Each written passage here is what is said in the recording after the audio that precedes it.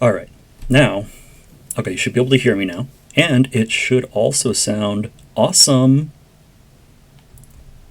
I'm getting a few things adjusted here. I don't know why, but Streamlabs OBS actually flipped a lot of my settings off, so a lot of my devices weren't even recognized. So I'm trying to get all this straightened out. All right, I think I have everything on the right setting. All right then, so we can get the stream started. Yeah, I do need an audio filter, I know. It's a really good microphone, but it does pick up everything, and I haven't quite figured out the filter part yet, so it's going to be a very sensitive ASMR-like stream. Just a heads up. So yeah, you're probably going to hear all the clicking. If I have to type on my keyboard, it's a mechanical keyboard. So, and, you know, I'm talking... Oh, you hear that? Oh, my... Oh, yeah. It does it for me. I don't know if it does it for you guys. All right. Well, without further ado, welcome to another moment etched in time of this game with a forever lasting legacy. We're going to be looking at week 3, some matchups, some of the groups here. We're going to be looking at Group 5, Group 28. Group 5, a little bit on the lower end. These are some of our newer players, so we're gonna try to help these guys out. I'm very curious to see how our newer players are doing, so I wanted to pick a lower group. And then somewhere kind of like right in the middle, Group 28, there's a lot of anticipation, I think, behind this group, so I kind of picked it. And the two, when added up, makes to about 4 hours worth of casting time. So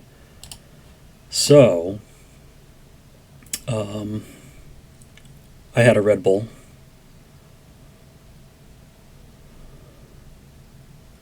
So that I can perform. But also I have a caffeine problem. So, anyway, let's go ahead and jump right in. Booted up Starcraft, CPL 11, Preseason Week 3, cast. We're going to do Group 5 first.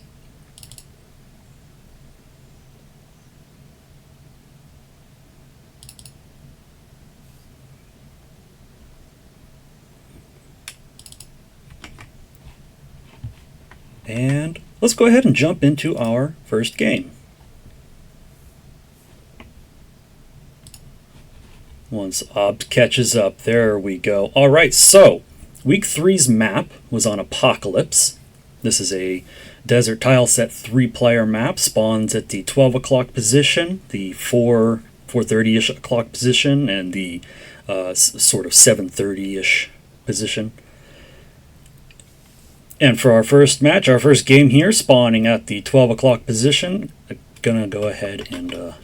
oh, you guys played in melee. These colors are awful. Yeah, the overlay says week 2. I missed that part. I knew I was forgetting something. I was like, what was I missing? It says week 2. It's week 3. So, sorry about that. All right, anyways, at the 12 o'clock position here, our pink Zerg player. We're going to be looking at our player Bentley.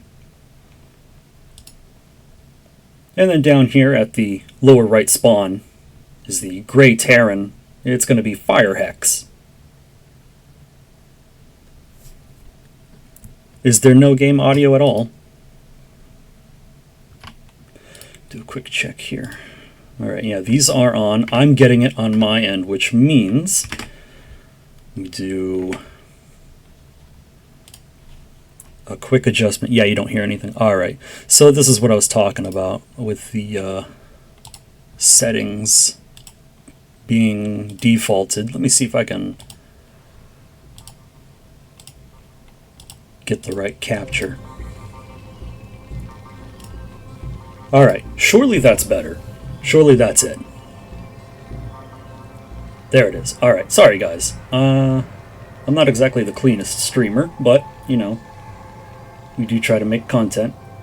All right, so let's catch up with this game here, because already we've got a lot going on. You know, we're 2 minutes in.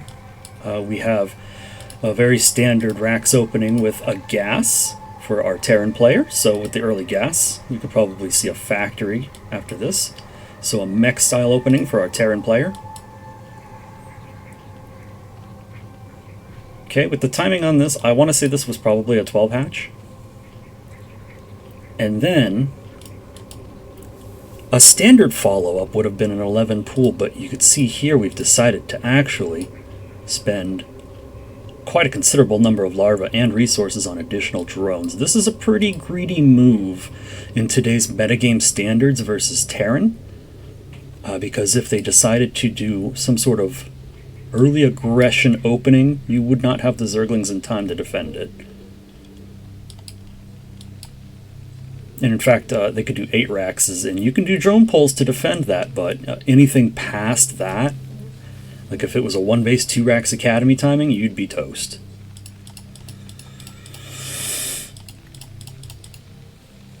I think.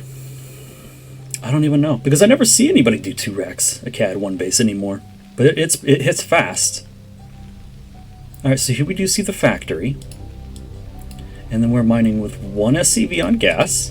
So this is a mech opening with a fast command center behind it.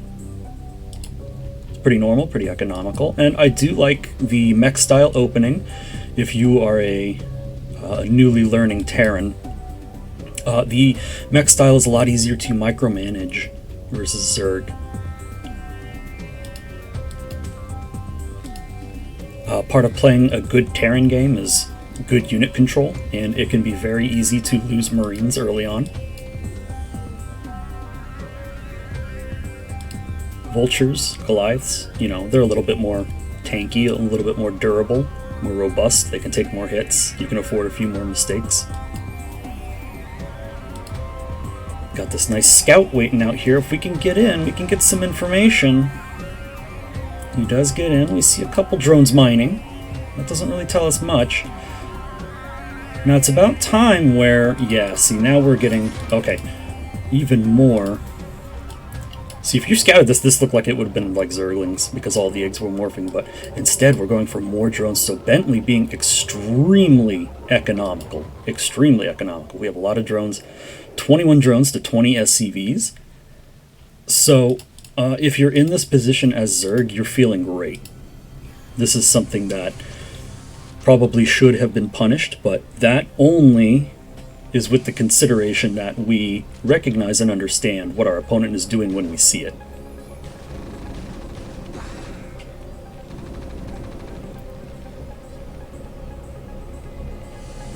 So, we just kind of take stock of the game as it happens, but what's more important is that you focus on, you know, doing your build, nailing your timings, understanding what you're supposed to be doing and when. You don't necessarily have to try to learn how to read your opponent's build yet, unless you know what you're doing first. So it's a good idea to practice, maybe in single player, nail your builds. Builds are good to learn because they're probably the most efficient ways to execute an initial strategy. So we talk about builds and often we put them on a pedestal. But really it's just like the quickest or most efficient way to go about executing an opening strategy that would grant you an advantage. And if you need access to builds, there are plenty of resources. There are other discords, like Bag of Builds. We can get you invites if you'd like to study. Alright, so here the Terran player is going to utilize vultures, and we can see this micromanagement here back and forth with the vultures is really effective against the Zerglings. We can avoid taking hits, but at the same time return fire. And eventually, if we're good enough, we can whittle away and eliminate the defending Zergling force entirely. That leaves the drone line exposed. This is really devastating for Zerg. It's probably not as devastating as you would initially assume because we over-droned a lot. We got away with a lot of drones, so this is really Terran kind of finally getting that punishing play in. So Terran does need to do this to equalize, or at least equalize, but maybe even get ahead. Quite a few drones were lost.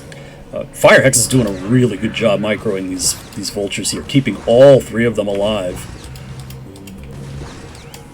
Wow. Yeah, marvelous. Absolutely fantastic. If I were Terran in this situation, I would just go home. And this is why, you know, it's so easy to lose those. We could have sent those back and repaired those and then kept 3 vultures and all the value that we got from them. But nevertheless, that was still a very good move. Definitely something that we're interested in doing, is punishing Zerg whenever they're greedy. And the reason why that's an interest of ours if we're Terran or Protoss is because Zerg can exponentially grow out of control. Whereas Terran and Protoss, because of our production, we kind of linearly scale. Zerg can exponentially scale with the mechanic of larva. See, we see additional factories going down here for Terran, getting that Goliath range upgrade as well as Goliaths. +1 attack upgrade on mech. We're getting a second armory as well. And this is a pretty firm position. We do have 1 Mutalisk out for Zerg. But we definitely have enough to deal with it. Oh, that range upgrade kicks in and that just obliterates that 1 lone Mutalisk. Alright, we're placing down some additional macro hatcheries. So this is kind of characteristic of a lower level game. We've gotten to a point where we're later into the match. Things have really developed. But we do end up banking. So one of our priorities when learning to play a better game of Starcraft is figuring out how to spend our money and just constantly spending it down. Constantly spending it down. So, I like the idea of the macro hatches. This grants more larvae, which will let you spend more money. Protecting to Queen's Nest. So the strategic value of a Queen's Nest here, this is kind of a risky jump to just go straight to Hive. And we don't really have any defenses, we don't really have any units. We are trying to take a third in a more discreet location. We do have a lone Mutalisk here. This could be used to gather a lot of information. And we have a ring of missile turrets, so Firehex being very diligent with defense. Got these mech upgrades on the way. We're continuing to macro out of these factories, putting up a 5th one. Building up a sizable force of Goliaths. And soon we'll have an attack upgrade paired with that.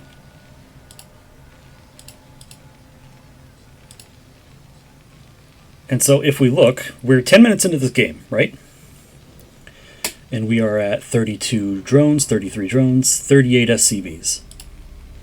Another thing that we also want to focus on is acquiring the saturation of workers that's desirable. For Terran around this late in the game, we want to be around like 55, 60. Zerg, it depends, but incrementally, you want to go from being able to afford like your minimum production. So like for example, 5 hatch Hydra, you'll need 35 drones to support that. And then another 10 drones per base or so, I think. That's probably pretty close. I can be corrected if that's wrong. Alright, so here we have a very precarious scenario for Zerg because these unupgraded Zerglings are not going to be effective versus upgraded Goliaths. When Terran goes mech, the unit composition that Terran works with is slower, but beefier, right? They're much, much more muscular, and you have to fight muscle with either more muscle or movement. You gotta outmaneuver them. So, like a Speedling Mutalisk composition could theoretically do some damage if you have good backstab play, for example. Terran armies that move out can be backstabbed. Or you could try to muscle with it and go like a Mutalisk Hydralisk composition and get upgrades. And all we see here catching these drones, this is a big deal. Lots of economy destroyed, and we're going to poke into the front base of Zerg here.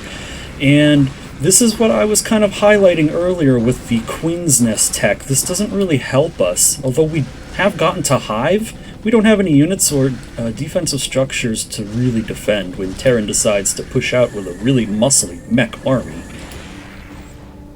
And so Firehex is allowed to kind of just, you know, plow through the front gate here and just pillage. And we're forced to really build Zerglings because we don't have the gas for like a lot of Mutalisks. So the challenge here as Zerg is we want to identify what Terran is opening as and what they're planning to do. Are they planning on going a more bio composition or a more mech? And then we can kind of plan around that. Oh, you see you had siege tanks as well. Ready to siege up and move on. Alright, so that's our first game today. Pretty good.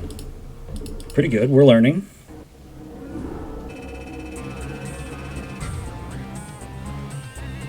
Alright.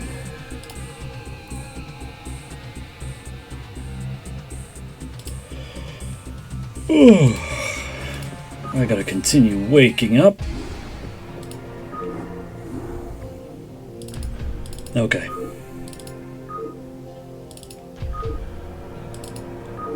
Here we go. Group 5 again.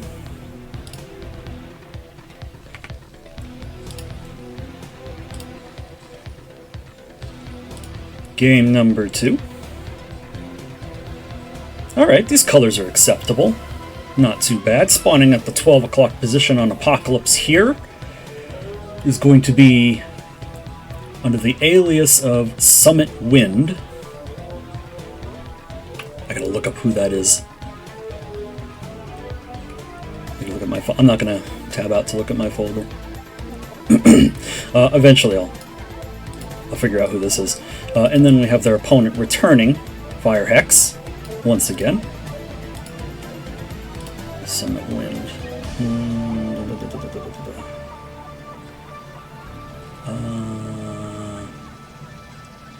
Oh, it's cut off. I can't see it. No, that sucks. Okay, Dada, I will, I promise. I will correct the week 2 image, if it bothers you that much. I swear, every stream, something goes wrong.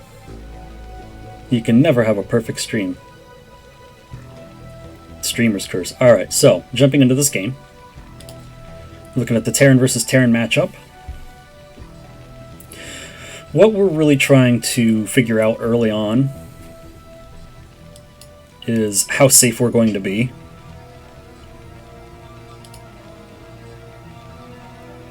So we'll do a typical scout. The thing with Terran is you can kind of build very freely and openly. The placement of your initial supply and barracks don't really matter so much. I like to place them around my base to grant me vision, but you can see like these placements don't really mean anything. And that's just because we'll build a couple Marines and then we'll lift the barracks. The barracks is not a very useful building in Terran versus Terran. Marines and Bio in general are not useful in this matchup.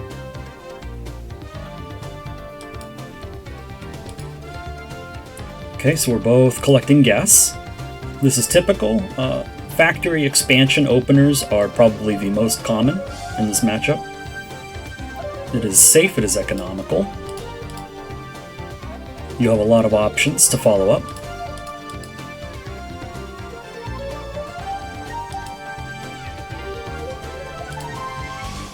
Okay, we come in here and we get a scout off from Firehex, and this is kind of what I was talking about. Is you want to just see how threatened you are, and when you see, if you want to read the situation, seeing 3 SCVs mining gas after a factory is down in a precise, deliberate game, that's a threat. And indeed, it might be. We might actually be planning to put down a second factory because that's what we're lining up to do. And here's the SCV. I bet this will be a 2-fac. It is, yep. So, if we learn how to read builds and openings, we can learn how to recognize things like that, right? So then we would know how to respond. And a response to 2-fact would be, well, we would want to play defense and then get a base up, right? we would want to hold it off and then get our own base up to get ahead, because if the opponent is going to fact, they're not fast expanding. So you kind of play the strategy triangle of aggression, defense, greed. So your opponent's playing aggression, you play defense. So we're going to go ahead and try to get this base up. But we just need to make sure that we're not going to die. I like this SCV, it's placed very nicely. If an attack was coming, we would see it right here. We would see it early and have enough time to react.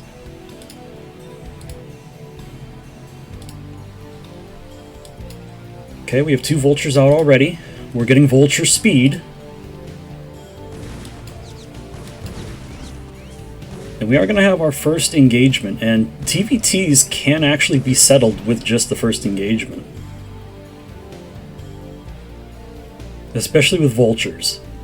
Because of the mobility, it can have like a snowball-y type effect.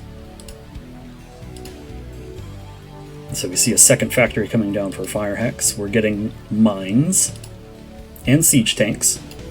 The siege tank's a good idea, because that's a good defensive unit against whatever comes out of the factory. And if Summit Wind only goes Vulture, then the tank is going to counter that very nicely. Tanks are very effective. We would have to see effective mine play to really counter this. Yeah, we can see 1 Vulture lost already. Tank shot's doing 30 damage. That's pretty impressive. We only have 80 hit points, and it's going to do the full amount of damage. Whereas the Fragmentation Grenade doing 20 damage against Concussive 2 large unit, I think, is the formula. That only does half damage, so it'll do 10 instead. And the tank is 150 hit points, so... yeah, we can pick off the Marines very easily, because the concussive damage counters bio. Getting a couple picks here, that was really good for Firehex. Managing to get a mine down, but we're not able to get any more down. That gets picked off, and here we'll see, this tank will actually win this fight. And now that we have 2 tanks here, there's no chance. So we're going to continue rallying speed vultures. They have mines now. We're working on a 3rd factory. Getting a base up on our own, that's good.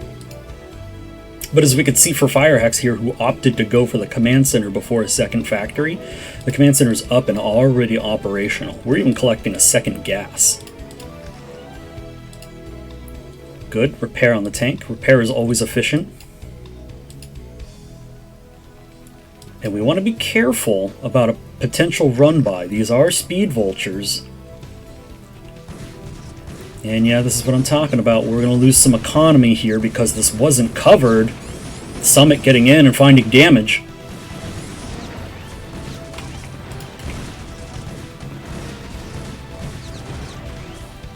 So this will get cleaned up, but not before a considerable number of SCVs were lost. We now have a smaller gap, 29 to 21. Firehex still in the lead. And that's because, yeah, we got this up a lot earlier. And now that we've had the chance to build up with that economy, remember, we only just lost those SCVs. We have a much sizable, fatter, stronger force. Like, we're missing the tank muscle from Blue Terran, whereas we have 3 tanks for Red Terran. 4.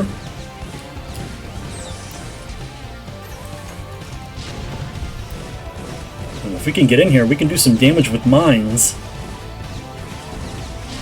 Taking a lot of damage from the siege shelling. This tank will go down. We're not mining at this base, so these vultures are being effective, but how do we stop a siege back at home? We're starting to lay mines down. This is going to be really painful for siege tanks or Goliaths to get through.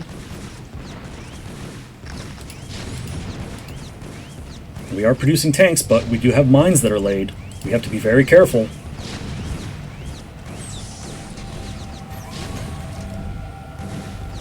Forcing the lift on the natural command center. This is a tough position to play if you're in Summit Wind's position, because not having access to this while it's mining, while having this reestablished, puts you behind.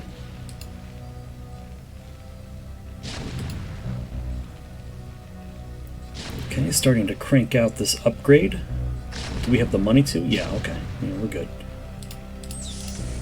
Ideally, we want these cranking out units constantly.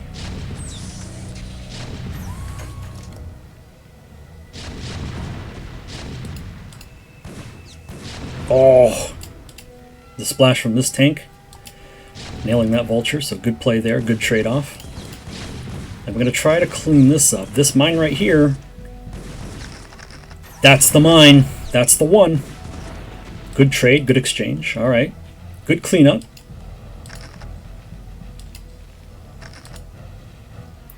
So now we're at a little bit of a stalemate. We've stalled out on both sides. We have, you know, some military. Ooh, we got to be careful. Oh, we got to be careful. All right, so that's very painful, losing a tank and a vulture there. It's tough because both players are chipping off lots of bits of value off of each other. This is a very back and forth game. Still, if there was one player clearly in the lead right now, it is definitely Firehex due to the massive lead in SCVs, 42 to 23. This is very difficult to play if you are on 23, 24 SCVs. You don't really have the money. We do have a bank, that's good. But if we spent it all, we'd dry up fast and we wouldn't have the economy to continue producing everything we need to. And here Firehex is starting to set up like a small soft contain on the high ground. If we get full control of this high ground as well as over here, this will be a stranglehold game.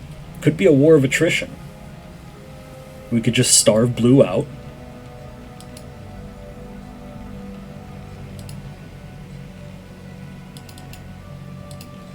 And we're going to wait to see the next strategic development from both of these players. We're going up to 6 factories here. We do have blinking starports. So some Wraith play coming out. Siege lines being established.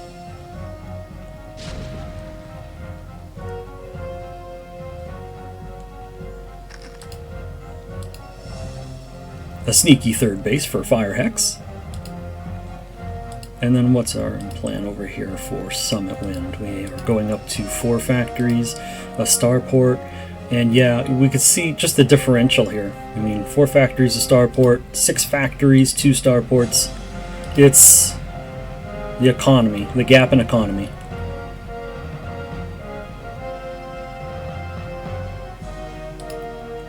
Starcraft is a game of money and information. And you want all of it.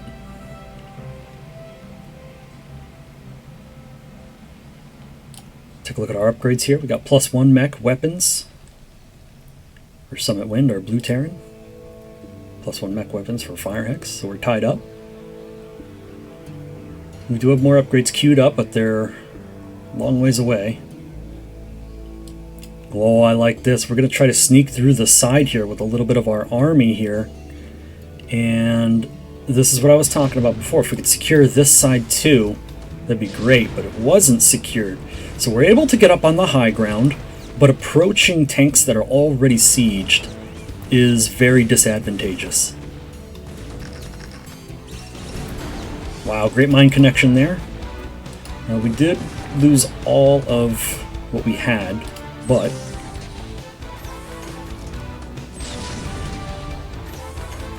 alright, so we'll clean this up then. Firehex maintains control of this high ground here. Once this starts to mine, we're gonna see that gap widen even more. We're researching Cloak for our Wraiths.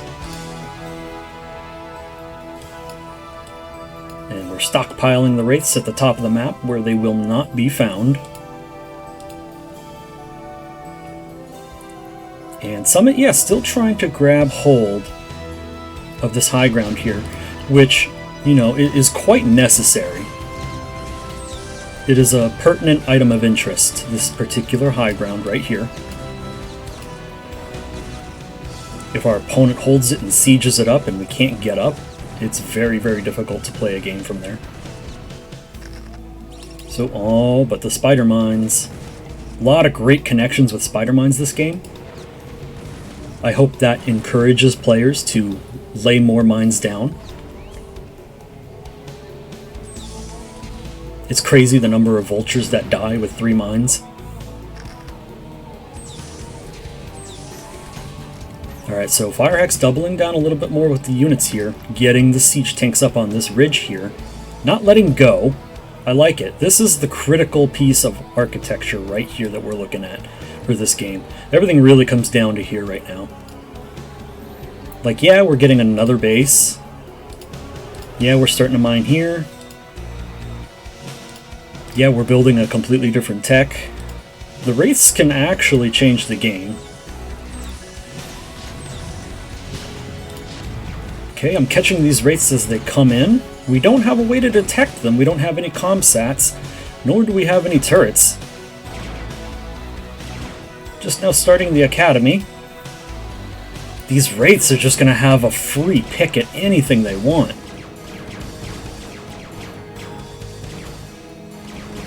So this is very frustrating to deal with. We are fully contained from the high ground, and we have wraiths picking at us freely. And yeah, it's a very difficult position to play, even though we have such a large army. We're getting strangled, slowly picked off, and yeah, Summit Wind's going to have to go ahead and call it.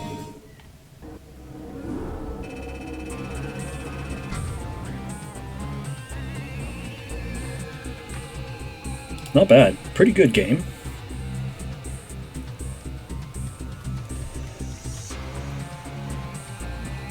Alright, I gotta change the thing for data real quick. Please, if the next game in multiplayer minimap was a bit laggy. Oh yeah, the minimap is always laggy in single player. I forget about that too, yeah. Alright, let me see here.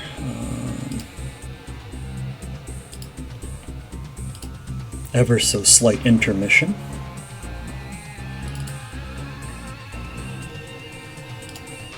Alright. That's the right one. There you go, data.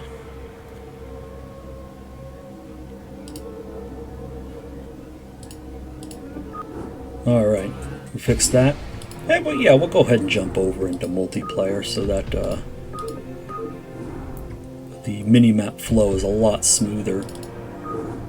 That is true. In multiplayer games, the minimap, the units, the pixels move a lot smoother.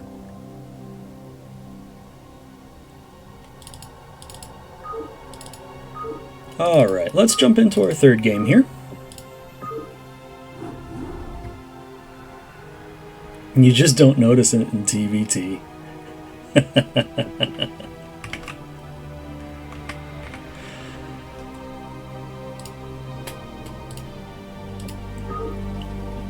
Alright folks, game number 3 for Group 5.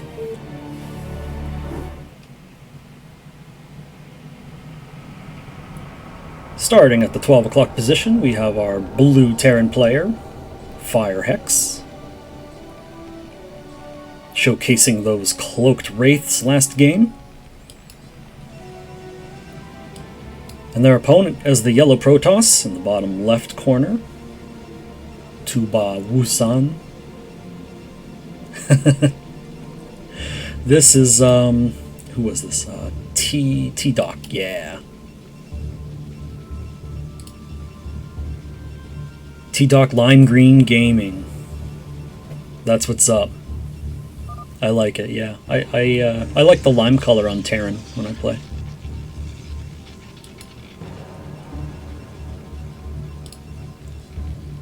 Really digging it. Alright, so new player stepping up. T-Dawq. We've seen Firehex a couple of times. New batter steps up to the plate. Let's see how we're going to open. Fair and traditional, it seems. I do like this depot placement because we can make a pocket out of it. Since our base's entrance is right here, we can make a depot here, a barracks here, and then another depot here, and it makes a nice little pocket right here. And then the zealots come in, and you have a nice wall, a nice defense that you can play around it. Because initial zealots can throw you off, if not completely kill you.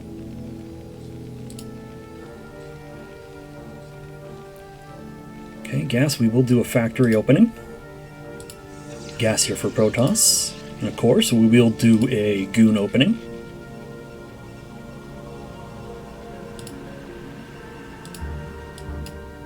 Scout coming out for Firehex at a very normal time. We're going to go out to the bottom right first, so unfortunately we'll get the last scout. We'll start grabbing gas here. What I will wait to see is if we keep workers on gas continuously, if we pull them off. Once we get to 100.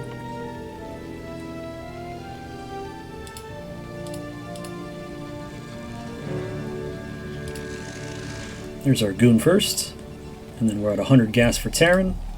Ideally you'd want to pull them off if you do a factory expansion. So here's our factory, we'd put that down. And you'd want to pull 2 off if you were intending to make a command center, because you'd want the extra 2 mining minerals for a faster CC, right? It's a boost to your economy. It's just minor optimizations. That's what Terran's kind of all about. Lots of optimizations. Alright, scouting probe now coming out for T-Dawq. We're going to go for a range opening.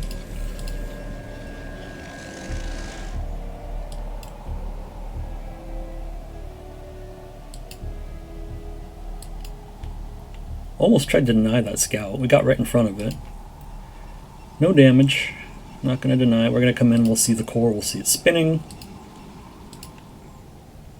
So here we have a bunker down at the natural. If we were going to expand, you could put a bunker down to defend.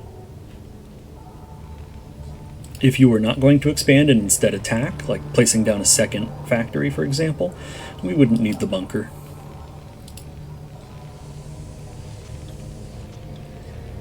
So we'll see here what we need to do is just continue producing SCVs.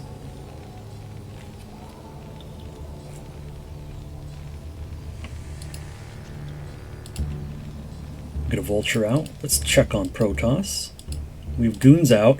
We kind of assumed the position of Terran because we didn't really scout earlier. So we looked at the wrong side of the map. That's okay. Once these goons get here, they can start putting pressure on this bunker. Range is already kicked in. We're following up with a gateway and a robotics. Getting our natural nexus up.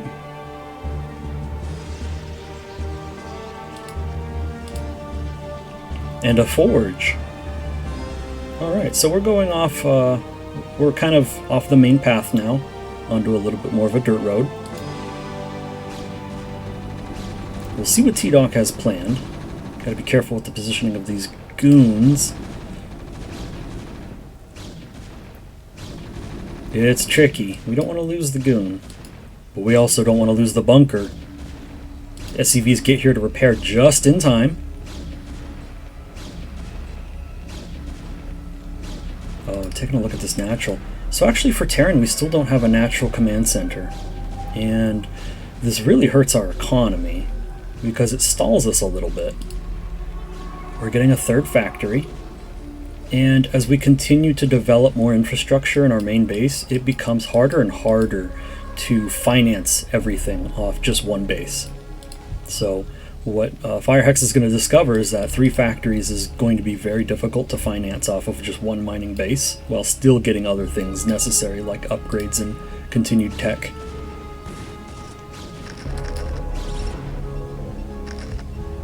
Alright, this is good. I like this move. We're getting mines laid out in front of Protoss's base. This essentially forces Protoss to get to Observer Tech before really committing to a move out. Especially if we don't know where all the mines are.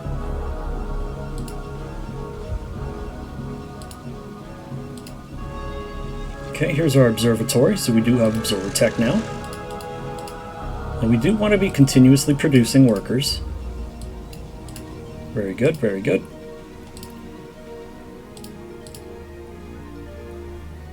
Okay, this is a very, very defended position. But we're only defending against 2 goons right now.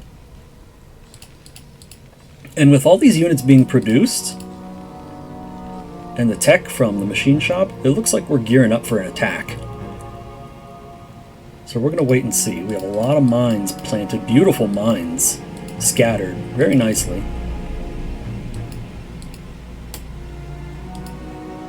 We're continuing to produce a few more units out.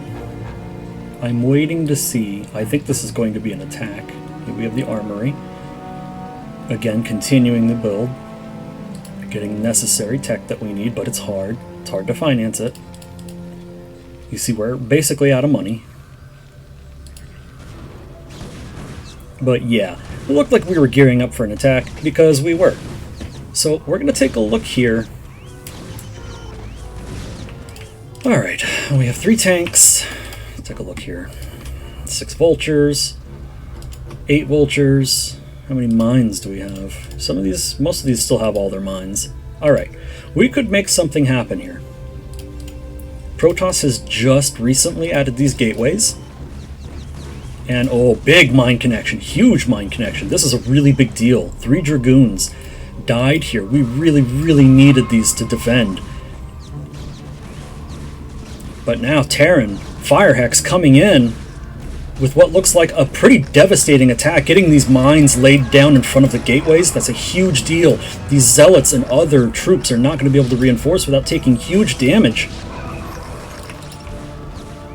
Tanks are sieged up in the natural, and yeah, we're actually out of options. We're out of units. And T-Dawq has to call it. GG.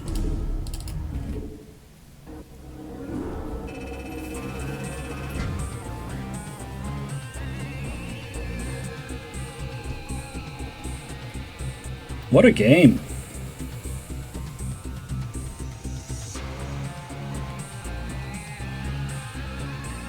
Lots of love for Firehex in the chat.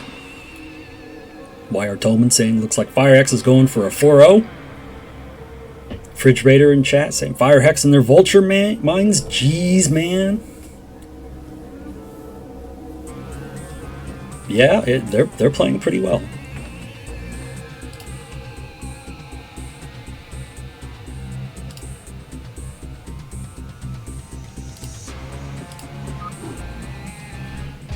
Alright guys, that leads us to game number 4.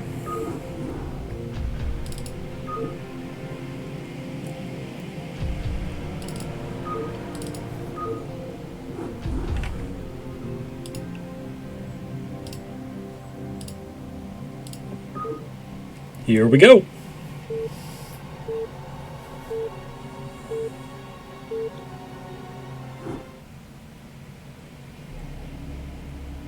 Game number 4 from Group 5 of Week 3.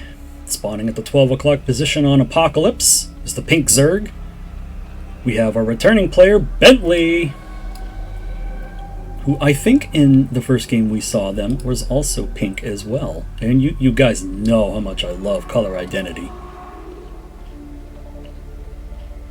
And then their opponent, spawning in the bottom left corner, is the green Protoss. Give it up for Thundersteel.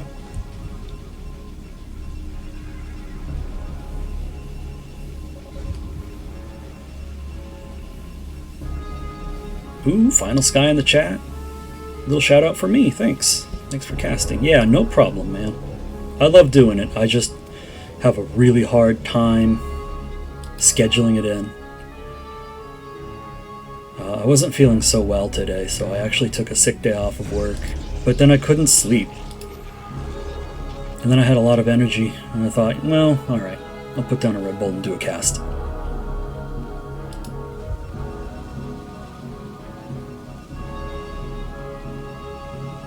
Because that's what real aging millennial men do.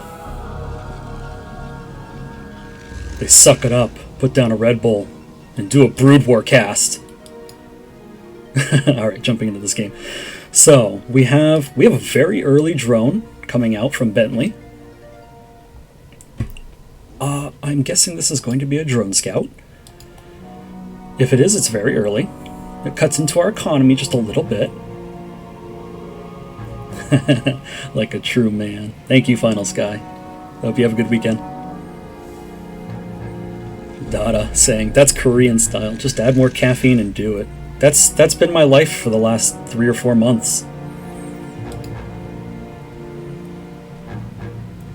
Yeah, it's not sustainable. Alright, worker fight. If we're going to come down here, we did manage to get our probe in, so we've scouted each other. We went pool first for Zerg. That's good. That's safe. Sorry guys, I didn't catch the exact opening, but it's pool first. And we're getting a gas, so this is now, there's an additional layer of threat. It's not just Zerglings, it's now Zerglings plus whatever gas. Whatever Zerg wants to spend that gas on. We're getting a Nexus for Thundersteel. This is agreeable in my eyes. Because we scouted Zerg, we got in, and we saw. We saw what the base looked like, what the units looked like. We know we're not under immediate threat. So we put down the Nexus, I like that. And we're going to go ahead and take the hatchery here. This is actually a little bit late for Zerg. When we do anything that involves putting down hatcheries, we always want our hatcheries to be down as fast as possible so that the larvae come out on time and the larvae are not delayed. Okay, so here we have the cannon follow-up to secure our natural base. Gateway here. I'd like to see this gateway kind of in front, but I understand, I think, why it wasn't placed here. Because this would cause a lot of conflicting movement. You wouldn't really be able to get out, especially with Dragoons. There's a path right up here, so I think Thundersteel is probably trying to keep this clear for unit pathing.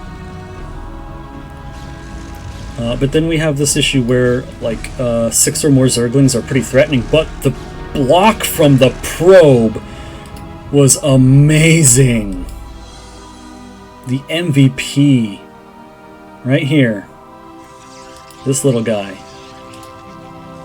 Gonna put down a cyber core. I like this. Kind of creates a wall right here.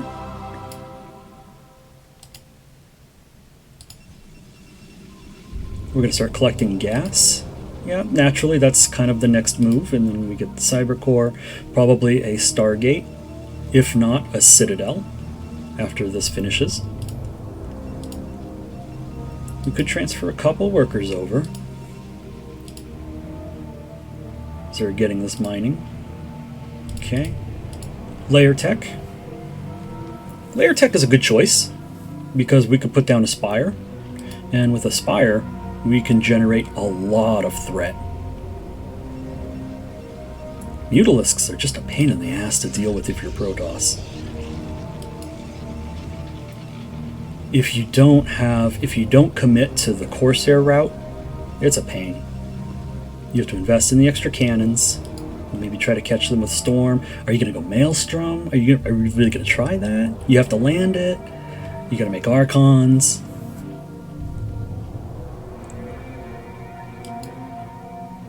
Alright, so some additional links coming out here. Sunken Colony for defense of the front. We have a Hydra Den here. We're getting Hydra range. An additional macro hatch up here. So if we're Zerg in this situation, we really want to try to pump out as many drones as possible. We're getting Hydralisks, which is, at this time, pretty appropriate. Because it is about this time, 5:30 and onwards, where the potential of Corsair coming in and killing your overlords is real. So we have Hydras to respond to Corsair, that's good. We have a lot of Zerglings, but the issue with these Zerglings is that this could have been 4 drones, or 2 Zerglings and 3 drones, and those 3 drones could be mining. And I'm not sure exactly what the rates are, but I think it's... gosh, I forgot how many minerals a minute. Somebody in the chat ought to know. But for each drone, it's a considerable number. Like, economies in games like this are actually very sensitive. Alright, so we have the first Corsair coming in, a couple of Zealots as well. We're just gaining some map presence. We'll get chased off, though, by Zerg's existing units.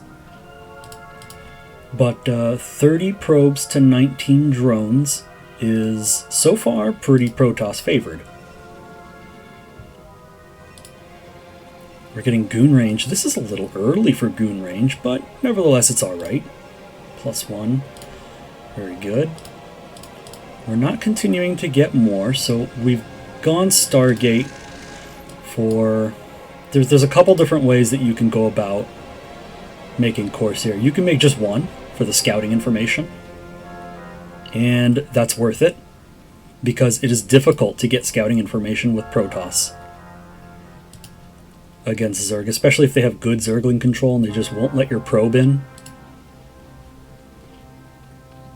You'll really be in the dark until you can get a Corsair in. So a lot of the times it's actually worth it to just build the Stargate, one Corsair, just to get in and scout. But if you like the Corsair style, you can go up to 3, you can go up to 5, you can go up to even more than that. You just have to understand opportunity costs, because Corsairs do cost quite a bit of gas. I mean, that gas could have been spent on Templar.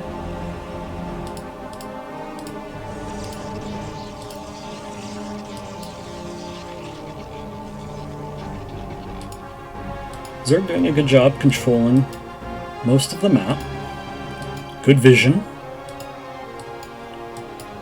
Here we do see 3 Corsairs. I'd like to see them in action. We could get all these for free right now. Hydras are a little out of position. We are getting range in Carapace. This is good. Carapace is pretty early. We actually don't really need this unless you're really planning on like some sort of Ling Zealot battle. Because you'll anticipate Protoss to have +1 completed by then, right? Like at this point they have it. Which means there's a break point between Zealots and Zerglings. Without the attack upgrade, Zealots take 3 hits to kill Zerglings. With the attack upgrade, only 2 hits are required. So you can actually cancel that out. You can cancel that break point out as Zerg by getting the Carapace early. And that brings it back up to 3 hits. But that's like some sort of like battle style. And like here we have really strong Hydras. They're 1-1. You know, we don't want to... That's not something to scoff at if you're Protoss. So these Corsairs continuing to fly around, continuing to gather information. Okay, we see the increasing Zerg army size. When you're fighting against Zerg, another good idea is to also take a look at the drone saturation. Because then you get a good idea of how their economy is. Like if I'm flying past this as Protoss, I'm thinking, wow, this is kind of a shallow economy. Which means a lot of the money is being put into Hydralisk production. So we're at the 10-minute mark, we're going past, and then we're still at 21 drones and 30 probes. Yeah, ideally we'd like to be higher on both fronts. I think somewhere around like 40, 45 probes. 40 probes or something at like 7 minutes. And again, probably a drone count to match your hatchery production. So like 35 drones for 5 hatch Hydra. And so on and so on. So we do have these Hydralisks. They're marching across the map. These +1 speed lots they can contend, but oh gosh, it's gonna be a tight fight. With these Zealots joining in though, we should be able to clean this up, no problem. And we don't really establish a lot of value here for Zerg. We just kind of lost some larvae.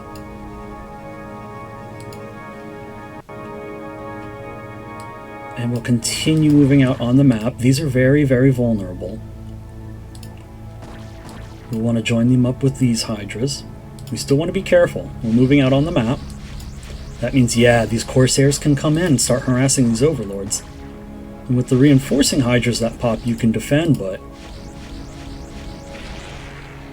now you're fighting on two fronts. And here we have a Hydra attack coming in. We're going to focus down the Forge. It's in the way. Careful. We can walk up. We can snipe the cannon. There's only one cannon here.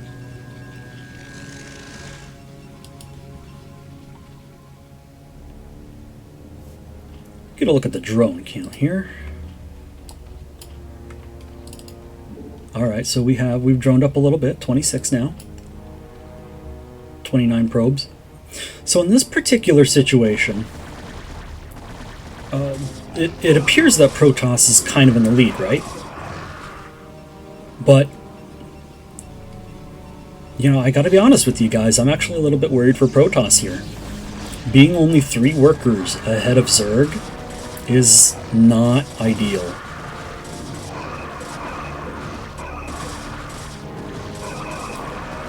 So what's going to happen here is we'll clean up a lot of these Hydras, but we're losing Zealots for it, right?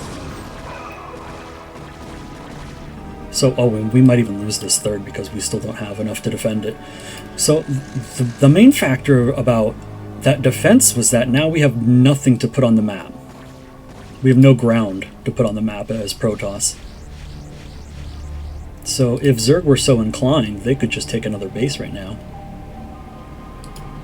And it could not be contested. So, oh yeah, we're going to lose this third base down here. This is going to put Thundersteel in quite a bit of a tense position.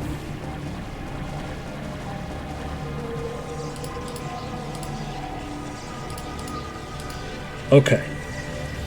So, let's stop and dissect a little bit of what's going on here. We have anti-Mutilus cannons. Now at this point I don't disagree with that, that's good. We want to defend those. We want to be careful about continuously losing little bits of army like that, and the reason is because Protoss units actually take quite a while to produce. It takes a long time, and Zealots are some of the quicker ones, like Dragoons take even longer than this. Do you know how cheap Hydralisks are? Do you know how quick Hydralisks build?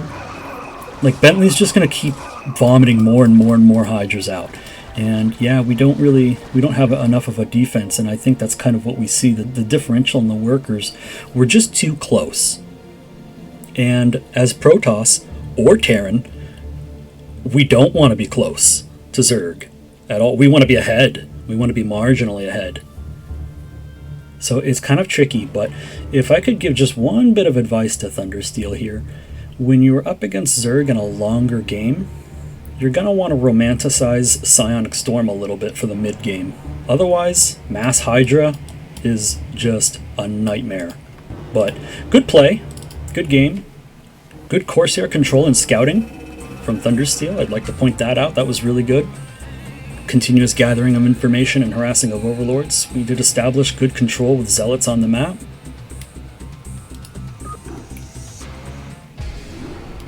And, yeah, just worker production. We gotta be careful about worker production. It's mostly a continuous thing. If you're Terran Protoss, it's basically just a continuous thing for, I want to say, like the first 10 minutes. Really. And you only cut when you specifically and strategically mean to. Like, I'm cutting SCVs here to get my NatCC down a little bit earlier. Or, you know, you're cutting probes because Terran's going 6-fact+1 and you need to slam down gateways and produce units now. You know, you gotta have good specific reasons to. If you don't, just keep making workers. Just keep making them. Just keep making workers. And if your 1 base or 2 base gets oversaturated and you have too many workers, just keep making. Then when you go to make your 3rd base, you can take a chunk of what was at your 2nd or 1st base and you can just transfer them over. And now it's not so saturated, and then you can kind of instantly saturate your new base. So it's a good idea just constantly making those workers. It continually ramps up your economy, which continually increases your power. or the breadth of your power. How hard can you wind up that swing to really punch your opponent with a good attack? It really comes down to your economy. That's the backbone of it all. But anyway, alright. That's enough of my lecturing. You guys want to see games, not hear Uncle Forte go on and on about brute war theory.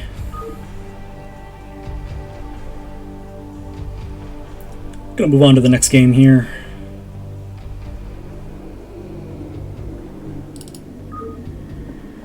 Okay, Thundersteel, it's your hour. It's your hour, buddy. Hang on, let me switch back over. There we go.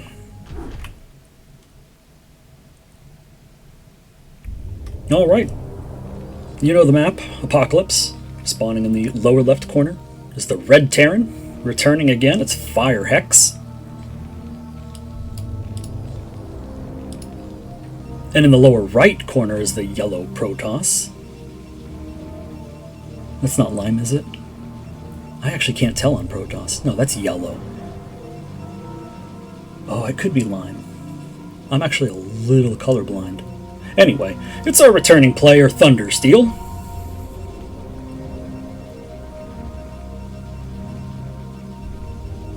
Yellow or lime, either way, a good pick for a name with thunder in it. Okay, Terran versus Protoss. We are playing bottom of the map. Bottom to bottom.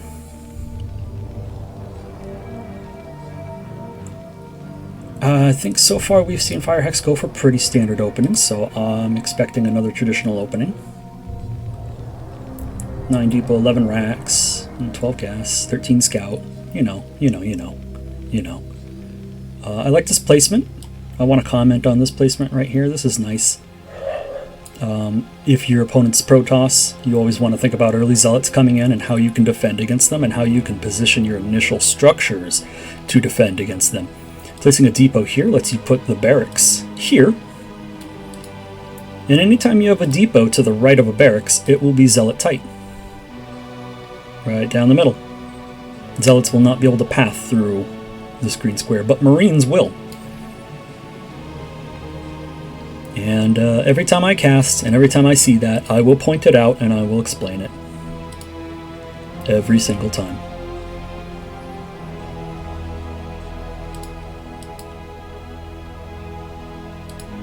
I'm here to take care of the newer players. Okay, gateway coming down here.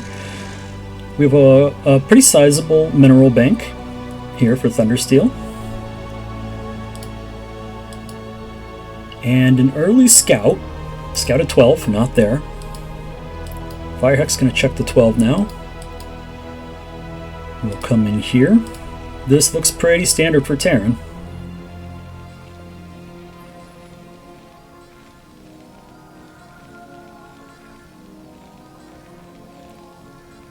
Alright, factory count. Or factory down to 1, count down to 1. And the SCV's on the gas. So factory expansion telegraphing right here, very well. Good from Firehex. We have our Nexus down here. An initial zealot walking. Getting the gas. I don't see a cybernetics core. I'd like to see another zealot queued up if we're not getting the cybernetics core. Very good. We can pair up with these two now and put on some harass against the Terran. Oh, get this Marine. Get this Marine. Here we go. Alright, so we've gotten a Marine already. That's really good. We did stop production on the barracks.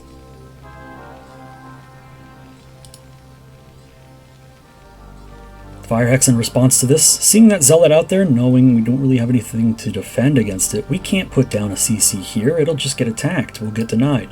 So we'll put it down in our main base instead. That way we can get it started. Then we can just lift it up and move it, because Terran. So I like the play. Nat Nexus now up for Thundersteel. I'd like to get this blinking.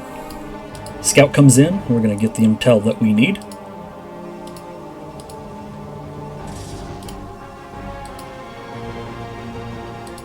Alright, so we're just going to see that it's a standard core. We don't have any additional tech just yet. Okay, we got another Zealot coming in, and we're waiting up here at the top of the cliff till these unite. And then probably move in from there. We do have a Vulture out already. That's going to make this kind of tricky.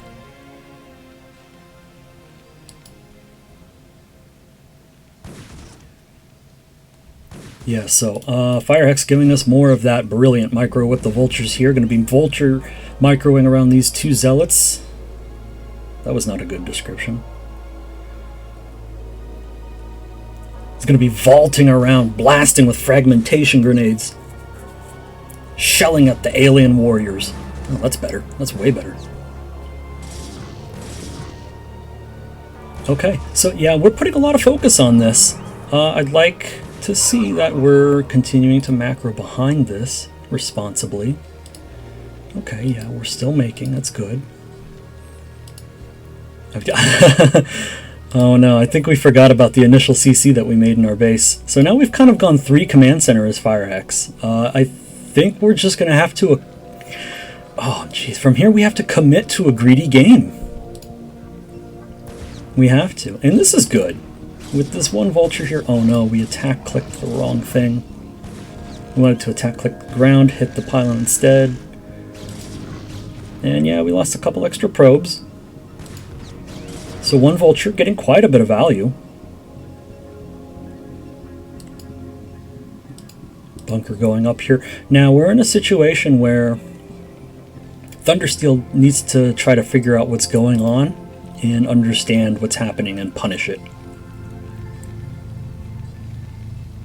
Because if we go 3 command center, 6 minutes versus Protoss, that's insanity.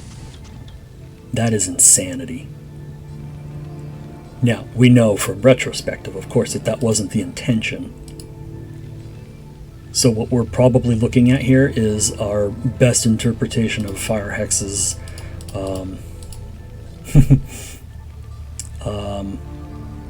whose line is it anyway? That sort of off-the-cuff style. And we'll have to wait to see if we get anything of significance from Thundersteel. We're playing a very standard game. We've got a couple extra gateways. We've gone straight into Observer tech. This is good. Observers let us scout. They let us clear mines. Just continue producing out of the Nexus. Continue producing out of the gateways. We're doing a pretty good job here of spending our money down. Terran's still banking up a little bit more. And once this third base gets mining, in addition to this natural base here, Terran's going to have so much money. Firehex is just going to be swimming in cash.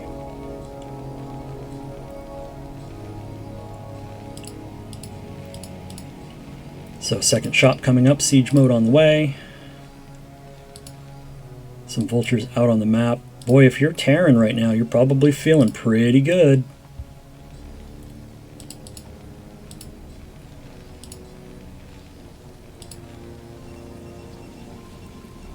Alright, and so what Thundersteel's done a pretty good job of thus far is Dragoon production. If you're really vigilant, good, practiced, you will keep your gateways continuously producing without being supply blocked. You will continue producing out of your Nexus without being supply blocked. I know it's a lot harder than it sounds. It takes a lot of practice, but this is just theory. That's what it takes, is constant production. Whenever you have a production structure, you want it to be producing. Like all the time, ideally. So if you're making gateways, you want to be producing from them. Otherwise, why did you buy the gateways? So he put down quite a number of gateways, 3 gateways, kind of early. We see the result of that, lots of Dragoons here on the map. We can easily clear this with the help of the Observer. Protoss will take a third base off of that, that's good. Now see, if you're Thundersteel looking in this game, we just haven't gotten the intel. We don't have intel on Terran. So we don't know that Firehex is actually on a third base that's up here. We don't know anything about this. So we're thinking, all right, we'll take a third base. We've been playing nice and slow. We haven't been cutting any corners. You know, we have a good, healthy Dragoon count. We have an observer first, no tricks. You're thinking you're probably in a pretty good position. Like, we're continuously producing out of these gateways. This macro is very good. This is what we want. One queued up, one queued up, one queued up. You don't want to queue many unless you have a considerable bank, because otherwise it's very inefficient. So that's good macro. We're going to move out across the map with this sizable number of Dragoons. The observer detects that there's not really a whole lot here, and in fact, there is a lot more here. And that's the difference intelligence can make, the intel can make. We got to get in and see what's going on. So now we're going to have to deal with these siege tanks. We get off a couple of good shots here, losing some of these goons. Got to be careful. We don't exactly want to walk into this line of siege tanks. We will get splattered. This is a hard counter. Siege tanks to Dragoons, so yeah, I agree with this. Back up. Control the high ground. If you feel it's safe to do so, you can retreat off. I would have liked to have seen like a spread here and a spread here of these goons, just to hold the ramps. The high ground advantage in this game is insane. Always try to take advantage of it whenever you can. If you can stand on high ground, it's much, much, much better than standing on low ground. So just a little bit of advice. Terran getting this third mining. Kind of more importantly, we're getting the gas mining. And a 3 gas Terran is very scary. That's a lot of siege tanks. Yeah, and we see we've correctly gone up to 3 shops.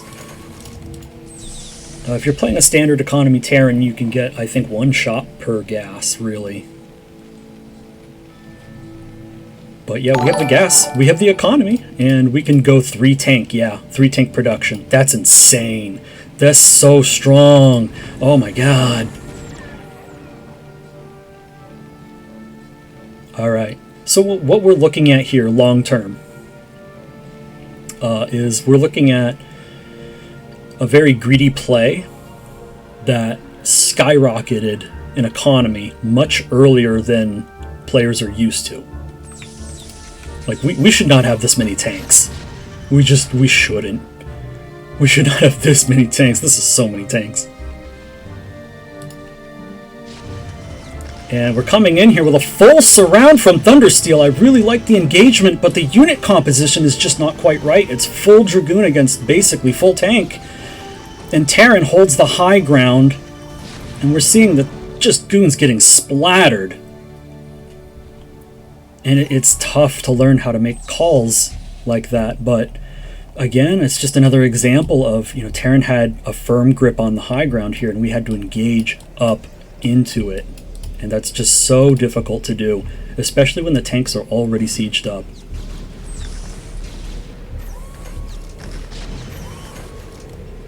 And so I think this is the correct move from Terran. Firehex is going to go ahead and move in here slowly and siege up.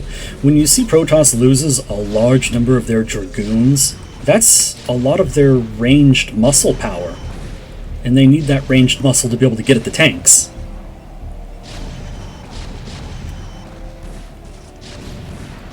So, oh, very painful. Just bleeding off, getting shelled into oblivion here at the natural. These goons just continuously falling. Blue goo out the wazoo.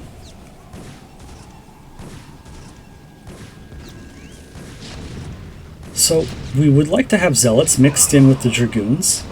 We really, really, really, really want them to have speed, though. We want them to have that leg upgrade from the Citadel.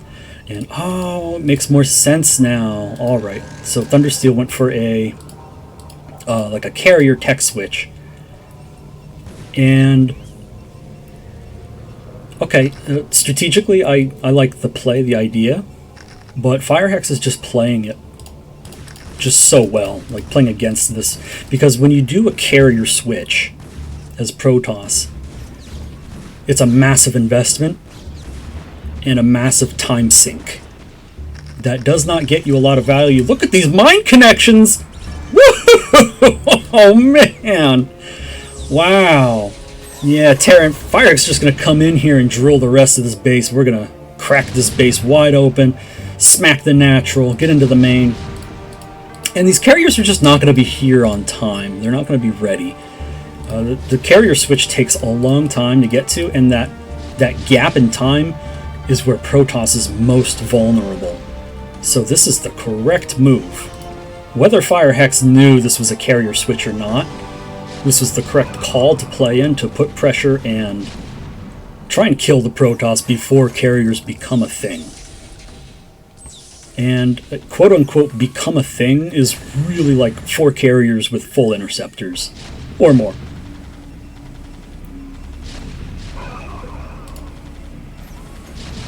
So I think from here, we're basically in a position where continuing to play this game is practically untenable. There are already Goliaths on the field, and now that Firehex has visual confirmation on the carriers, we're just going to see, yeah, like a huge swath of Goliaths just being churned out of every single factory. Yeah, and we're securing a 4th base. This is already up. Like Firehex showing off. Week 3, you guys, just showing off. Our Terran player here, big flexes tonight.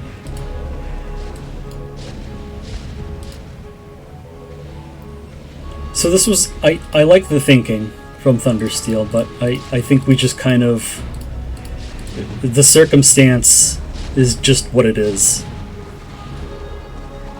Like I don't think we caught that Terran got an early 3rd base. And so, you know, we played a good game, considering we thought Terran was on 2 base. And they had this massive push that you just can't stop from an economy that was boosted in a point in time where you're most vulnerable. So, like, that's very, very hard to play from. This is a very situational game. Like, I would not feel bad about losing this. Like, especially after I go back and review the replay. As soon as I see that 3rd command center land, I'm like, oh, okay. Alright, I gotcha. Alright, this makes more sense now.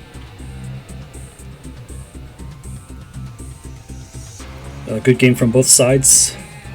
Strategically sound, very good. Both of you guys, a little bit more constant on your worker production.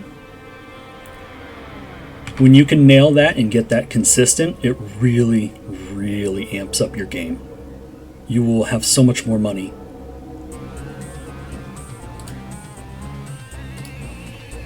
But it's a tough game. It's a very tough game.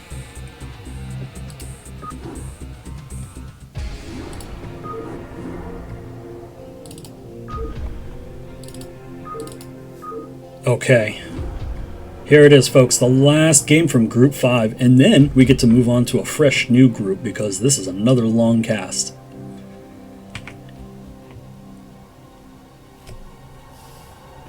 Right out of the chat, Memnon going on about Terran is so OP that FridgeRaider jumped ship. Hey, don't forget, I did too.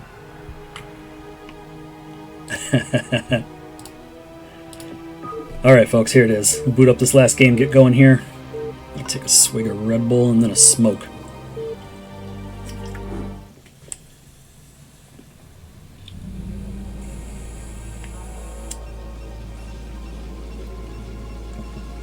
I bet the mic got all that.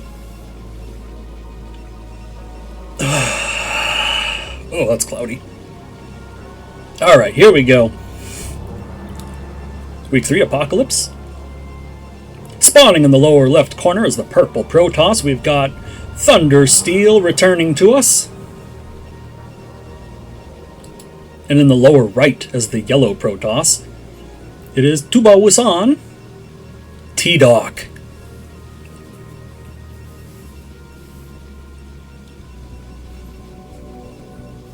Alright, no Forte T now. I did play a CPL season previously where I went Terran. It's kind of the same thing as what's happening now, though. I don't really have a lot of time to play, so I don't really practice. And you kind of have to practice if you're going to play Terran. So, alright, jumping into this game already, we threw down the pylon for Thundersteel, and we sent out the scout. This is a little bit early unless we're planning on doing some pants down shenanigans.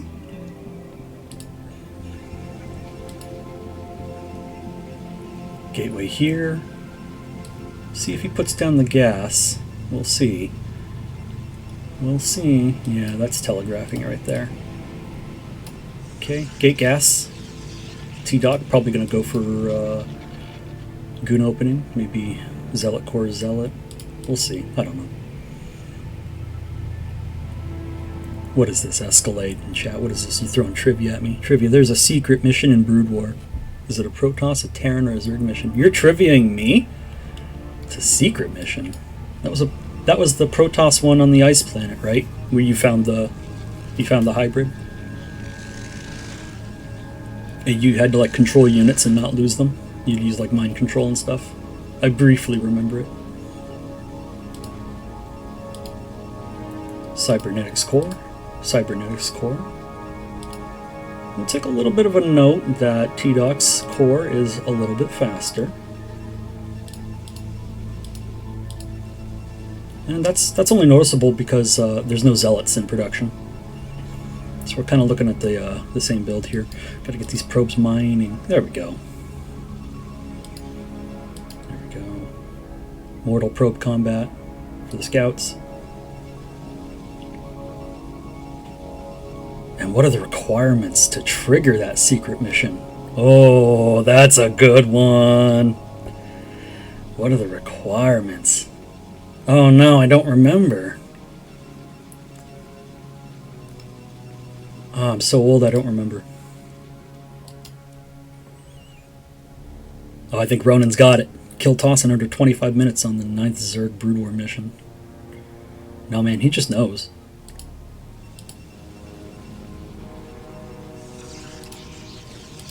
Okay, so we're going to go one base Gate Robo for Thundersteel, and then over here for T-Dawq. Let's take a look. I'm going to go ahead and get that second Dragoon. Unfortunately, we did get supply blocked. I think we got supply blocked over here as well. So, double mental mind games. Mind blocks.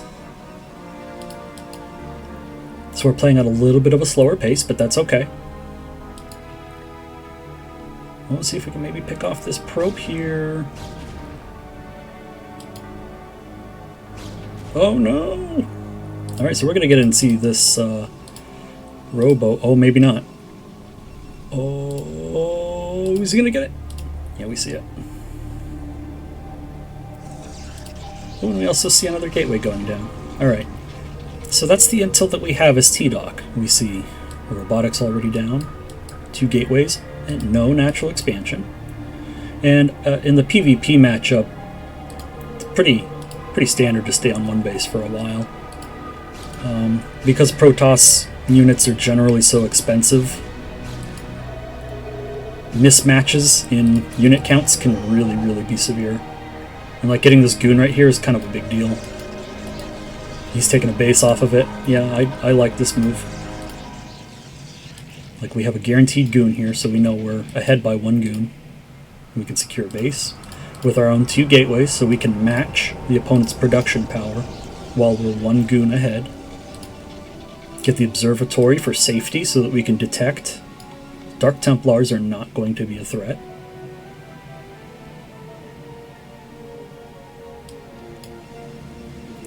And of course, we didn't have to get this any earlier. Once you see the robotics on one base, you can automatically rule out Dark Templar. It's just too expensive. It's cost prohibitive on one base. So if you're scouting in PvP this early, really you're looking for like the tech that comes after cybernetics. And like, I think a good amount of the time it's just going to be robotics and like Reaver, Observer, Goon Shuttle Reaver. A very strong tenable composition, good mobility.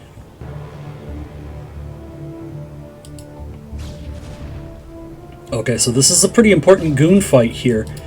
Notice that we got 4 or 5 free shots, 6 free shots for T-Dawq. That actually adds up. That's very considerable. We need to understand as Protoss players there is a Dragoon breakpoint against other Dragoons, and that count is 8. It takes 8 shots to kill a goon. So 4, conveniently 2 shots, another goon. If it's done quick enough, you know, the shuttle regen, or shield regen isn't a factor that plays into that. But yeah, if you engage goon versus goon, here's a little secret. Pick 4 off and then like shift click, and then pick another 4 off and then shift click, and then you'll match those breakpoints up. And you'll kill his goons faster than he'll kill yours. If you can afford that level of discrete micro. And see, here we have a high ground to low ground fight with a superior versus inferior number. And this just looks like a super strong position here for T-Dawq. Getting picks off of all these goons. Every single goon that falls here for Thundersteel is another nail going into the coffin. And this is very painful. We have to be very cognizant of our unit control once we get units and they're out on the map. So we do have a Reaver with a shuttle here. We can still hopefully make something work with that, but we have to go now. Because our front's being pressed by T-Dawq. It's going to go ahead and here pick off another goon. We're going to threaten this natural nexus. And it looks like we're going to get a full denial here. Hopefully we get the cancel right at the last moment. I don't think that was a cancel, so that was probably 400 mineral loss that we're just going to have to eat. And not getting the Reaver picked up from the shuttle in time, so we'll lose that as well. And, you know, the losses are kind of starting to stack up here. And Reaver and shuttle is difficult to micro while you're doing everything else that you need to do. So it's just kind of one of those things you just got to play. It takes practice. Yeah, another Reaver's going to come out here, but it's not really going to be enough. So it looks like we have the game closed out here. This is a vice grip that T-Dawq has on Thundersteel at this point, and shutting down the production, reducing the gateway count to 1. That really is the final nail in the coffin here. We see the GG come out of Thundersteel. A really, really good goon movement game out of T-Dawq. Very good Dragoon micro. Yeah, Gray Shade's going out there in chat saying nice goon micro.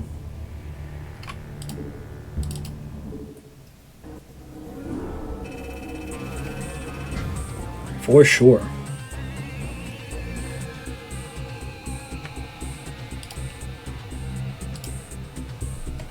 Okay, folks, that's going to close it out for Group 5. And then we'll swing our way into Group 28. Going to climb a couple of pegs on the CPL ladder.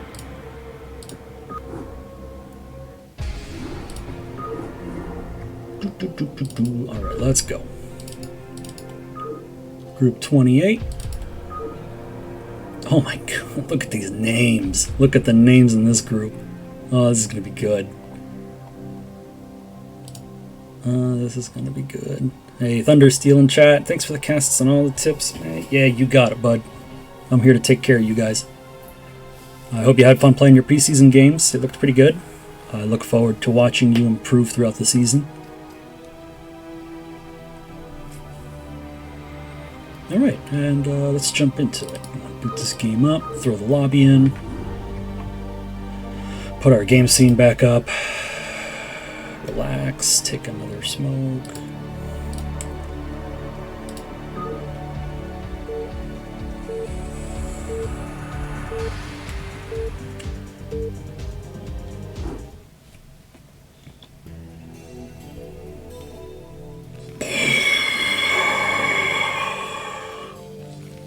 Nice, alright. You know, when you guys play with different aliases than what you signed up for in CPL, I always forget to write down who is actually playing. So, we just have the player as the Magenta Terran here at the 12 o'clock. It's just the most abstract Terran player you can think of. It's just the player. It is a person playing. And then down here in the bottom left, as the White Terran, we have FridgeRaider, who used to be a Protoss and has played in previous seasons in CPL, so is returning. A seasoned and veteran player of our environment.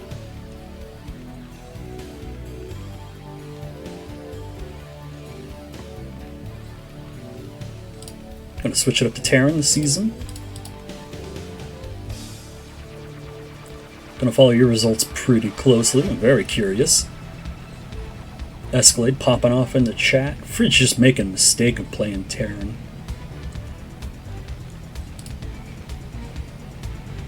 No, it's not a mistake. It's a deliberate choice to suffer under forging discipline.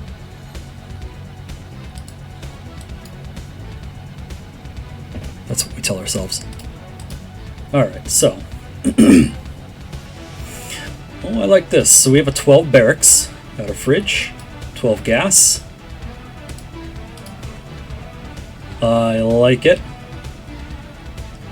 This could be a nice setup for a 3-fac vulture. The player, gonna go ahead and play a bit greedy.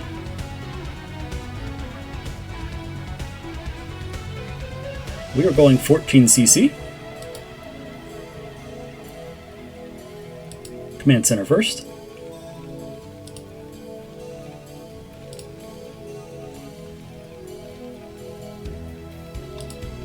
And unfortunately, Fridge will... Oh. Interesting. I was about to say it's going to scout the wrong direction first, but intercepted the player's own scouting SCV and then decided to change direction. And it looks like that decision's going to pay off. Now we're going to get eyes on this command center right here. And the rest of the build, we see just how slow this barracks is. We know it's command center first. What is going to be the decision from Fridge?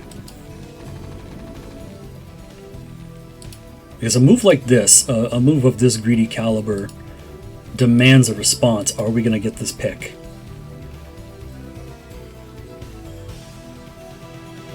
So doing a good job here of harassing. Get this barracks finished. Marines producing. And then already we have Marines crossing the map. Fridge placing down command center of his own. Vulture production. We're going to walk up with these Marines and see if we can get any value. Marines are starting to come out for the player, though. It's a tight fight, but Fridge has to back off. Can we come up here and get this Marine right here? Yes, we can. A little bit of Marine micro here out of Fridge, getting an SCV, getting another. And then returning home. Alright. Ladies and gentlemen, a round of applause for FridgeRaider for not losing any units and securing a lot of unit kills. That's how you play good Brood War right there. And then we're going to follow it up with 2 vultures. See how he handles 2 vultures. Adding a second factory. Okay, alright. What this was is an intentional killing of the Marines. They didn't have any health. They're not going to contribute anything, right? So we intentionally killed both of them to free up 2 supply. That we can, you know, make more with. I don't know if he was supply blocked or not, but that's what that was. And yeah, we see these vultures getting in here. Really nothing to contest them. This one down to 2 health. And yeah, we see that SCV finally picking it off, but not before it helps its brother in arms here pick off just about every SCV except for 2. So, is this command center first really worth it? Lucky, the player says. Oh, Lucky. You're so lucky. You're so lucky. Fridge is the luckiest Terran player ever. eBay coming up for Fridge at the front here. I like this. This will let us get turrets. 4 fact going up too, so we're really going to slam down a lot of units.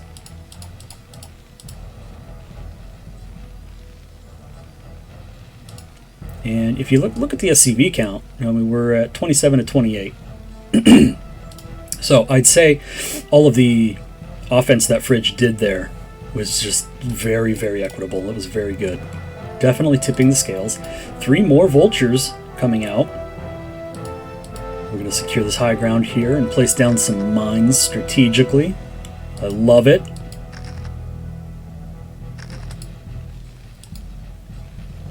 Vulture speed on the way. 4th factory is about to kick in.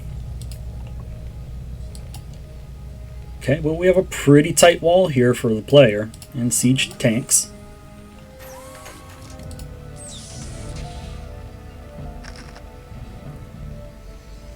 Mine spotted. Okay, we're going to get a nice pick on this vulture here. And wow! What a mine! What a mine. Lost a vulture. Now we're going to have to spend time and resources repairing everything here. So this buys Fridge a lot of time. That was a fat, juicy mine. And look at these mines that he's also laying down here alongside, just up and down the ridge, gaining plentiful vision. Just vision on this mini-map is so good. This is really nice, and a really nice setup here. We'll see how... What the hell? Guys? There were 4... What?! Oh man, I gotta stop smoking. Where did the... That had to have been a cancel. That had to have been a cancel. Okay, we canceled the fact that it was being built. Alright. Yeah, I knew I saw a 4th one. Alright, so we canceled that out. We're going to redirect the resources elsewhere. Probably getting this +1 here. Siege mode, double tank production. Got this gas mining here, I like it. Really good control, the high ground here. Missile turrets starting to go up for the player here. +1 upgrade a little bit faster. Starting to see scans go up. Teching up to starport for Fridge. Yeah, and we've got a pretty good, healthy SCV lead. Gonna get a scan down here. Really good scan.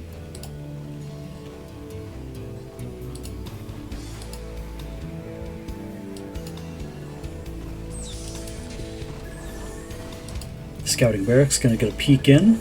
So Fridge gets his own scout off. And we kinda get an idea of what the factory count looks like. Though we see it going up to 5 now.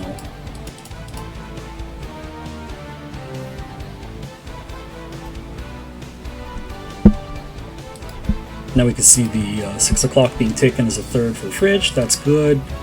I like that. More supply, more production. We're moving out now. We've got a lot of siege tanks here.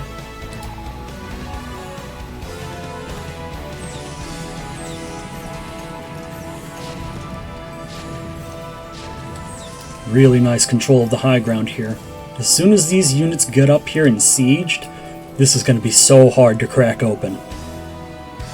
It will likely require air support in the form of either wraiths or dropships. Oh, look at that. We came out to repair the barracks just in time. Nice job, Fridge. Now you don't have to rebuild this. Okay, our own 3rd is up for the player. So we're on an even number of bases.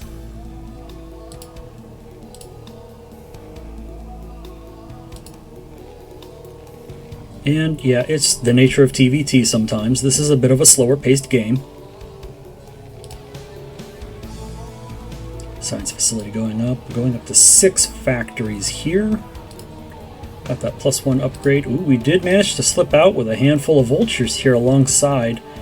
And we get into the 3rd base of FridgeRaider. Oh yeah, but a quick SCV pull, so very vigilant. Not going to lose a lot.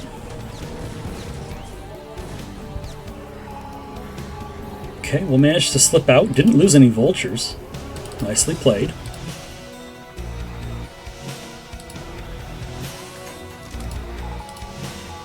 Yeah, and we're starting to get to another point of contention where a lot of the game played will be around this.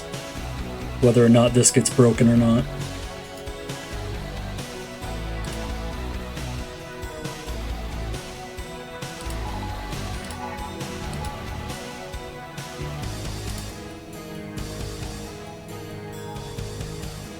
Okay, so we've got a good idea now of what we're up against. But what's the response going to be? We have a lot more units coming out. Now we see the power of all these factories really starting to churn out these units. We're going to see a lot more units for the player. Will they try to go for a bust? An uphill bust? I don't know if that's advisable. There are a large number of siege tanks here. Most of them already sieged up in a line.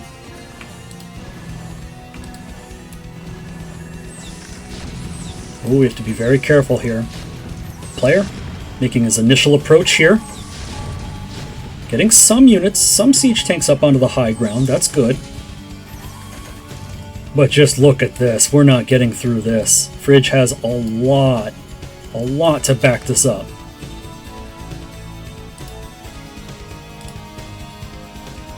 Dropships in production for the player. Slowly, one by one, more upgrades on the way. Continuing to macro. What's the plan, Fridge? We have 2 starports. 5 factory production. 4th base.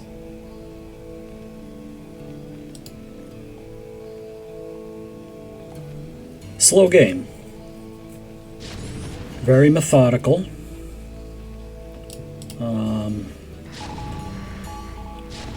It's slow because there are not a lot of options here. We're bleeding a couple units here from the player, slipping up to the high ground here and getting blasted. Every tank lost is kind of a big deal.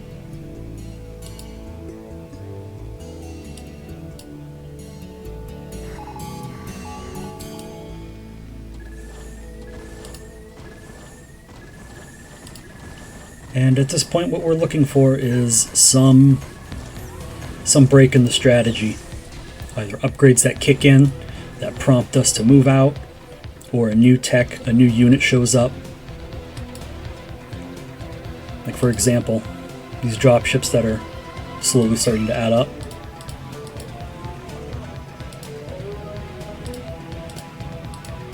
Okay, FridgeRaider powering up.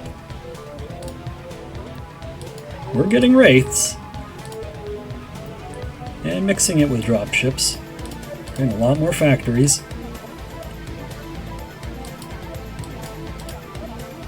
Okay, we have 4 siege tanks in 2 dropships for the player. We're going to sneak alongside the left side of the map. Undetected, unnoticed. We're going to get in here with these 2 sets and see just what kind of damage we'll get. If and when there's a drop, there we go. Drop activated, alright. Sorry, I did not mean to blind everyone. There we go. So this is causing quite a bit of damage already. A fair number of SCVs are getting blown to bits. We don't really have a response from FridgeRaider. No SCV pull. The Wraiths do finally come in to answer this, but that's going to take quite some time. The little air-to-ground laser attacks that the Wraiths have are... It's just a little bit of chipping of damage. It's not really a whole lot. It's not very powerful. 8 damage, as you can see. So, yeah, we will clean these up, but not before they do quite a bit of damage. Did we get enough damage, though? We did get quite a number of SCVs. A bit of depot.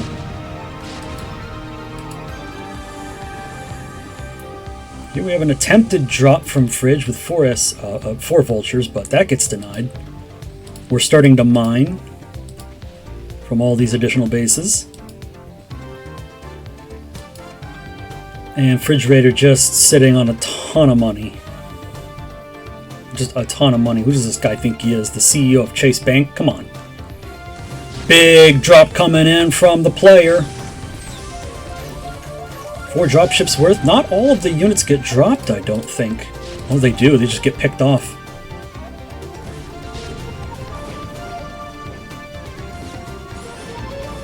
So we're managing to defend these small-scale drops.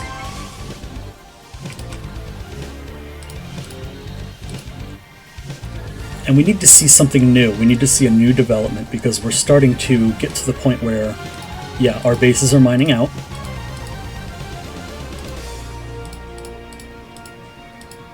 So the future of our economy is at stake.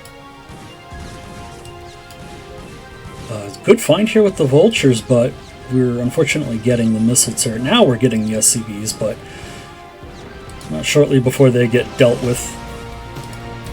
Taking a look at the upgrades, we do have +2 for FridgeRaider. A big break for the player here, pushing up here, seizing some of the high ground. Now we have Cloaked Wraiths entering the battlefield, and the rest of this army, the rest of this huge army is going to cycle through this small part that we managed to take control of. And we can even continue funneling units down this ramp here. A scan with these Goliaths quickly takes out the Wraiths. Do we have the +2? We do have the +2 weapons on the player's mech as well. Continuing to drop, continuing to pester. And the player moves in and tries to seize more territory. It looks like they should be able to clear a lot of this, if not all of it. So finally able to seize the high ground outside the main base here, a very pivotal point.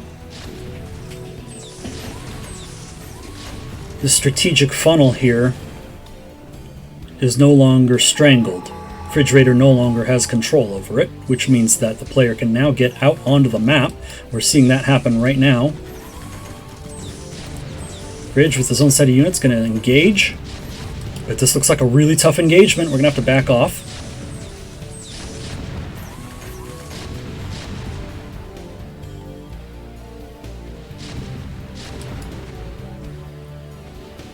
Gotta watch these tanks here. Gotta watch these tanks here. So we're at a very attention-taxed moment in this game. A lot of tanks going down for free, but the player continuing to encroach forward and seize more control of the center of the map here. FridgeRaider's going to need to respond to this. We have more units coming up from the flank here, up onto Fridge's high ground. Will we see counter control seizure?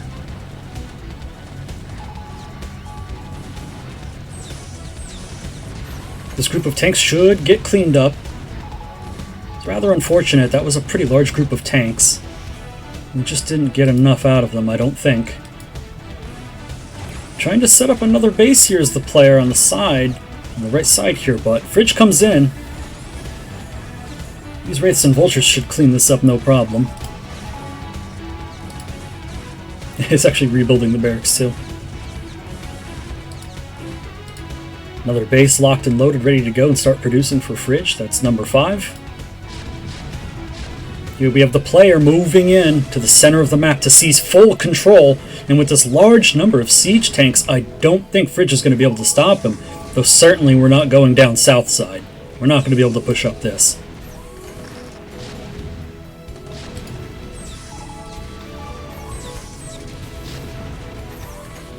Okay, trading blows here. We'll wait for the dust to settle. And yeah, Fridge with a very strong position here. This will not get broken. It's very unlikely to get broken. Continuing to reinforce with more Wraiths. I like this. There's not really any Goliath response. We have 3 that are over here, and so many tanks that are ripe for the picking. And here we're going to see Fridge go ahead and push using the advantage of the Wraiths. We should be able to clean these tanks up, no problem. Couple more tanks, plus a Goliath coming in from the player, but I feel like this is a mistake unless these units get here. We do have 2 tanks sieged up. We're trying to seize control of the left side but we're moving a little bit too far in. These units are a little too far committed. Gonna make a good stand here, though. I like the positioning. High ground to low ground. Goliath versus Wraith. It's good, but it's not enough. We'll get cleaned up. Fridge starting to mine. 2 base. 3 base. 3.5. 3.5 mining bases. And for the player, we really have 2. So there's a strong economic advantage here. That Fridge can continue to play this game out at a very comfortable pace.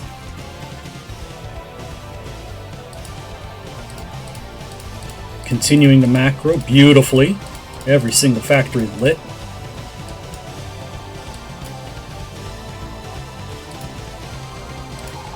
We do have an upgrade difference that's pretty notable. We have 3-2 mech for the player, but only 2-0 for Fridge. So it is a noticeable difference, although the real breakpoint is the +2 attack for the siege tank cutoff. The 2 versus 3 hit. That's the one that really matters.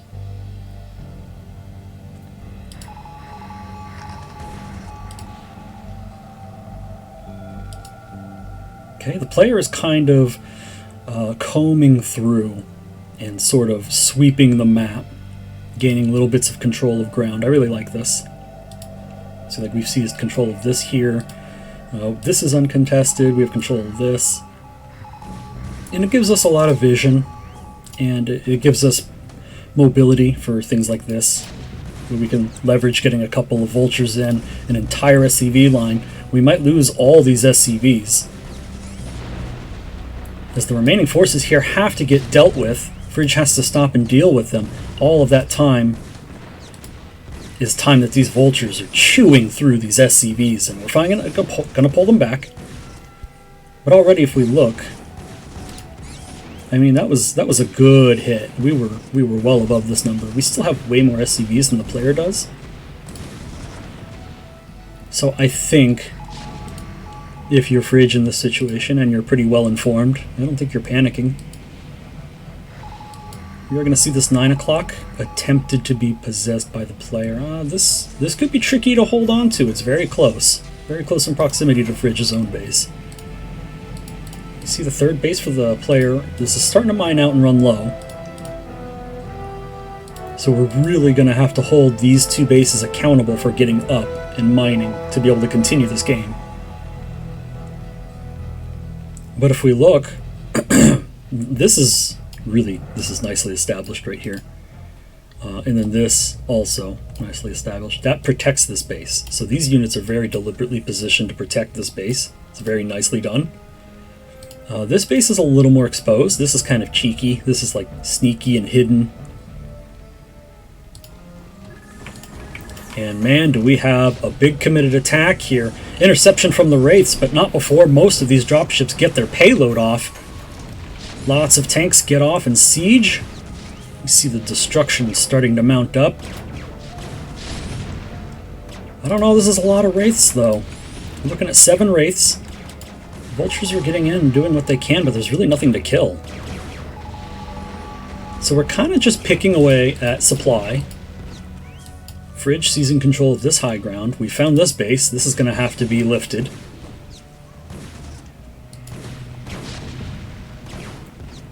This is annoying, but it will get cleaned up. And it's not super consequential either. Like, we are a little bit blocked now, but we're already maxed, and we can just build another depot and we're good. And we've cleaned a lot of this, a lot of value that the player had in units.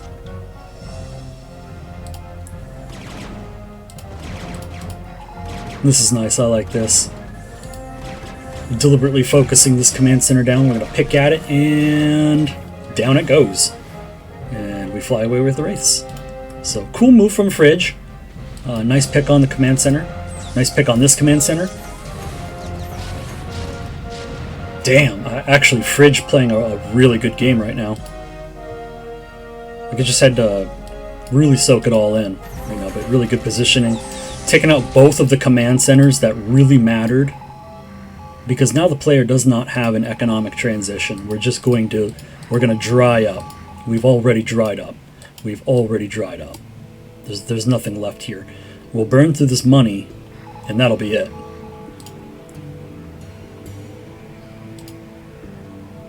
Got +3 attack on here. For Fridge. No armor. But these Wraiths. The Wraiths are doing work. Really heavy work. Oh no, these are all unsieged. He's going to poke them all into the tanks. That was brilliant. A really smart play right there.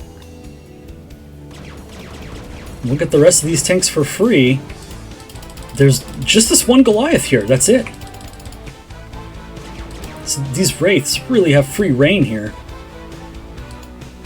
We have complete control of the high ground over here. Complete control of the high ground here.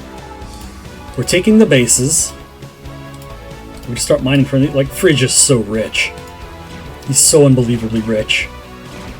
Has access to so much money. And then we're just getting continuous, consistent value from these Wraiths. And really good control, too. Vigilant control with the Wraiths. Pulling them out as soon as the scan drops.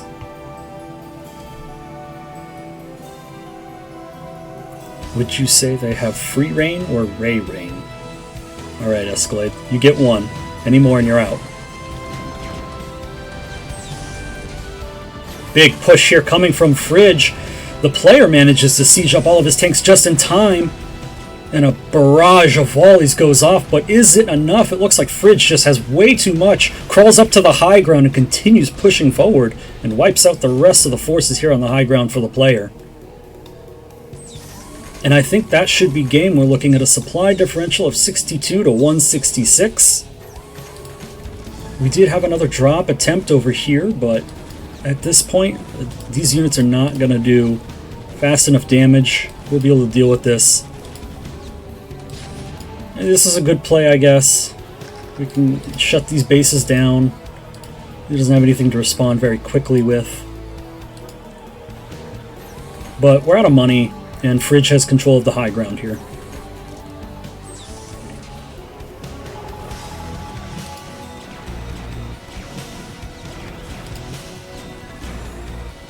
And yeah, even the Wraiths can just clean up the Goliaths. So this gets cleaned up, and every unit is high value for the player right now. When you have 27 minerals and you're not mining, every unit is high value. And Fridge is going to go ahead and push in. We're tightening the noose.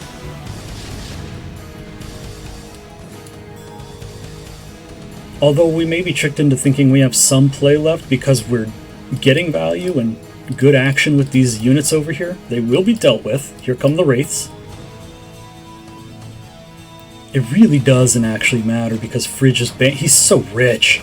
So rich. And we'll slowly move in. And yeah, GG. GG gets called. 29 minutes. 29 intense minutes.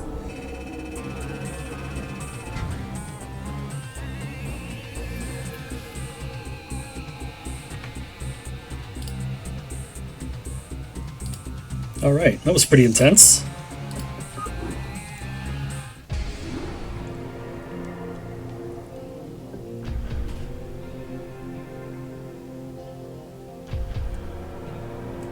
That was a short TVT. Yeah, I agree. Angry Dwarf in the chat. Why is Fridge so handsome and successful? Because he is, and we can't all be like him.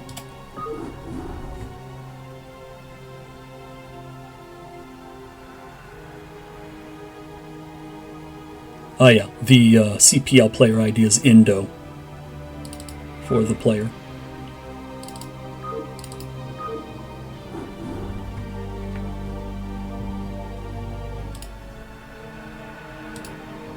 Okay, back on scene. Go ahead and launch the next game for Group 28.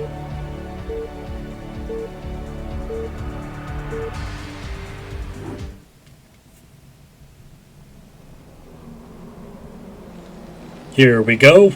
Spawning in the lower left corner is the Teal Terran. We've got our bad boy returning, FridgeRaider. And then, in the lower right as the red Zerg, we have a very classy name, Strider class. This is actually RoniN.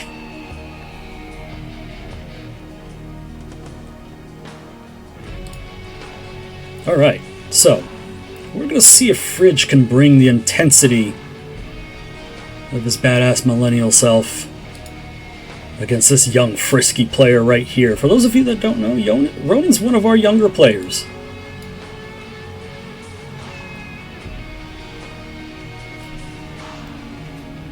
Escalade just popping off in the chat. Will the kid win? I don't know. If I recall correctly, I believe RoniN was 15 years old. I believe he said. So, definitely in possession of the vibrant dexterity needed to play this game. Something that most of us probably don't have anymore.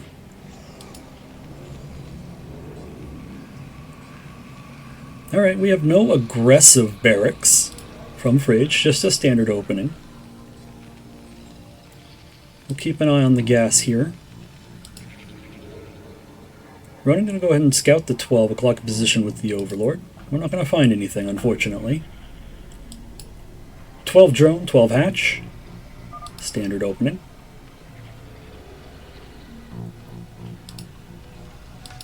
Here comes our scouting SCV. No gas. So if we haven't taken gas at this point as Terran, this is a strong signal and indicator that we're just going to go into bio play. That is to say, Marine medic focused out of the barracks. With some occasional fire bats, if you're savvy.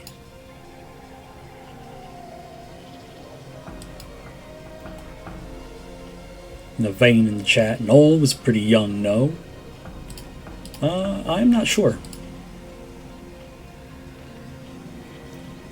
Not the right person to ask for that one. Alright, so for RoniN we have the follow-up pool gas on 2 base. So this is like a 2 hatch play. I'm going to go ahead and steal the gas here. This is kind of funny.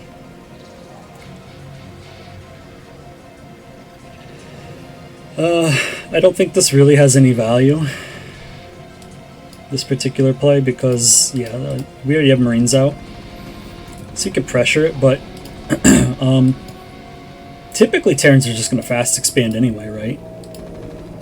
And like we're usually more interested in putting down a second barracks before even getting our gas.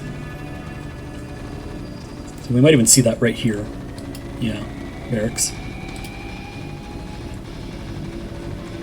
So a little bit of a delay. Alright, a little bit of a delay, but not really significant enough, I don't think, to justify the loss of the drone plus the minerals for the extractor. That's some real theory crafting right there. Alright, 4 Zerglings out on the map. It's good to have some presence. 2 more for 6. This is now an aggressive presence. We need to be definitely out on the map, pressuring our opponent, forcing him to put a bunker up. Fridge should in fact be putting a bunker up right now because we're blind. In fact he is. This is the safe play. Unfortunately the Zerglings are here. We'll see the play. This is enough Marines to deal with this, I think.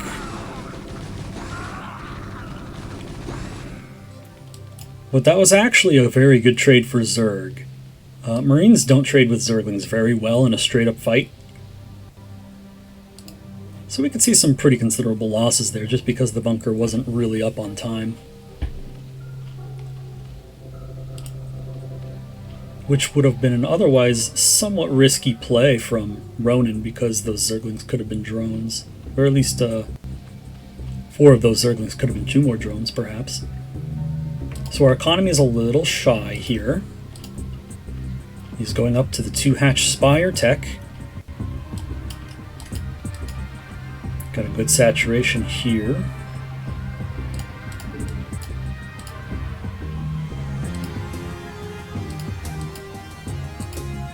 Here we go. Fridge gonna go ahead and come in, walk through the front door, say hello. See some more Zerglings running out on the map, and we're gonna get a nice scout here.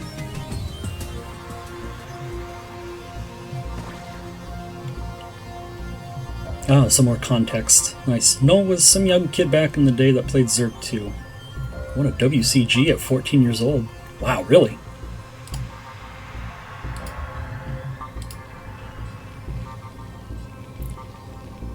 Very interesting. Alright, let's do a Marine count.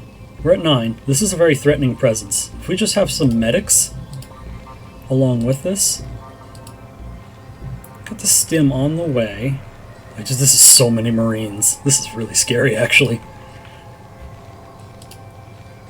Alright, and we're getting a factory. It's not even 6 minutes and we're getting a factory. This is early, I would consider this. This could be for a 2-Rax tech play. We could see fast tanks or fast vessels coming out of this. Fridge gonna go move out on the map, but we are without medics, and we're stemming, and once we enter combat with the Mutalisks, all this damage is permanent until we can get healed up.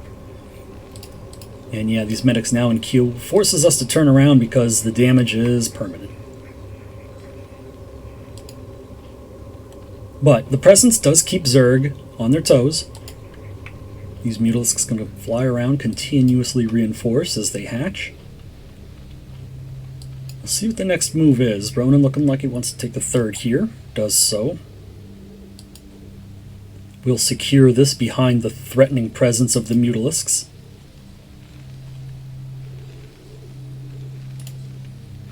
Here we go. We're going to see some Mutamicro.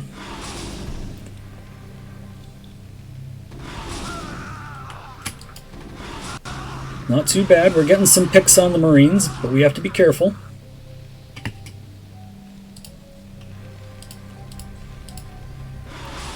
Starport going down. Does get delayed.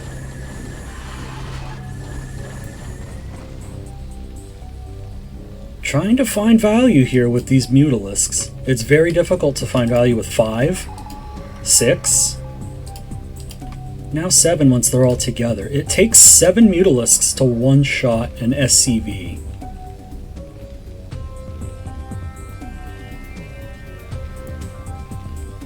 Got Quail in the chat? How do you get the camera to follow a unit like that? When you're watching a replay, all you have to do is find a unit that's moving, and instead of left-clicking on it to select it, just right-click on it. It'll follow. The camera will follow it. And you right-click anything else, right-click that, and it'll follow the new unit. And then to get off, I just click on the mini-map. So there you go. Little tip. Alright, let's see where we're at upgrade-wise. This is important, the timing of this. Once Marines get +1, they're a lot more formidable. We are getting Siege Tank and Vessel Tech, so this is a 2-Rax tech play. Jeez, it's like I'm dyslexic. Alright. We have 7 Mutas here. 6, they're pretty bruised. 1 just bled off and died. Got this 3rd base up here. I'd like to see the gas start mining.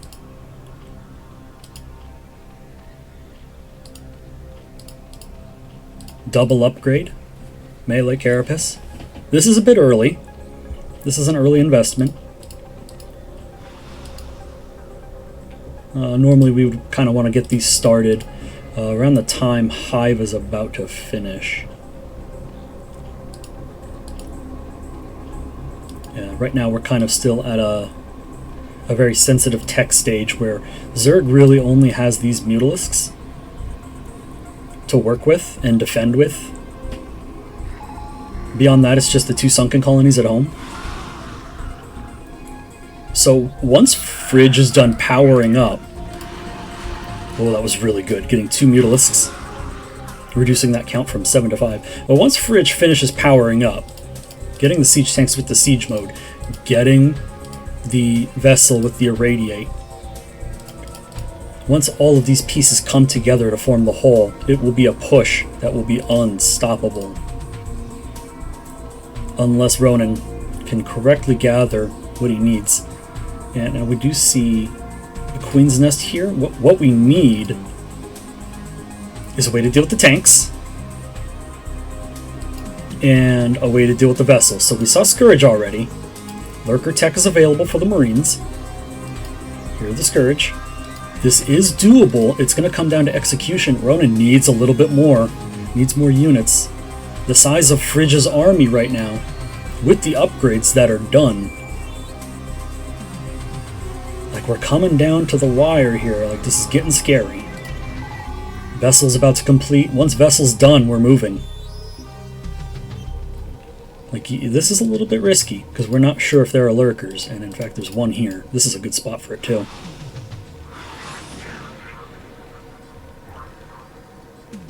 Yeah, this is a bit risky. This is super risky. Remember, it's Terran, we're blind here.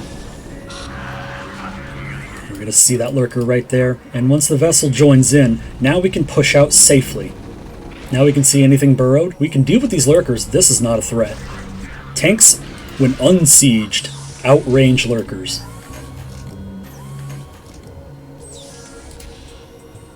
So we're going to have to be very careful here. Got a couple lurkers, some that are injured, one very injured. Just a handful of mutas, only 4 left. Got some more reinforcements. Hive is done. Got some drones popping, but I don't think drones is what we need right now. We need to be able to defend this push that's coming. And more reinforcements trickling out as well. Smart scan, just to check.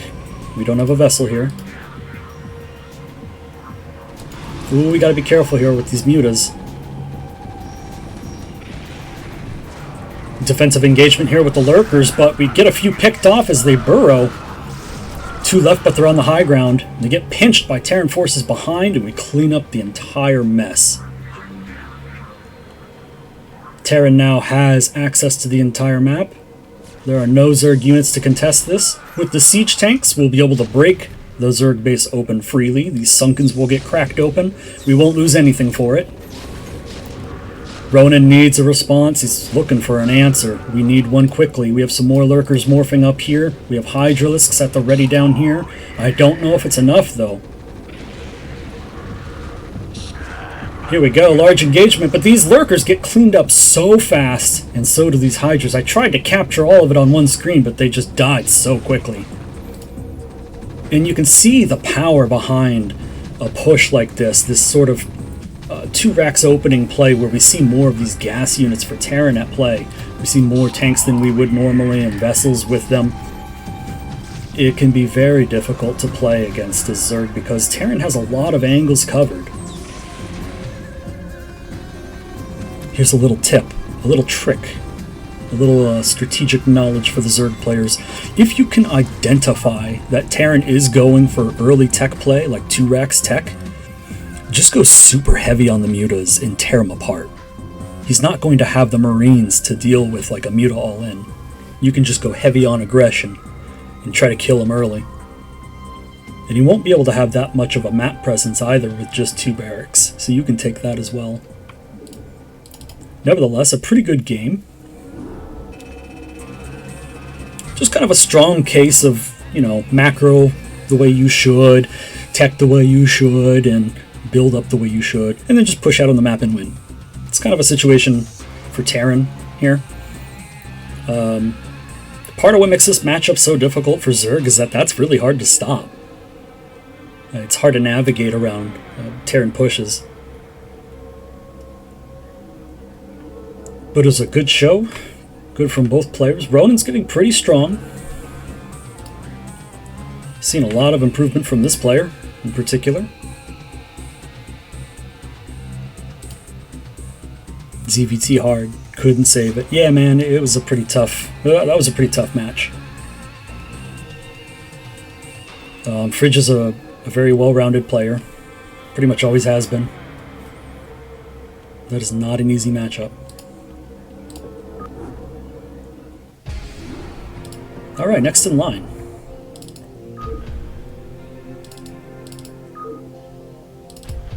Okay, we got some real heavyweights going at it now.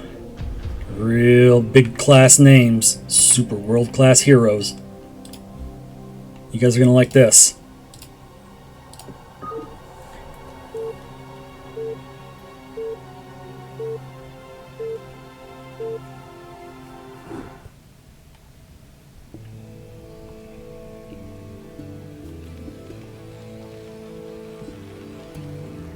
Alright, did you play on top versus bottom?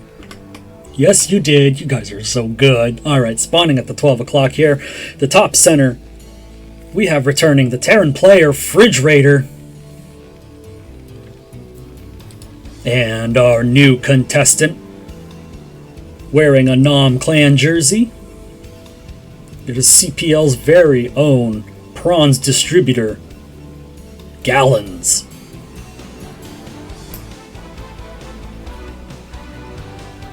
Okay, so I'm anticipating a good match here. I'm anticipating a good match. Gallons doing a lot of Gamba. If you don't know what Gamba is, ask around. It's super dumb, but it's so fun.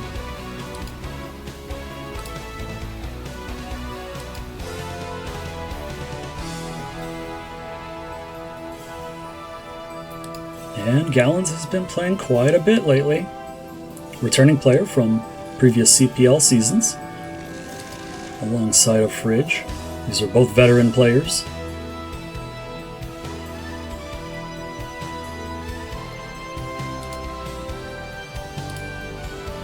Gateway Scout.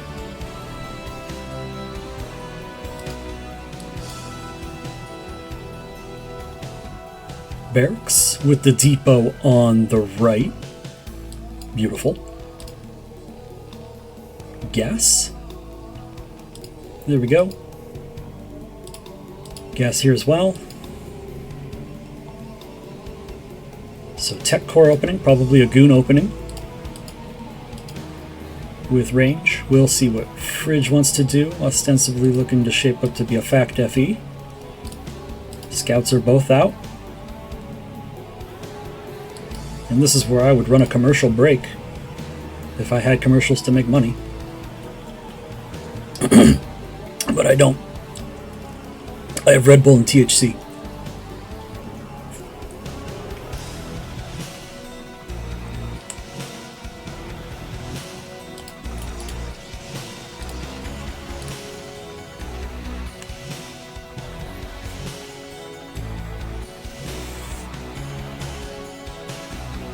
There we go. Alright, so we get in, we scout the core. Good stuff.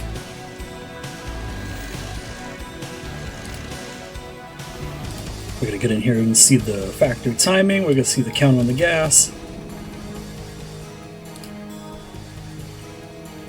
So this looks like a very, very normal game.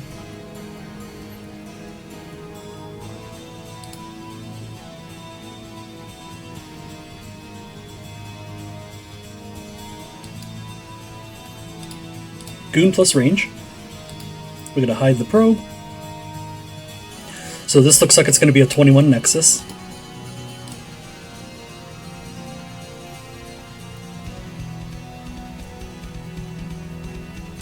Yep, Fridge wants to do his own 23cc.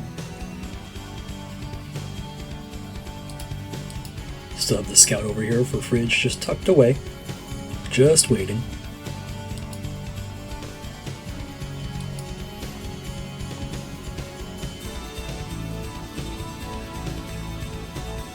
And next, I'm thinking we'll probably see, if this game continues to develop super standard, we'll see a Robo.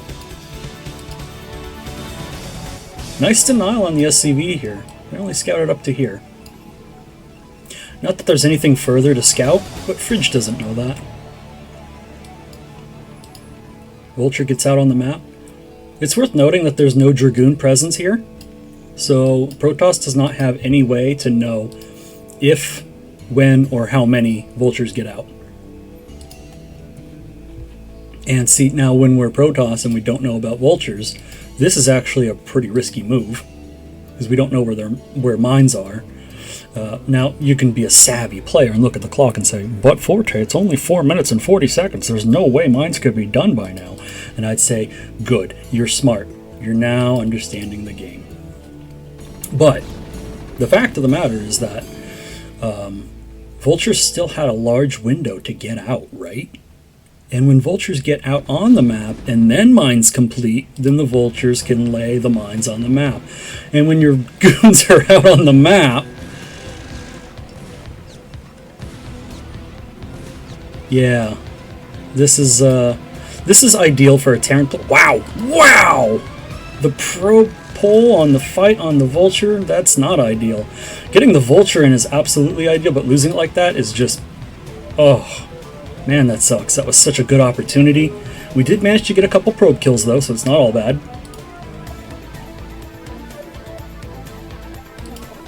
Skins are going to back up and control the high ground here. So it's 24 probes to 29 SCVs. I guess that's worth it. We are going double robo tech, getting the observatory along with the shuttle support bay.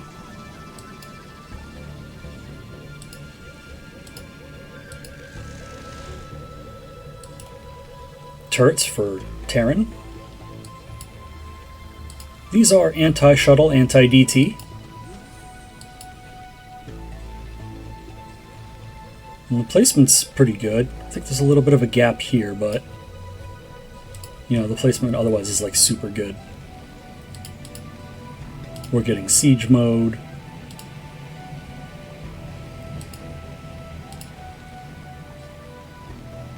Alright. Oh, but the dreaded 44 out of 44. Oh no, the 44 out of 44. So many of us know what this feels like. So many of us know what this feels like. Oh, God. Oh, it's so painful. Meanwhile, for Protoss, we're getting a third gateway up. We went Shuttle Obs Reaver. So you need the Observer to really get out on the map now at this point. Now at 7 minutes, you should assume there are mines on the map if you don't have map control. He does have some measure of control of the map, though. We can see if vultures get by. So it's somewhat safe to assume that there are no vultures. Unless there was crazy dropship play, or they lifted a factory and landed it. I'm going to take the Observer and go into Terran's base to see what they have. There's no third base yet. We'll walk up and see if we can get into the NAT.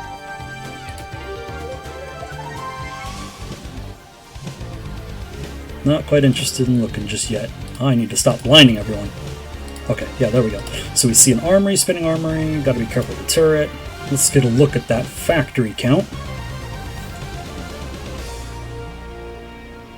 Yeah, we kind of get it in. That's really what we're interested in seeing, though, is the factory count.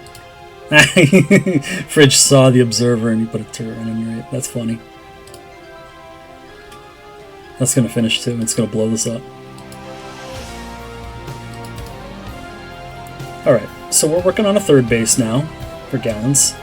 I think this is a little bit behind.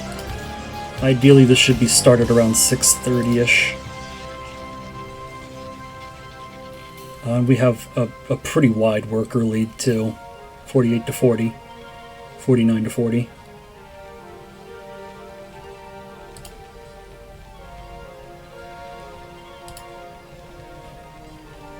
Got a scan coming down. Like to see another. More factories. More gateways being added for Gallons. This is good. More obs being produced. Getting a Citadel. Yeah, this is an incredibly standard game so far. Third base is now operational. We'll just start to get it mining. Speed shuttle, good to go. 1 Reaver, 2 Zealots. Let's see what we can manage to get. I don't know. That's tough. This turret ring is good.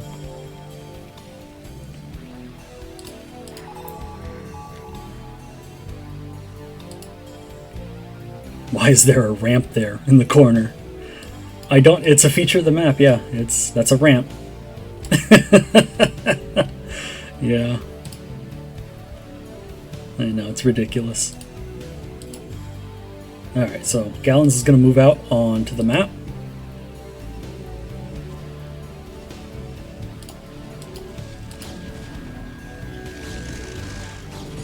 And now we've seized control of this high ground. Fridge's front high ground. Oh, I missed it. I'm so dumb. Hang on. I don't actually want to miss it, so I'm going to go back. Yeah, I didn't want to miss that. All right, let's capture this properly. Oh. Yeah, my bad. All right. All right, here we go. Reaver play. See what we can manage to get done. We're going to look at Gallon's vision just alone. We're going to try to squeeze in here. The turrets are good. Can we get the Reaver out? He does not get the Reaver out of the shuttle, unfortunately. Stop blinding everyone. There we go. So the two Zealots will get in, and, I mean, look at a turret. And, well, I'm sorry. That could have gone better. Alright, so Fridge cleans that up. Not much of an issue. We do still have control of the high ground here, though, so Fridge is going to have to wrestle that away from Protoss. With Siege mode, it shouldn't be too hard. We've got a nice tank count. And yeah, we should be able to push this back, no problem.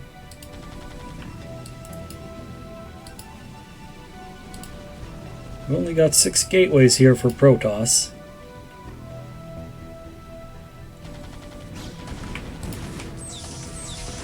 I'm going to try to engage, but yeah, we'll have to back off. Once the tanks siege up, this is now Terran real estate. Alright, so we'll consolidate our army right here at the top of our own high ground. Nice control group of Dragoons, a couple of Zealots, not speed Zealots. It's halfway done researching. So we can see these vultures coming in here. There's 3 of them. And 3 sets of mines.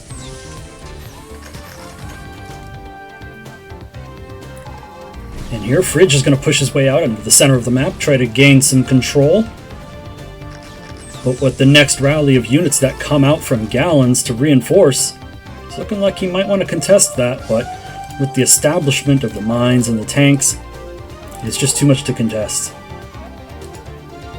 We got the Observer, we see what we'd be walking into, it's not a good idea. Attempted Vulture run by.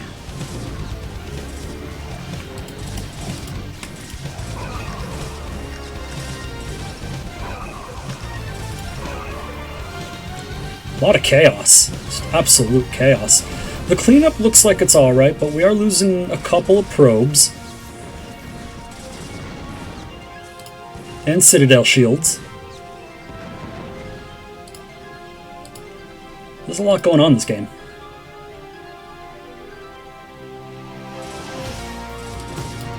Couple units, couple Terran units here, moving up the ramp, a little overzealous.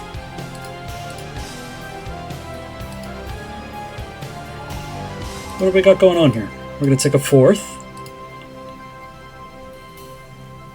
We still have control of this high ground here as Protoss, but not scattered control, clumped control, so these vultures can just slip right in.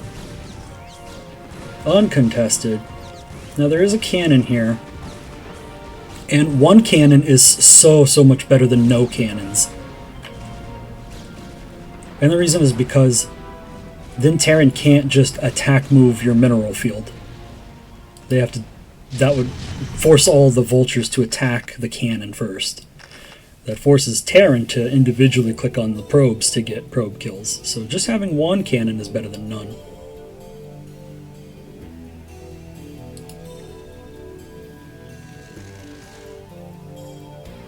The worker gap is starting to close.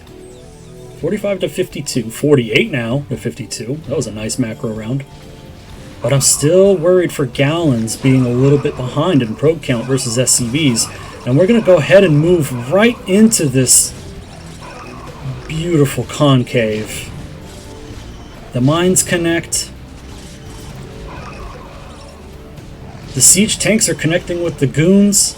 It's a tough fight, but there's so much muscle behind Gallons, and he's just going to push and plow through the center of the map.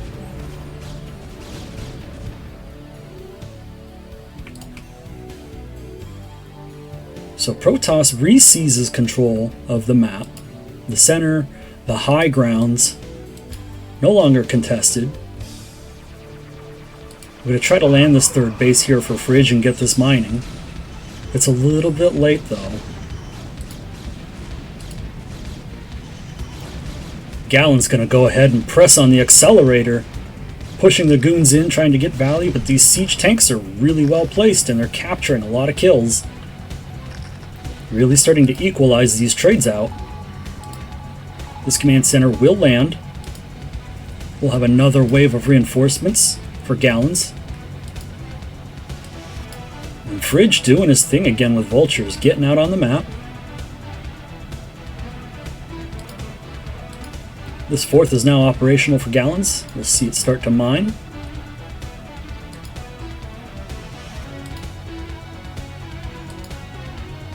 A little bit of a probe transfer there, some additional gates added, a double Reaver speed shuttle. Fellas, we're going for another Reaver play. Another Reaver drop play. I'm going to blind ourselves to Fridge here and wait for this to go in because I know it's going to go in.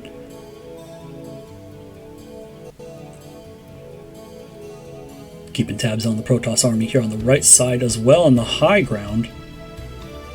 Still waiting. Looks like he wants to coordinate. It's a good call.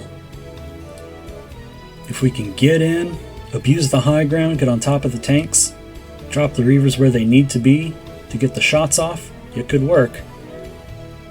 This is a bit of a shallow defense in comparison to what's here. Speed Zealots reinforcing in. +1 attack is about to finish. There it is.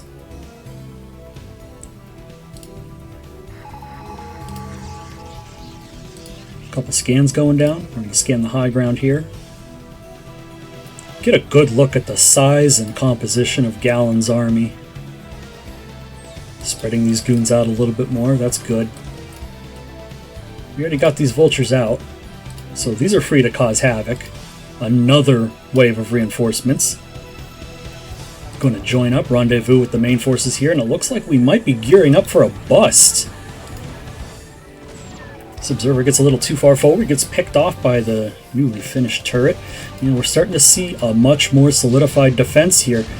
Maybe, perhaps Gallon's waited too long, but we'll find out in just a moment as he decides to pull the trigger and execute the attack. Waiting for the speed shuttle to come in. We're now on low ground with these Dragoons, so they're not going to fare exactly as well against these siege tanks, but it does look like we have superior numbers. Still doing nothing with this double Reaver shuttle here. It doesn't look like we need to, though. There might be enough Dragoons here to clean this up.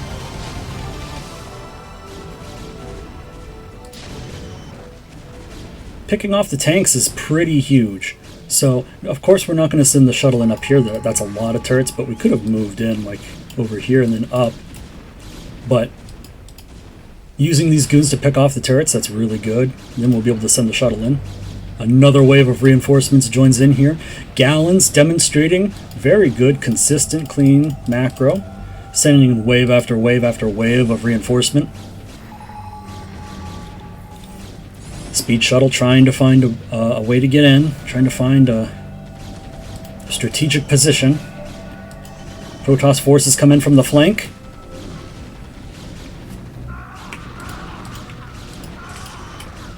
We have these tanks here and these Goliaths, and it looks like that's it. There's not really a lot of reinforcements from the Terran.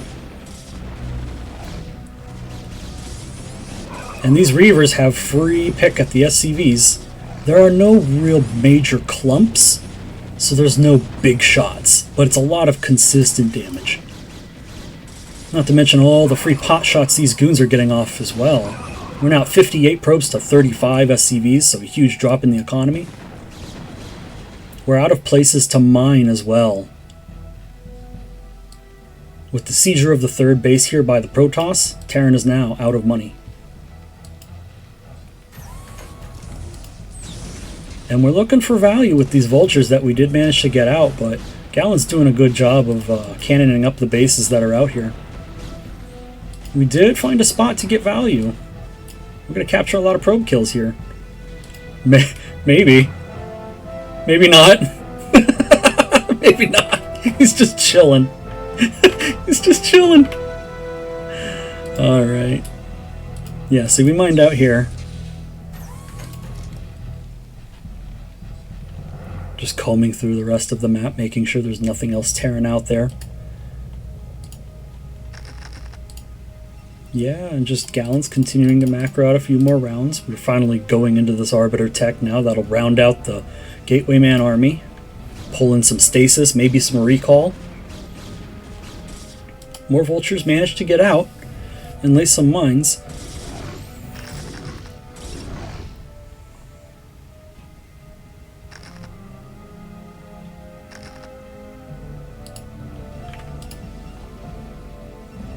You're killing me, Smalls.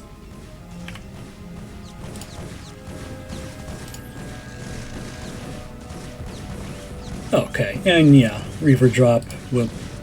Well, maybe if they had Scarabs, would be a good defense. Well, so we did lose a cannon there, but that's, like, not a big deal.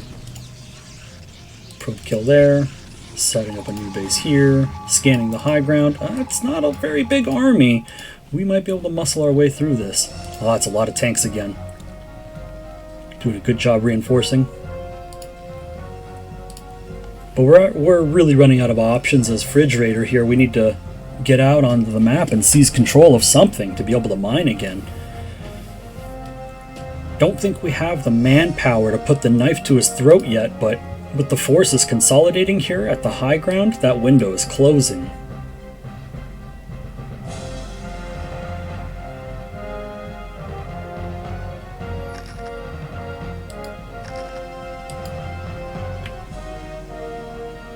I think you're right. Yeah, Fridge. I think he's trying to fire at this cannon out of range.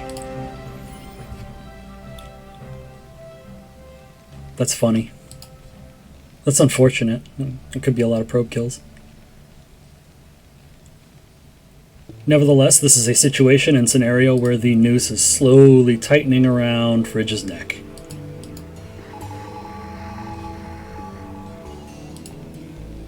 We're getting a good look around.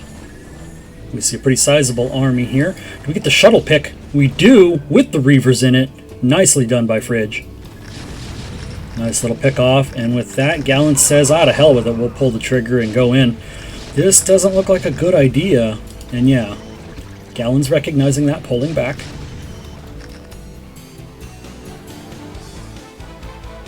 We are 170 to 107. We just have to be cool. There it is, I called it. Recall coming in.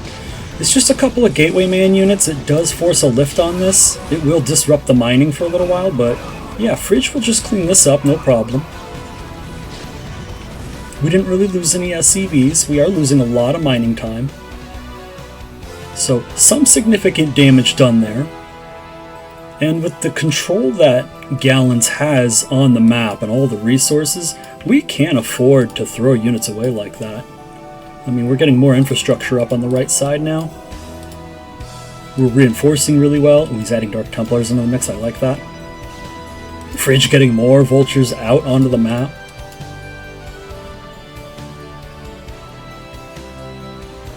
Now, the thing is, like, we gotta consider and add up how many vultures we've done this with.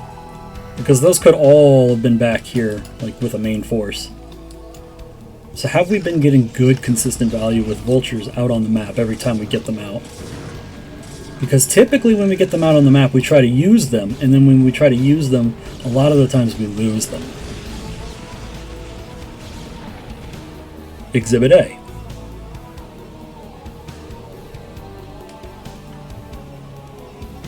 And again, Gallon's demonstrating some pretty good defensive vigilance with cannon placement. This is very anti-vulture heavy. Even a High Templar here, this is nice.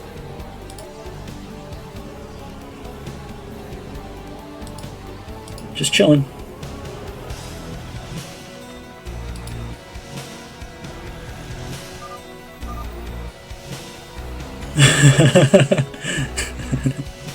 Pitongmeng. Pitongmeng. GG. Yeah, so Fridge feeling a little starved out. GG's.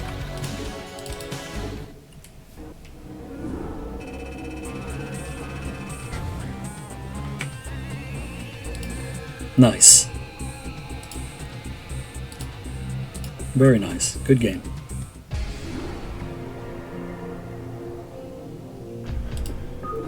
Alright, then we'll jump into the next game. Oh my goodness, there is a lot to go through here. Let me take a look at the time. Let's see what time it is. 12 after 2. Alright.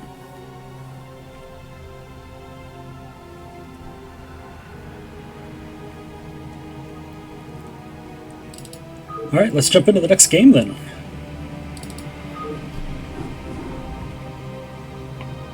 Bring you guys back in. We'll lobby up. We'll fire up this next game in the set for Group 28.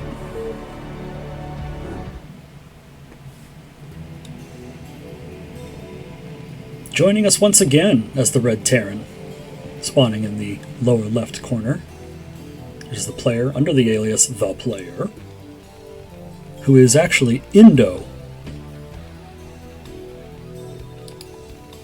In the lower right is the blue Protoss, our returning Protoss player Gallons, in his Nom Clan jersey. I'm going to keep it red versus blue because that's really nice. Everybody should always play on top versus bottom. This is why.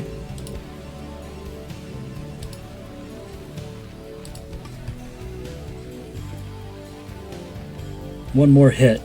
Deeper in I go.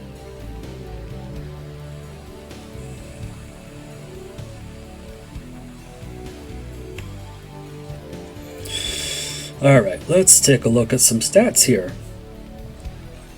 Live time, 2 hours, 51 minutes so far. Viewer count, 23.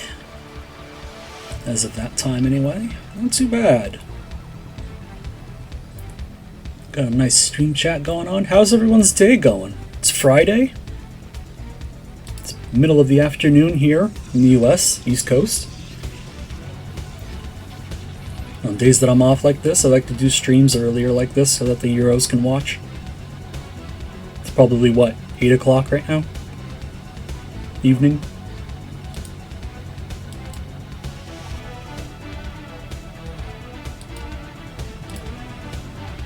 Okay, so Gallon's opening up like you did before. Gate gas. Ostensibly core next. Scouting the 12 o'clock position. INdo doing a typical Terran opener as well. Depot to the right of Iraq's. Gas. Scout.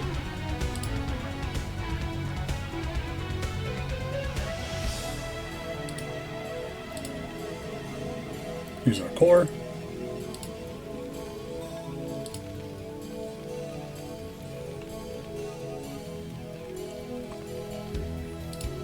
Worker high five. Bam!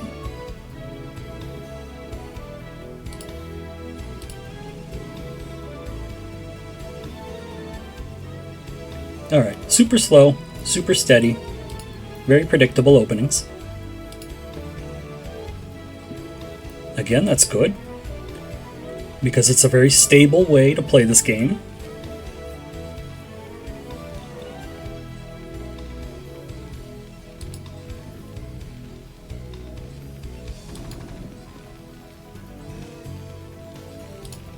Alright, and then just one mining and gas, so we want to expand after this factory. Good opening. We did open Zealot for Gallons. We're going Goon range behind it.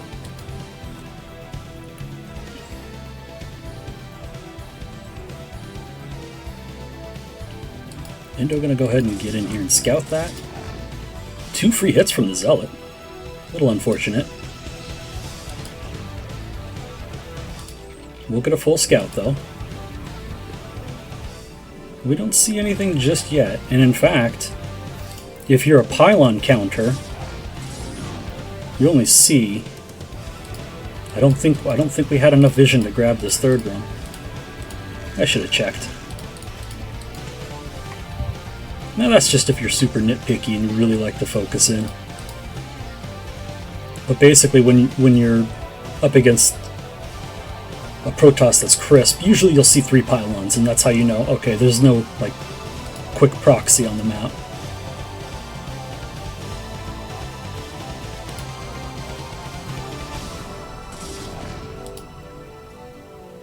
Another SCV does manage to get in and gets intercepted by this goon here. Nicely done. Still have our scouting probe out here.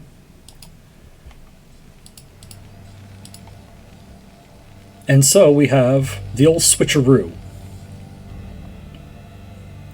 Without any further scouting information, without more intel, with Gallons being blind, we may be making a grave assumption that there's a command center here past the 4-minute mark when there is in fact not. And this might be a little bit of a red flag right here. That's a lot of Terran already. So something we kind of always want to do is make sure that Terran is expanding as well around the 4-minute mark. I don't think we've really grabbed that information. We're not able to see... Oh, that's even worse. We're completely missing... Oh, I think we completely missed that. We kind of peeked the Marine here. Gallons does see it, moves up with the forces, but this is a 2-fact push right here. We cannot deal with this. We'll get caught out of position. We lose a goon, we lose a zealot. If we lose this goon, it might be game over. We are on 2-gate production here. An observatory, unfortunately, isn't really going to help. Mines will kick in once the research starts, but we don't have mines started yet. I don't think it's going to matter, though. Terran's going to kind of plow through this. It was a good switcheroo. I like that. We decide to switch into 2-gate when our opponent does not get the information needed. It's risky. But as you can see, we're investing money in things like siege mode and siege tanks in a second factory instead of a natural. And when you deny critical information to your opponent, this can sometimes just win. You're getting another gate, that's good, we'll need that. Getting the support bay, good, we'll need that. With siege mode though, this is going to be rough. Okay, with 4 goons, we think we can do it. We managed to get one of the siege tanks, but there's another one behind, and we've already lost 2 of the goons. One's very injured. Both are injured.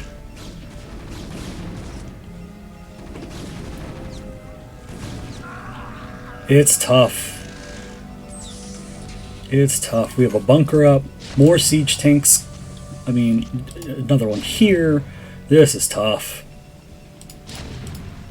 Okay, here comes the probe pull. We're going to pull the probes, but we need to coordinate and move all together.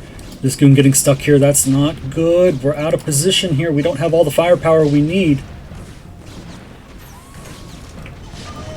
Terran committed to this push. Going to strangle and kill our poor Protoss player Gallons. Good game.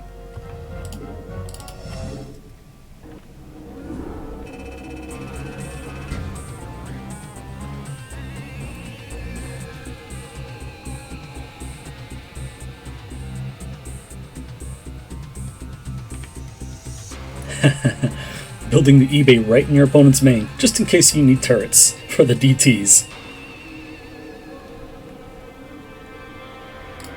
So yeah, that was a game.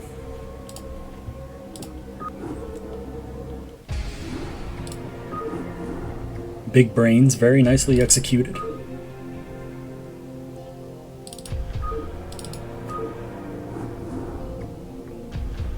Great. Well, that just pushes us right into the next game.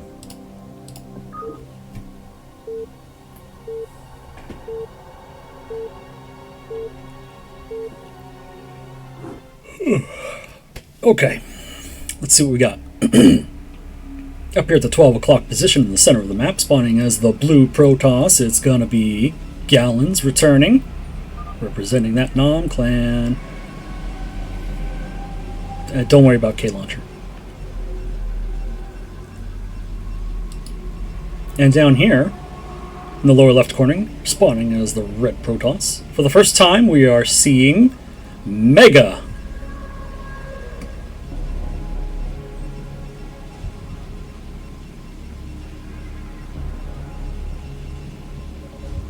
Vent in the chat. Gallon turning on hack. Is it a conspiracy? Perhaps it's the start of one. Alright, so we got our hands on a nice good old-fashioned sloppy Protoss versus Protoss. So unfortunately for you guys, this is the matchup that I'm least knowledgeable on. But, you know, it shouldn't be too hard to cast. It's just basically two catapults slinging spaghetti at each other.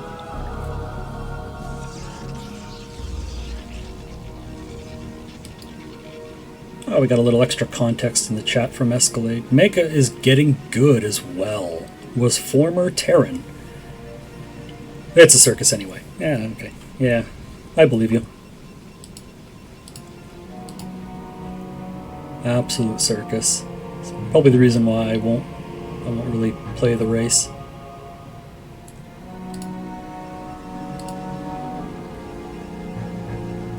Because I don't know, I'm kind of weird. I really like TBT.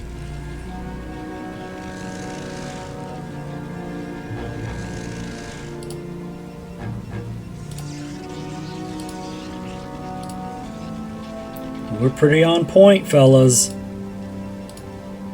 Yep. That's about the same. A little bit of lag on the gas collection, though. I think we might have accidentally assigned them to the assimilator right before it finished.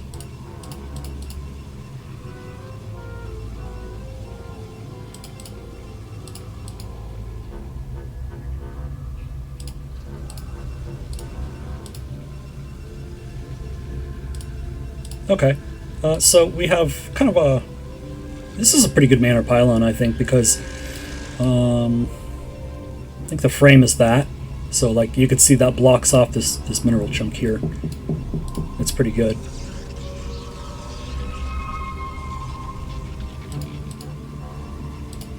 Alrighty, and then we have, for blue, for gallons, a zealot out. Goon coming out for Mega.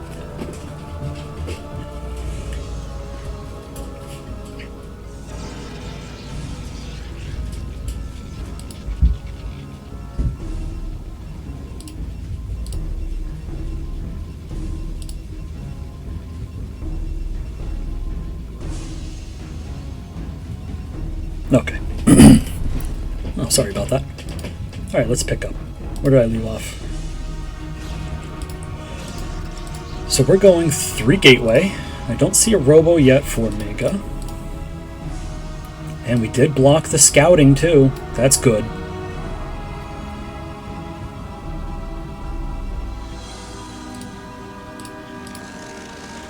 So this is a 3 gate range.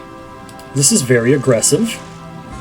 At the 4-minute mark, we are committed to basically all of our resources going into Dragoons.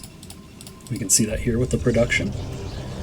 Once he gets the resources, you know, putting down the pylon in time for the extra supply needed, because your supply is going to skyrocket. Meanwhile, for gallons, we're going for a 2-gate robo. I believe this is a more traditional approach.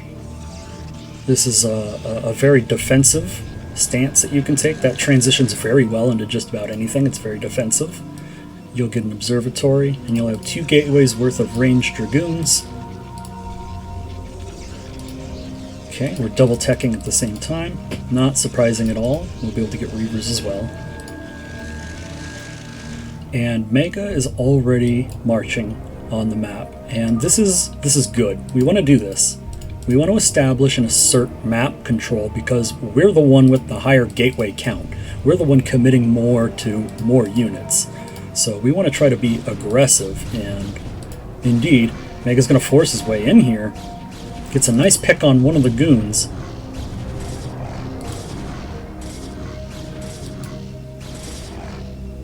Some really good goon micro here.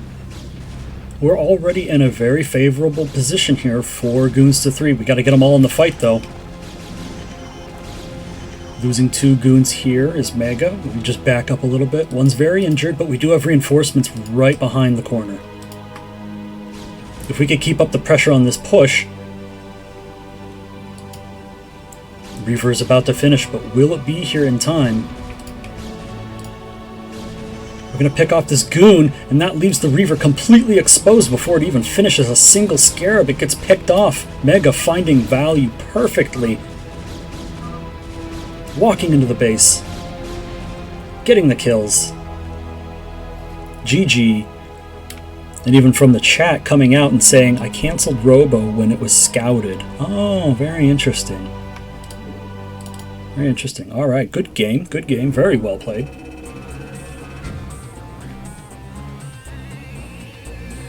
Had Gallons been given a little bit more time there, the Reaver would have gotten up and built up a substantial enough Scarab count along with some more of the ranged goons out of 2 gateways. With Reaver behind goons, you could probably defend a 3 gateway push, so the timing of that push was pristine.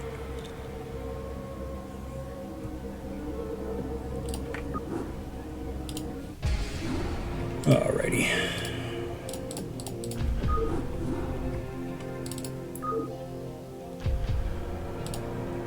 Let me take a game count. 1, 2, 3, 4, 5. We've got 5 games to go. This group is absolutely packed.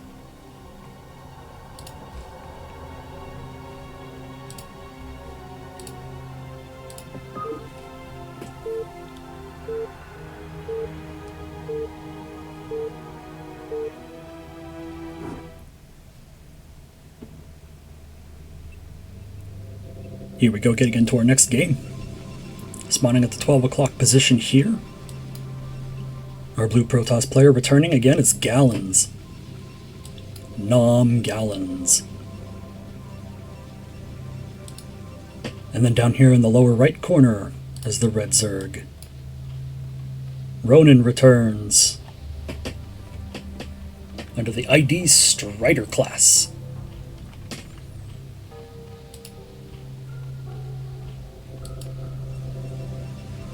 Zerg versus Protoss, 3-player map. Overlord heading in the right position. Or the right direction. Oh, I should D&D, shouldn't I? Yeah, I should.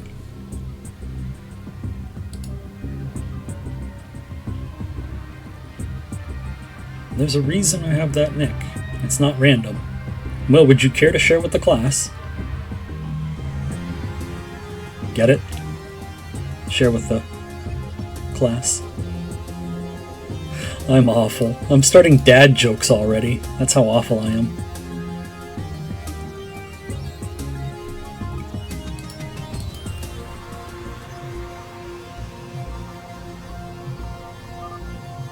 Yeah, 1 gallon is sad.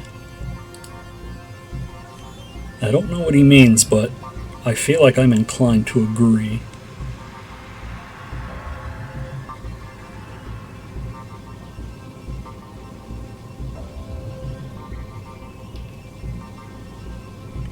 Alright, let's take a look over here. Overpull into 11 hatch. Very good.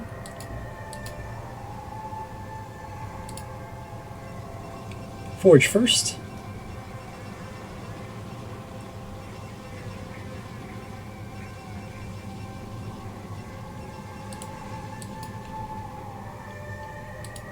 There we go. So, if you're familiar with hatchery timings, you'll know what this is as soon as you see it. You'll know that's an overpull timing. Which, I mean, is very standard. So it's a great way to open. Doesn't leave you exposed. You have just the right amount of economy. Oh, no. Oh, no. Is that too far back?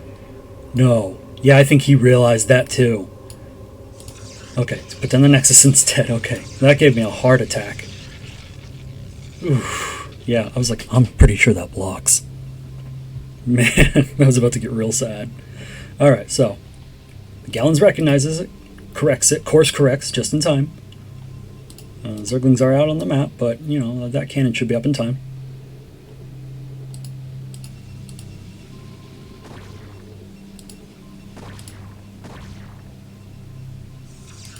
Yeah, and with the gateway down here, this is a respectable wall.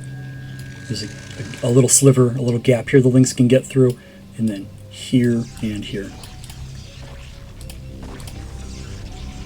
Oh, look at this drone forcing a little bit of a probe pull. Oh no, are we gonna do it? Are we gonna do it? Mad props. Mad props to RoniN here. Getting mad value from this drone. A full scout plus a probe. That's what I'm talking about.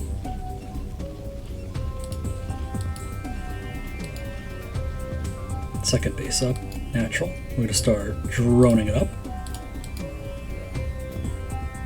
Third on the way. I'm beginning to mine gas now. Zergling coverage outside of Protoss's base. Cybercore, Protoss also collecting gas. Everything looking really normal. Still have the scout alive, that's really good.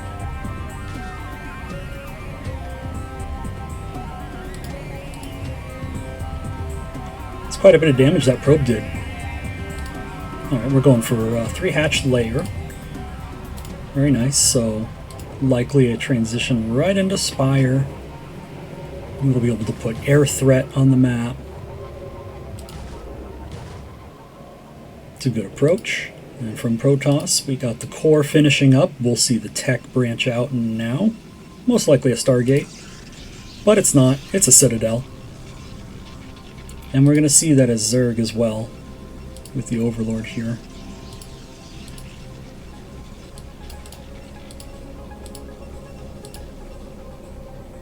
Keeping the scouting probe alive. This is really good. Bringing that back home. All right, and now we're starting to see Zerg develop.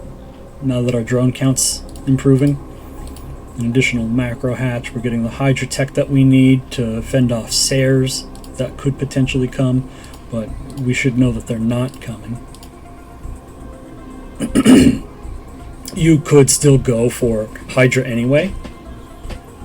I'm curious as to what we were planning on using the layer for. Like, I'm thinking this might have been a Spire drone, but it didn't start. I guess not.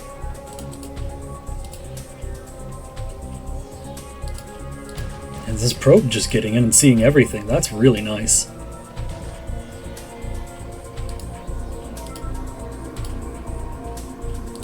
Okay, another macro hatch. This is really standard 3-hatch Spire into 5-hatch Hydra look and play, but we're missing the Spire.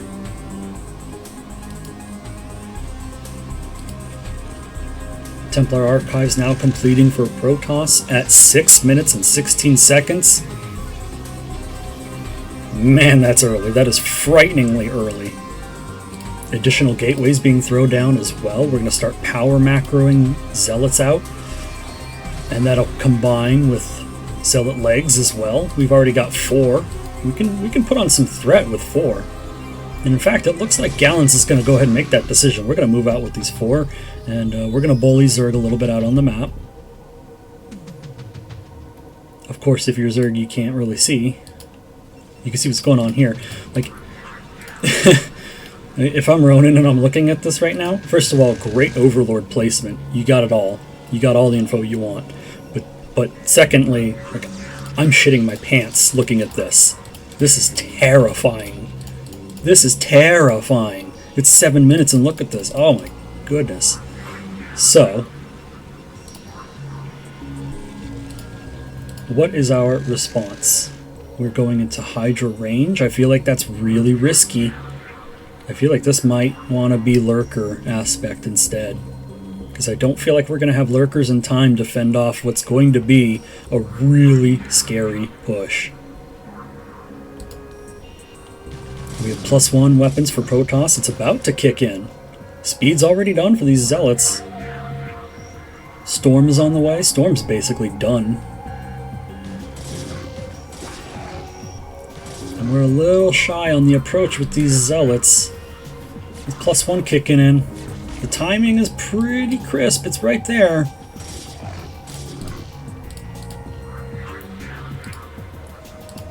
High Templar's now on the map. 7 gateways.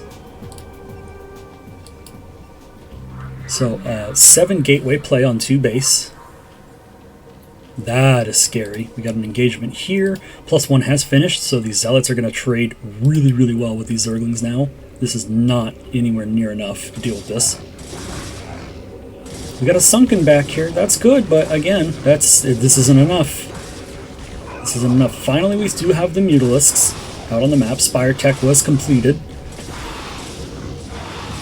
And we don't have any way to respect this, so the Zealots are basically committed here. This ended up being a really good trade for RoniN. We did not lose drones. Protoss lost quite a good number of Zealots, and here we don't have any Corsair or cannons to cover this. So the main base is free game. Looking at these High Templar, what's going to happen? Trying to get these storms off. It's unfortunately not happening. We got 3 storms, but nothing yet. RoniN just getting these beautiful picks on these High Templar. Getting the most value out of 5 Mutalisks I've ever seen.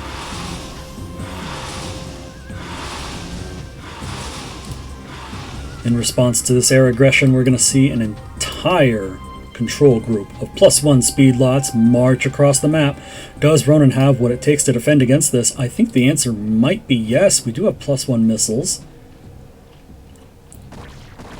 Here, the SimCity is pretty good. This right here isn't enough. We'll see if there's anything down here to help reinforce. There isn't. I think these Zealots are just going to be able to tear through this base. The Mutas have to come back. Oh, we're getting caught up accidentally attacking this. Yeah, we got to come back and help out. The Mutalisks are the only thing that can actually deal with this threatening Zealot presence. Like 1 Sunken colony is not quite enough.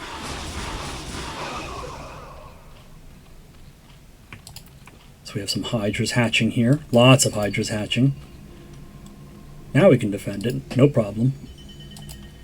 Gallon's doing a good job pulling those Zealots back, not losing anymore.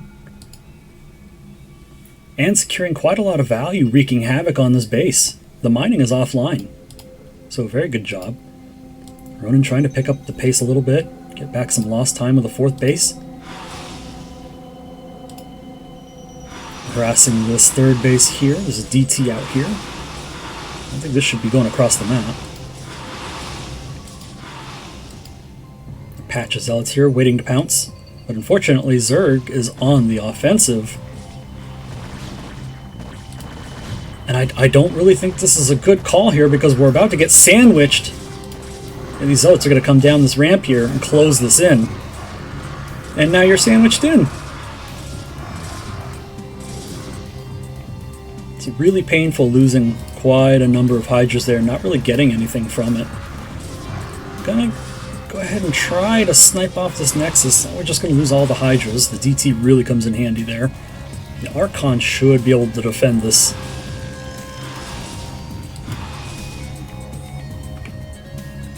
Trying to micro him, but also, oh my goodness, look at this. Gallons has to be very careful here. Excellently pulling away these Zealots before they take tons of damage from these spines.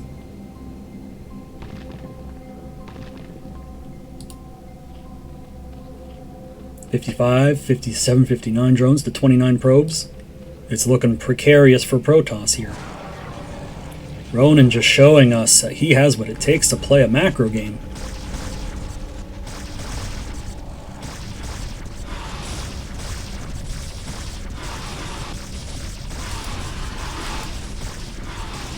And we shut down this 3rd Nexus here. Very good. We're in a very nice, comfortable spot as Zerg here. This is a really good position to be in. We're moving out again with these Zealots on the map. We have +1 armor at the ready. It's the same control group of Zealots. the same one. There's no detection here, so like this one lurker is just, it's enough. It's enough, it'll splash through all of them. So we'll rotate down, but it's the same thing here. We have no observers. Lurkers are already in position. Are these drop lords? No, there's nothing in them. Okay. Alright, so yeah, we have observers now out on the map here. Goons starting to file in. Yeah, 32 probes. We're still very shy. We actually don't have goon range yet. It's just now kicking in. There it is.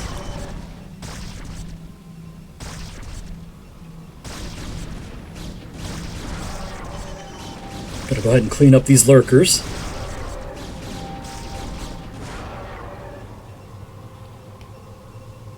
So a good capture of value here by Gallons, getting these lurkers.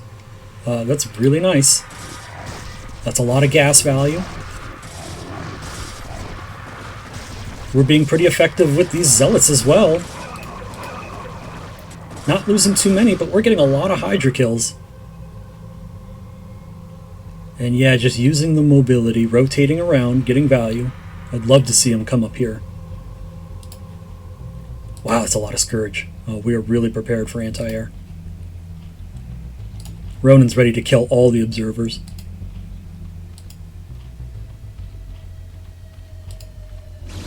Yeah, oh, I don't know what we're looking for. But we're looking for it. Maybe it's just a bad rally. Okay, here's the important observer. This really makes a big difference. Alright, so now we can fight lurkers at least.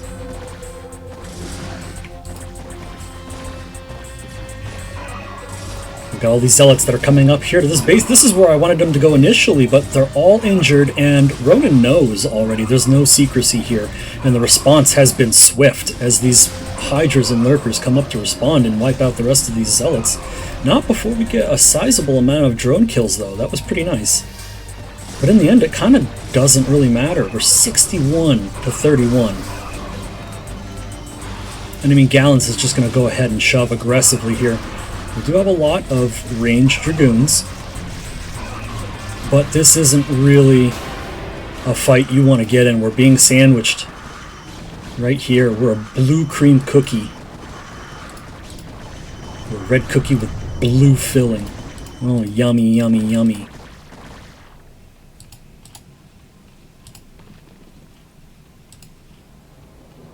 And yeah, with 60 drones, we can just continuously spit out more and more Hydras. And we're seeing that happen right here. With 11, 12, 13 in production. Lots of fighting still happening on the map. Ooh, an unfortunate double storm there.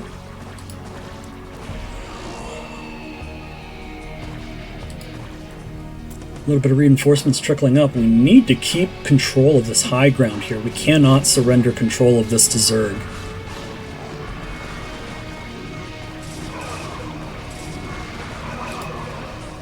Yeah, and oh, the 2-1 upgrades. That's exactly where RoniN needs to be as well.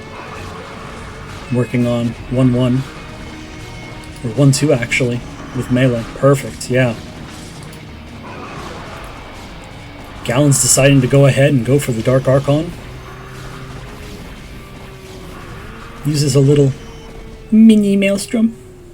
Gets 2 Hydras, I think.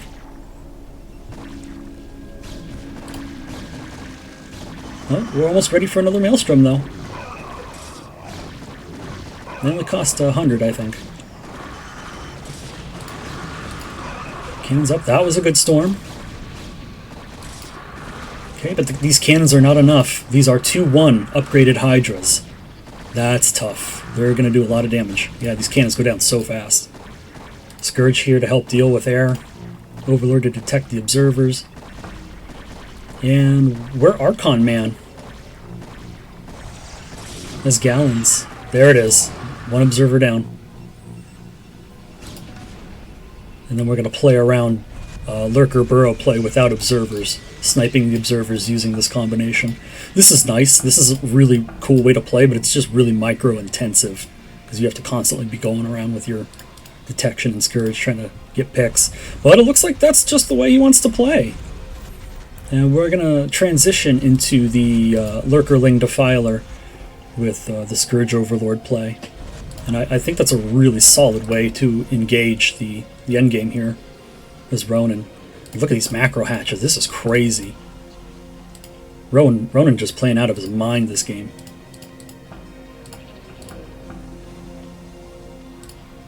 This is nuts. It's 152 supply to 84. Favoring Zerg. Man, that's crazy.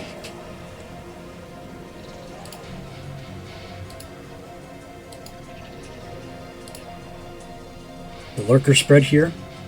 Beautiful defense. It's Lurker City. Unfortunately, these lurkers are very exposed. So Gallons will be able to collect a lot of value here. Unless we cancel. Hopefully we do a cancel. Yeah, we get the money back. That's good. More Hydras join in the fray. These are now 2-2 upgraded Hydralisks. We'll take a look at Protoss's upgrades. It's only 2 on the attack, 1 on the armor.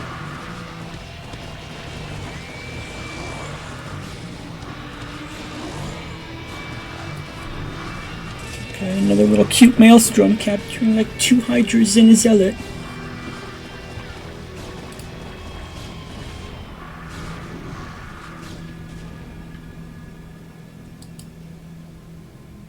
Yeah, RoniN now just kind of hunting around on the map, looking for bases that don't exist. Doing Overlord fanning for extra vision. Good stuff. What are we going to get up and snipe? Nothing? We just engage? Alright. These Maelstroms, though, they're adding up. Look at all the eggs. Look at all the eggs. Oh my goodness.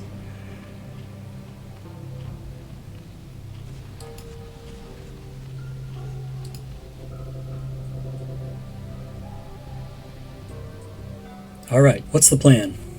What's the plan, blue Protoss man? 2 lurker picks, that's nice. Free.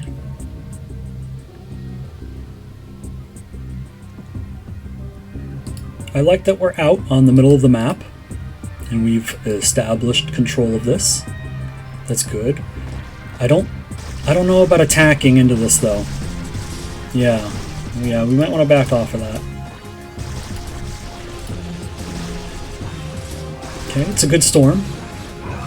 But there's so much Zerg here now. RoniN just pouring forward with a huge horde of Zerglings and Lurkers. And playing leapfrog with the burrowing of the Lurkers too. That's really nice. Unfortunately, these are support siege units. By themselves, they're not very effective. They need help. And we lost a lot of muscle as we kind of spread. And so we got a lot of pickoffs here from Gallons. That was really good. Not to mention maintaining control of this high ground here. Nice Plague comes in. Gonna slowly chip away at Protoss's health value. That's really good. Consume also done. RoniN pulling out all the tech this game.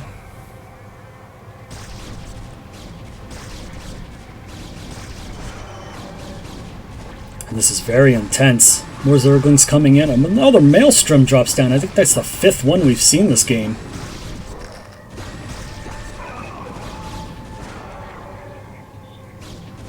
And Protoss can continue to push towards the center of the map, but there's no way we're getting up this hill.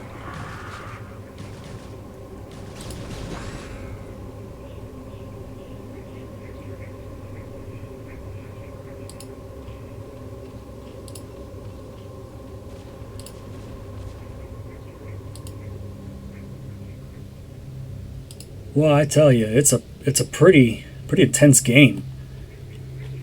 But even the intense games have their quiet moments. Oh, we can see him load them up in Overlords. These are Dropper Lords. RoniN, will you ever stop with the tech, you animal? He's pulling out all the stops. No tech left behind. We got Defiler, we got Lurker, we got Drop Lords, we got everything. Spire tech. What's missing? Are we going to see Ultralisks as well? Here we come in. Protoss gonna squeeze their way through this little chasm here. Get intercepted by Zerglings. The Zerglings are trading very efficiently. They do get cleaned up, but honestly, they're such small value. 2-3 upgrades, they're so efficient. You can see the drop in the main base. Trying to make something work out of it, but we have a very good Reaver defense here by Gallons. Managed to snipe off that Defiler before it got any spell off, it looked like. Good micro, protecting the shuttle, keeping that alive. We're trying to establish a 4th base here. Now, Gallons really needs this base. We really need this base to get up in mining. This is really the only operational base we've got. Yeah, gone. Not much left. Wow, I didn't realize how low that archives got. 95.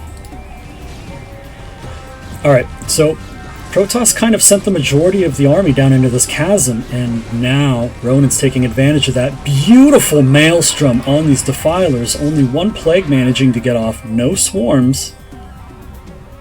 And Gallons cleans up the rest of the Zerg up here. Making the most with these units.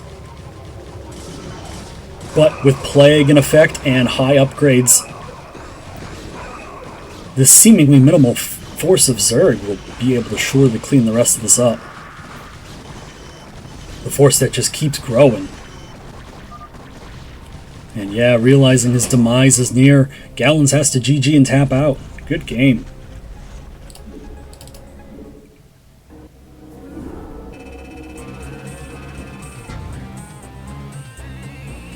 That was crazy.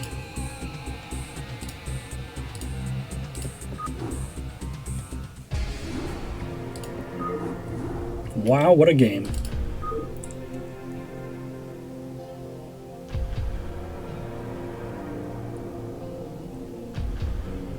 Alright, let's take another count. 1, 2, 3, 4. 4 games left.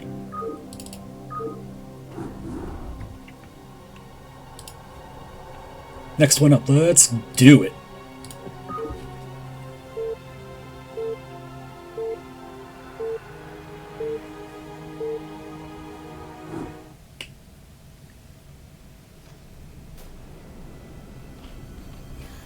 Alright, spawning at the 12 o'clock position here with the blue Zerg. It's our returning player, our youngling, RoniN.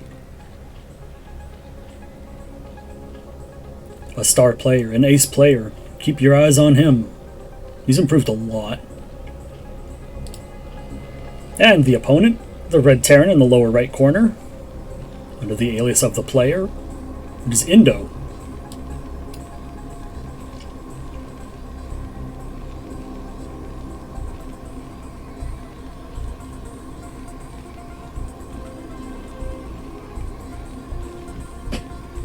Spoiler alert.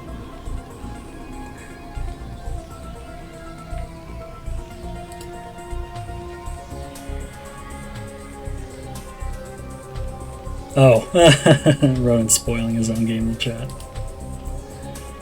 Nobody read. Nobody read it. It's too late for some of you. I'm not going back and reading it. I started reading up, so I didn't read all of it.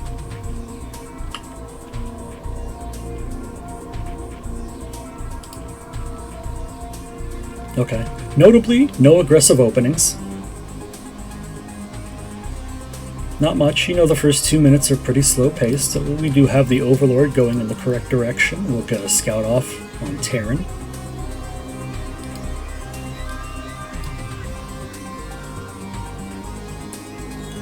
That's this is an 11 hatch.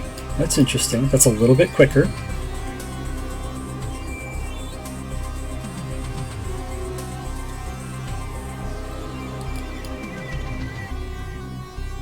Ostensibly a pool next, followed by a gas if he wants to do 2-hatch play.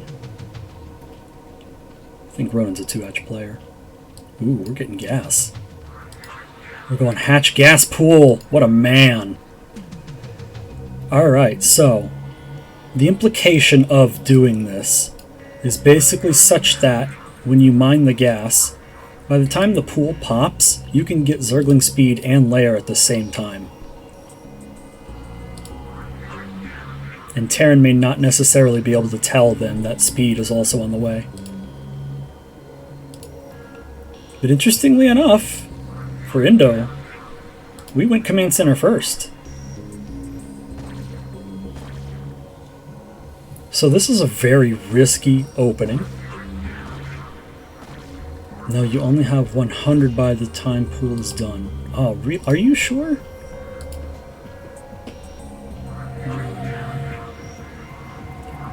I got hatch gas pool. Alright, well then let's see. You still have, I mean, you still get gas so quickly that you can get speed at the same time as layer.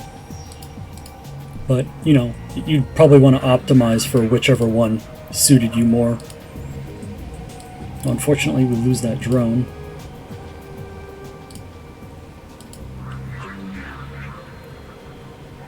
It might have been worthwhile to consider going speed first here with the command center being the first building that Terran made.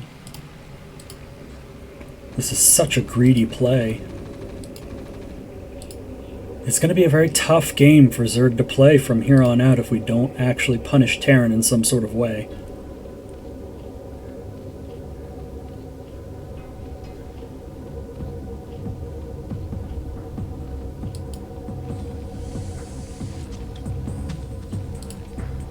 Two Marines in this bunker.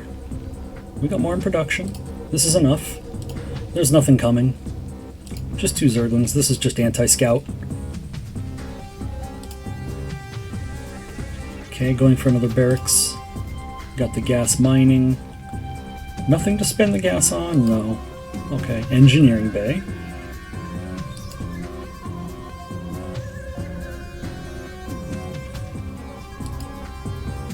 It's so unfortunate when this happens. This was being sent to make the extractor. It's stuck now. It's stuck. Yeah. It sucks when that happens.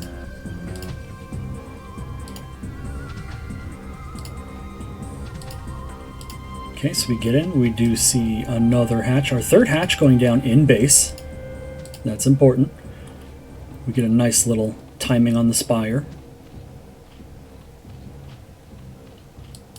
I clicked every command to free him. Couldn't. Yeah, you can't. He's stuck. It's stuck. You can't. It's gone. This unit's gone. It's bugged. It really sucks when this happens. I'm not kidding.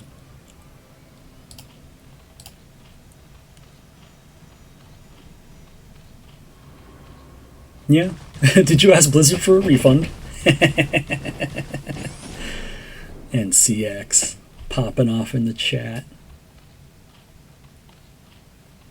Alright, +1 missile attack on the way for the mutas. We have mutas on the way. Just 3. Let's take a peek and see what... Ooh, yeah, unit placement issues. That was a unit warning error message, for anyone curious. Okay, we got more Marines coming up here. This is a lot of Marines. This is a lot of Marines. Let's catch up and see what INdo has been doing. We're getting +1 here. Oh, we're about to finish Marine range. Stim should already be done. We're getting siege tanks. More barracks, medics.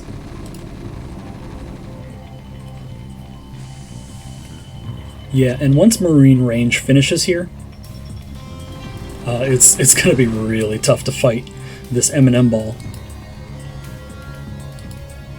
Take a look back home. We are trying to grab a third base here now. But we're really banking on Terran not finding this, or we're being able to defend it with mutas. Hydrogen tech follow-up. 7 mutas. We do have a siege tank out on the map. I'm going to try to pick away at some of Terran's bioinfantry here. Doing a pretty good job, too. This looks like hold position micro. 2 failed swipes, 3 failed swipes. We're taking quite a bit of a dusting here. Yeah, we're really getting bruised up here. Maybe overcommitting perhaps a little too hard here. These 2 Mutalisks here are not going to be available to fight for quite some time. So we're really down to 2 purpley ones. Reinforcing is 1. We've got 3 more on the way, some Hydras. So we're kind of in a fragile position here as Zerg. Take a look and see if INdo is in a position to punish that. We got 4 barracks. This is pretty scary. We're heavy on production. And it looks like we're balling up and getting ready to attack as well.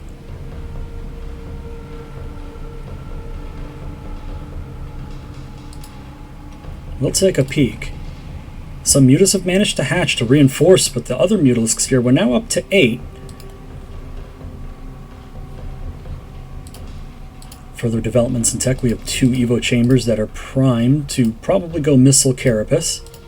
Queen's Nest, we're furthering the tech line. We're at 23 drones, that's a bit shy. It's a little low, it's a little all-in-y. But if we can get some good value out here, and it looks like we can, really trying to get a snipe off on either of these tanks, but doing a good job picking off the Marine Force. Look at this Muta micro. Getting the tank, getting another tank, getting a medic. Just these Mutas alone really taking all the wind out of the sails of this Terran push.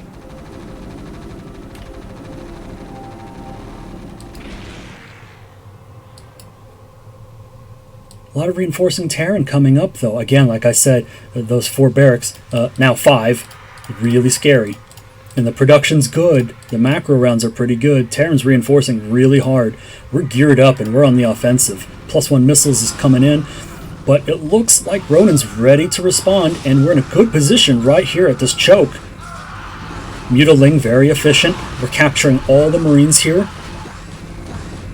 Terran will continue pushing forward. A tense game for sure. Lurkers being morphed.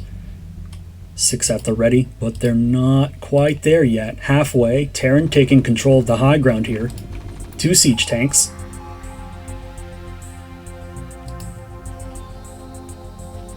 And Terran's going to push in here. Got to be careful here. In range of the sunken colony, taking 3 shots. Here we go. Here's the response. I'm wondering if these Marines are too clumped up. It looks like it. Zerg cleaning up this push, no problem. More reinforcements mounting up here, but I'm starting to wonder if there is any real gas left in the tank. RoniN doing a very good job on the defense, pushing this back. Really good burrow here. Excellent positioning on the high ground.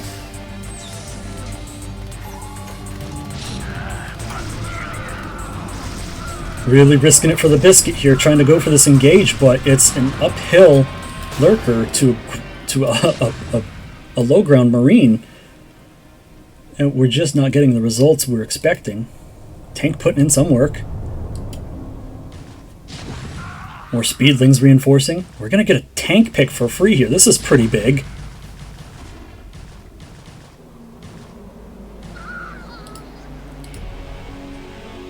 So even though Terran now has the 3rd base up online and we're just starting to populate it, we're not exactly in a very good position here.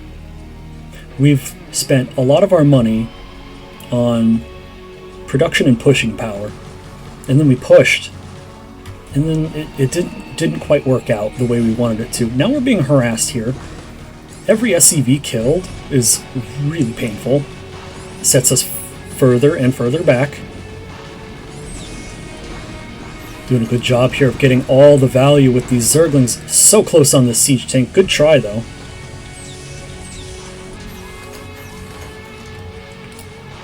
We are mining at this base here. No gas yet.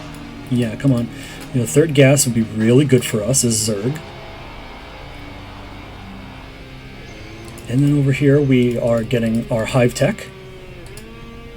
Crackling is about to be done. Working on Carapace. This one idling. And I think now is the moment. Oh no. Yeah, he's got the right idea. INdo's looking, but Not quite finding that third base. Oh, this is super duper risky. Alright, this kind of feels like lottery ship play. So now all these military units are up in these dropships, and they're not on the ground to help defend against this push, this intrusion. The main point here is that RoniN sees this and can now respond effectively to it. But this should get cleaned up. It's doing some good damage, but we're not getting the response we need from Zerg in time. We got the right response, just not quite in time. Gets both of the dropships, which is great, but unfortunately Terran managed to drop the infantry on the ground, slaughters all of the drones, stims the Marines, goes for the spawning pool. Quickly targets down both of the lurkers before they manage to burrow. Very nice micro. Now we're going to go for the Hydralisk Den. We'll get that too. As well as the Spire. Nailing all of Zerg's tech. We'll be canceling this melee upgrade on the Evolution Chamber. That's big.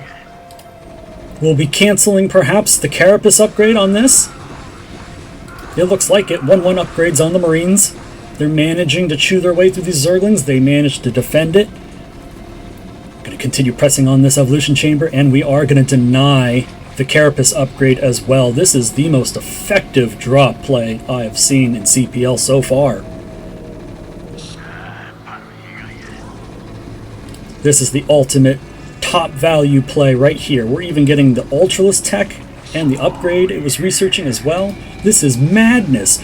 Consume isn't even finished. Are we gonna get the Defiler Den too? Not before getting a bunch of drones. Oh my god, he's gonna get the Defiler Den. He's gonna get the Defiler Den.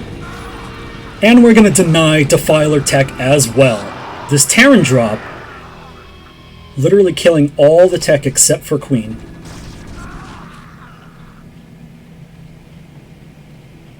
I'm almost speechless.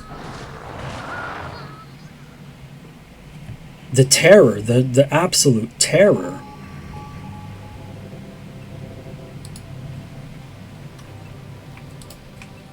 And the real military might now moving out. 7 siege tanks. I'd love to get this one repaired here. Good number of Marines. Dropships still in play. Vessels in play. And now as Terran, we're prowling the map, looking for a kill.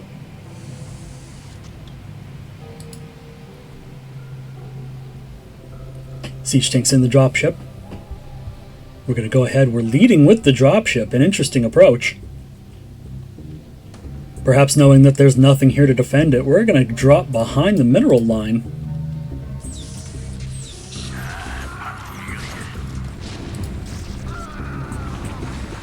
An interesting two-pronged approach here. Assaulting both the front as well as the resources. INdo really showing some class here with the technical strategy.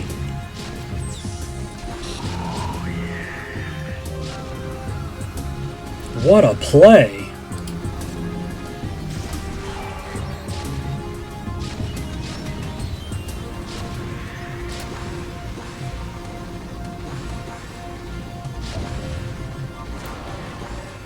And all the tech that we invested time and resources into rebuilding get denied again. Yeah, we just have to leave. A very classy game. Frustrating if you're Zerg, for sure.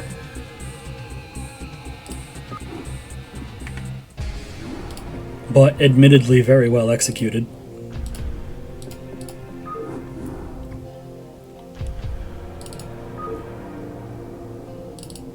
Three games left, folks.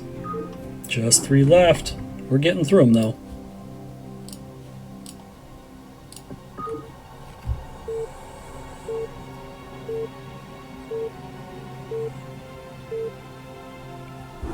Here we go. We'll boot up the next game here, starting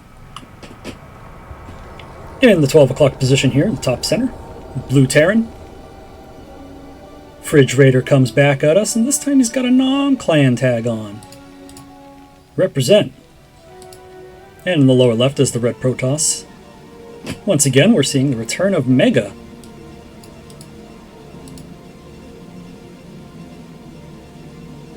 Alright, chat. Let's catch up. Where are we at? NCX broke the game. Yeah, that seems about right. Everyone is nom one day or another. No Escalade, not I, sir.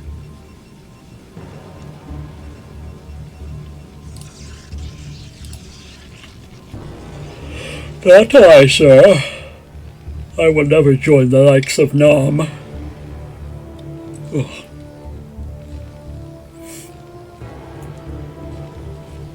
One day, never.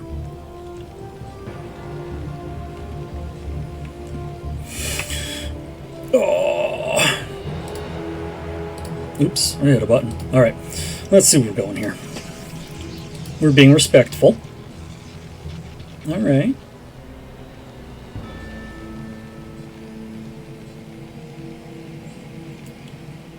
One day or another, you can't see in the future. I could see enough into the future to know I'm not joining Nom.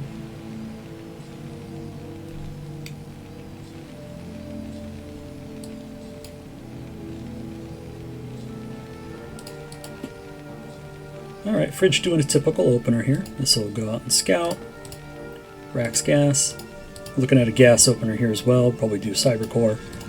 We'll see if there's a Zealot or not. No, just core. So, probably a goon opening. Fridge gonna get first scout.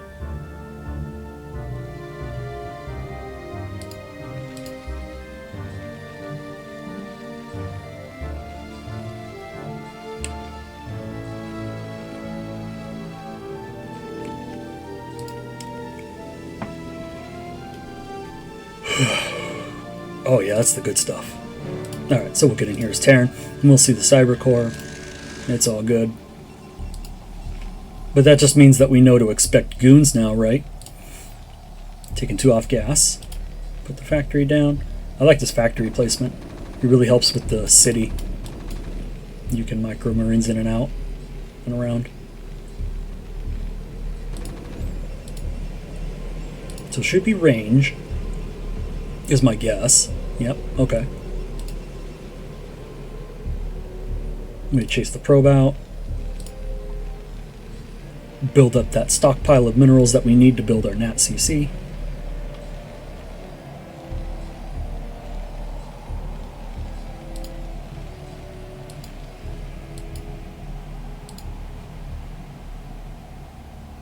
And both players kind of positioning to take their naturals.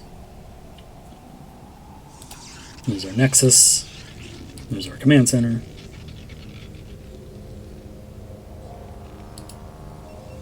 And so we're opening up a very standard game into a standard broad mid game with lots of options for both players.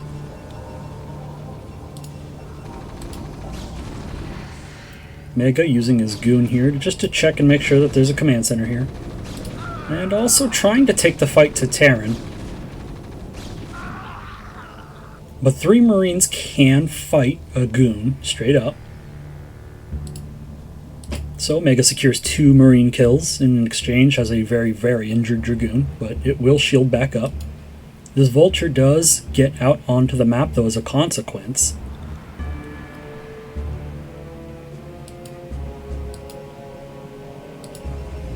Going for a Robo Bay with an additional gateway behind it. Range is about to finish. This Vulture is about to make its move. Well, unfortunately, we kind of boomeranged. I feel like we might have been able to slip past that. Fridge may still try to make this work. Take a quick peek here. We're getting mining. Now here's a play. Here's the play CPLers came to watch. This is why people tune in. Now, a starport after your fact FE Sir? That's a play. Now what are we doing?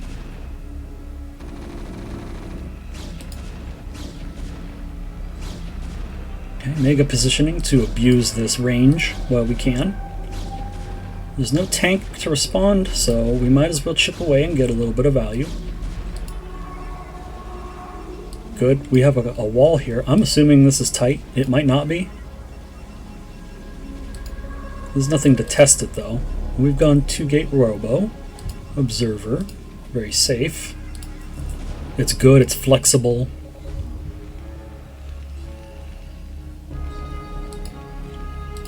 Vulture drop? Yeah. Unsurprising, but high risk, high reward. We'll see if FridgeRaider can make this work. Mine's just kicked in. We have this dropship ready. And out it goes. This is a high risk play. Mega has quite a substantial force of 5 goons, even though one's very injured. You know, this is still very powerful early on.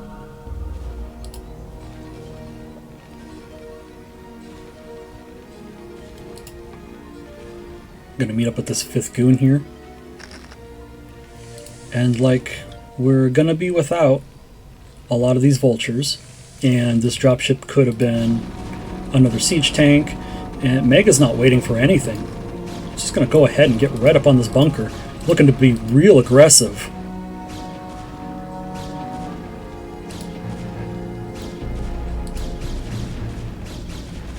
Scrambling to respond, FridgeRaider has to get these SCVs onto the bunker and isn't really able to deploy this dropship effectively. The attention is too far focused on the assault. Mega maybe picking up the pace just in time, attacking right at the right moment. Siege mode kicks in, and instead of backing off, Mega decides to push forward, picks off one of the SCVs but loses a goon for it.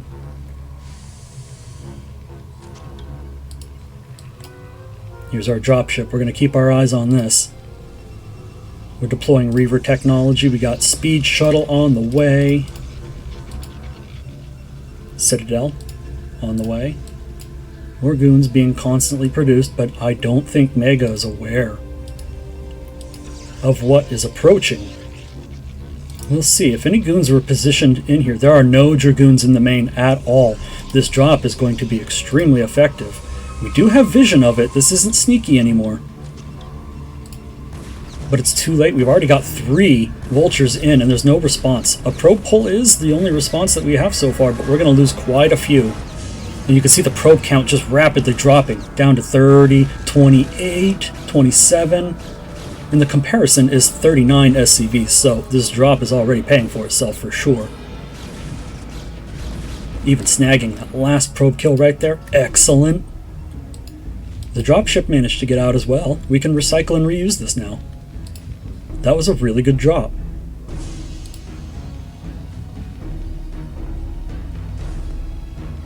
We're in a very strong position here now as Terran, 42 to 28. We can deploy 5 factory now. And this is a very reasonable approach to take now. We've secured a lot of economic value in damaging Protoss. We know that we're ahead now. A 5-fact push with consistent macro will ultimately test the Protoss's mettle. This may be a sizable force of Dragoons, but we have to consider what can be reinforced. We've got 3 gateways, and 3 gateways versus 5 factory production is not tenable.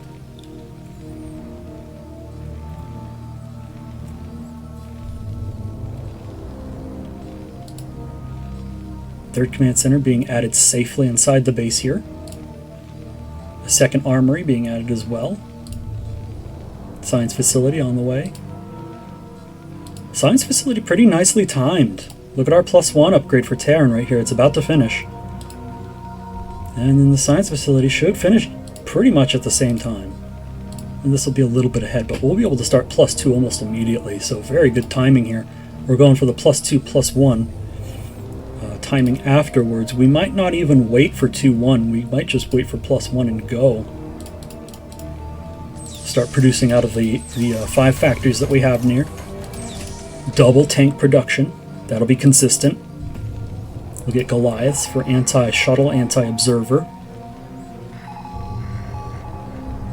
Got some scans going down.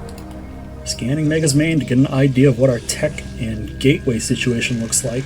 We know for sure it's going to be Reaver now, 5 gateways.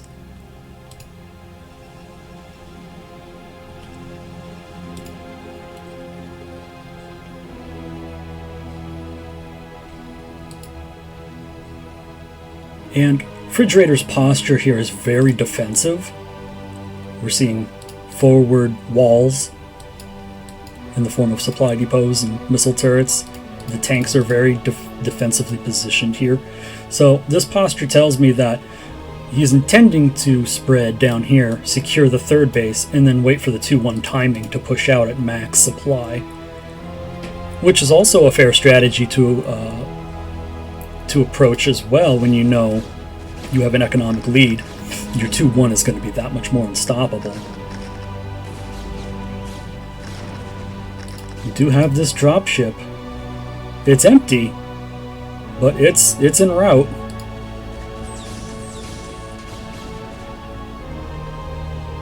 And taking a look at the bigger picture here, well, we have frankly like 1.5 groups of goons here.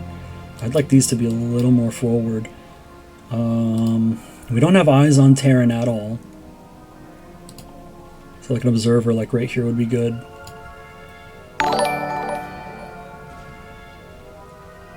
This can be pretty scary. Hey, Lana following. Thanks, man. How you doing? Welcome to the stream. So, yeah, this dropship down here, not really sure if it was for a fake. No more scans going down. And we're looking for Protoss's army, and we're looking at tech as well.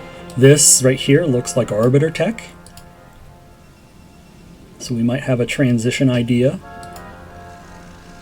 Dark Templar's on the map, and Protoss still sitting on 3 base. You know, we're approaching 13 minutes. I'd like to see the 4th. Looks like he's got the same idea as me. Yeah, we're going to secure this. That's good.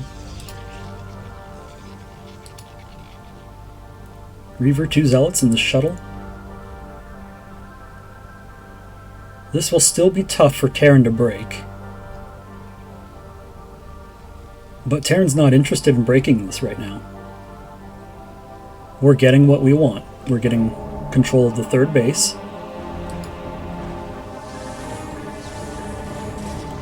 A risky play. We decided to deploy the shuttle. Ooh, that's good. Oh, man. Too bad that dudded. That had so much potential. EMP manages to finish here. And we got, you know, the 2 Zealots and the Reaver aren't really... we got 2 turrets, and that's really it.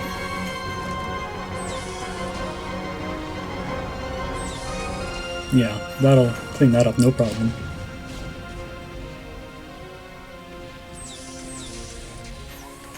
And so the gap has closed. We're 59 to 50 now. Terran's still ahead. So we've been ahead for most of the game. 2-1 has already kicked in. We're good to go. We're just waiting on production. And we're adding more factories. Fridge really powering up. Taking another look at Protoss here. We're looking at the high ground. Size and composition of Protoss's army. Okay, it's just Gateway Man that we saw. We did see a High Templar, so it's getting a little bit more complicated. Here's the Arbiter tech now being deployed.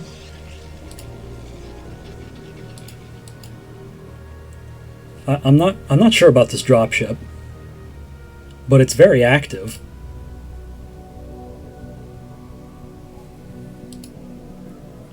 Lone High Templar, the general of the army. Lone DT, his assassin bodyguard. And yeah, we're getting pretty scary now. The unfortunate circumstance is that we're supply blocked as Terran.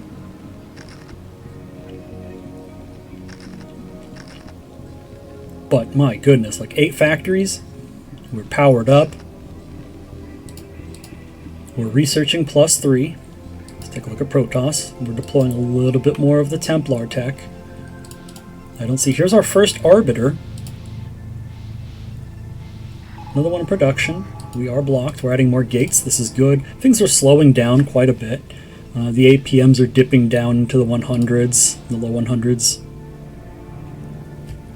So, maybe indicative of a little bit of exhaustion.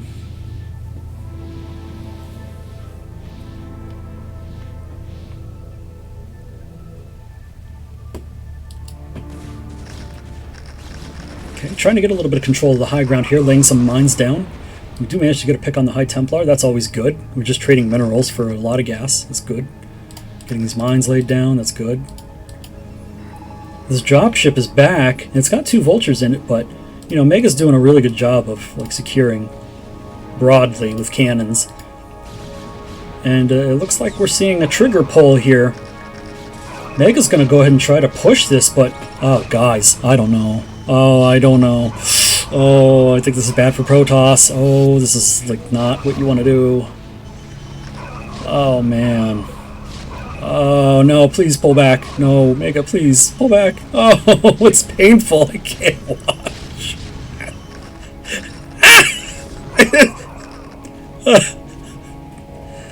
Oh. Oh.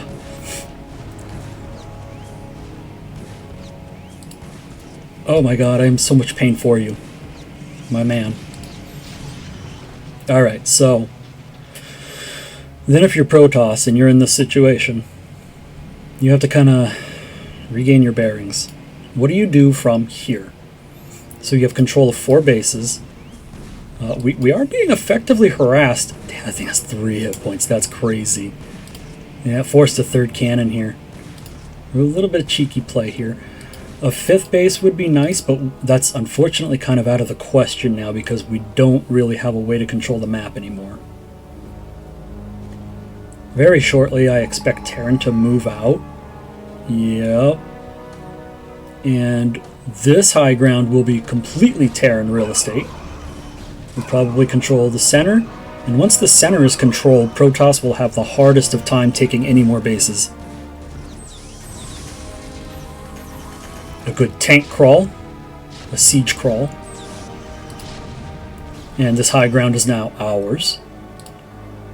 +3 weapons have kicked in for mech. Woo, you're dishing it out now. You're feeling good if you're Fridge right now. You're feeling pretty good.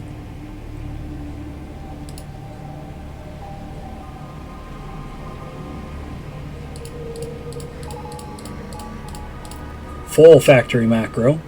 Beautiful. See a scan. We can scan the main. Scan, find some army. Wow, that's a lot of High Templars. We found the Arbiter. We're just shy of an EMP here.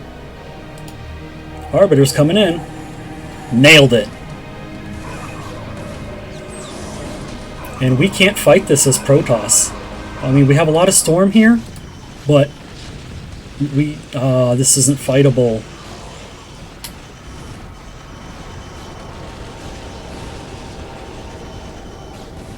Yeah, I mean, the Storms are about as good as they can be. You're getting a couple of tanks too, that's good, but like, yeah, we can't fight. Once they have upgrades and like a mass, it needs to be respected. So now, as I was saying, he has control of the center. We don't need control of this anymore because we just have superior army at this point. We can just straight up push. We're looking for here. We can wrestle with Protoss here. And it looks like he's going to do that. We can fight this. We sniped the High Templar early. That's really good. Yeah, Mega making the right call here and backing off. Saving these units. Some reinforcements. An Arbiter. Now we might be able to make something happen here. The problem is Fridge has already secured control of the high ground here. We're sieged up. But we get a pretty good engagement here by Protoss pushing forward.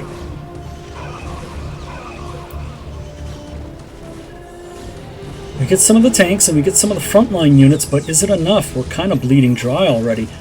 And the unfortunate part behind this, we're being sieged.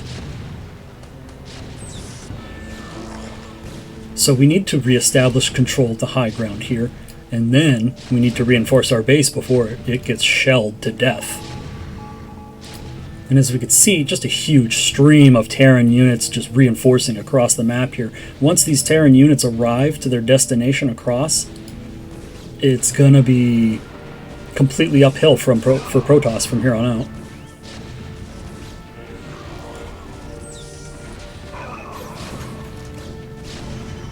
Okay, like this is good, but now we needed to have backed off because we're gonna lose these goons here, and we really need goons for DPS.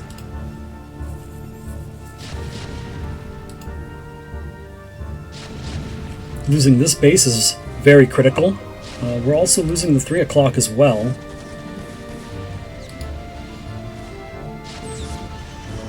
And using good control of the high ground here to try to wrest control away from the Terran, but we just don't have enough muscle. A couple of misfires on the Psy Storms, and yeah, we really run out of gas, and Fridge just does a nice job of wrestling away control from Protoss this entire game. Nicely played.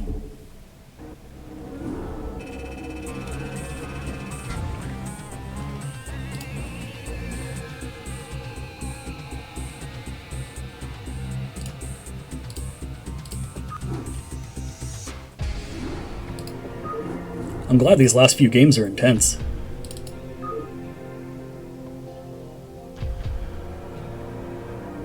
Well, we're just down to 2.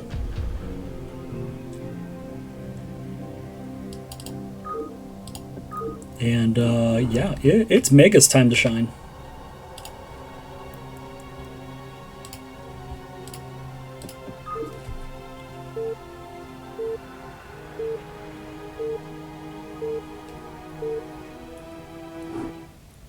Alright, jumping into this next game. Spawning at the 12 o'clock position here is the Red Terran. The player, aka INdo, returns. Down in the lower right is the Blue Protoss. Our now star player to end the show, Mega.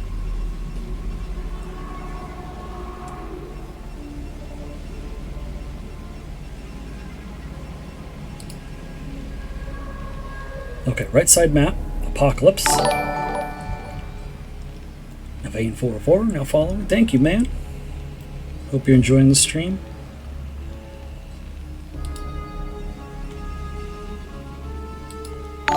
More CPL content to follow, for sure. RoniN following as well. Thanks, man.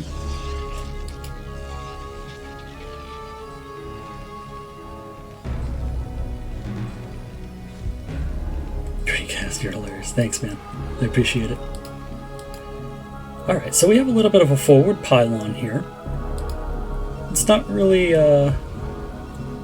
it's not worth too much consideration, but it does mean that we can place a gateway in a more forward position, which gives the Zealot that would come out a shorter travel distance. So now we'll go and scout with this. And when this finishes, we'll queue up a Zealot, and this is a very aggressive stance to take as Protoss.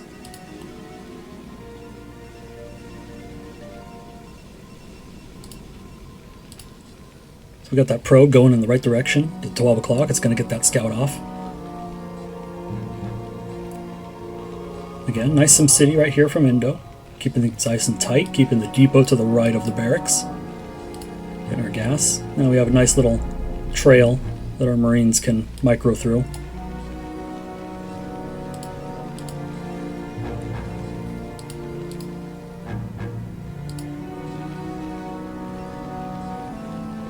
So with the Zealot on the way, it will be rallied straight into this base. We'll try to get damage done, try to harass, try to disrupt. We've gone for a gas follow-up here.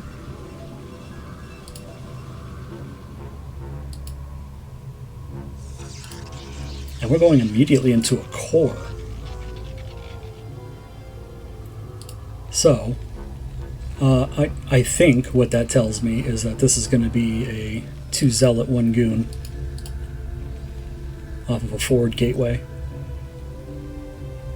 This is a very aggressive early game maneuver. Very micro intense. And I don't think we caught that Zealot. I should have checked the vision. Pretty sure that SCV did not see. Yeah, because this Marine's out here all by himself. This is about to get ugly. Free, free, free. Alright, we're in a lot of trouble now.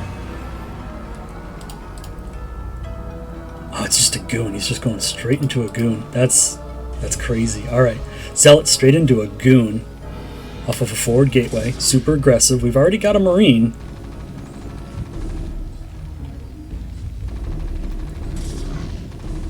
Okay, a little bit of a misclick there on the barracks. That gives Terran a little bit of time and a little bit of space to breathe. The Zealot is out of shields. We'd really like to try avoiding losing the Zealot if possible. Losing it is really not ideal.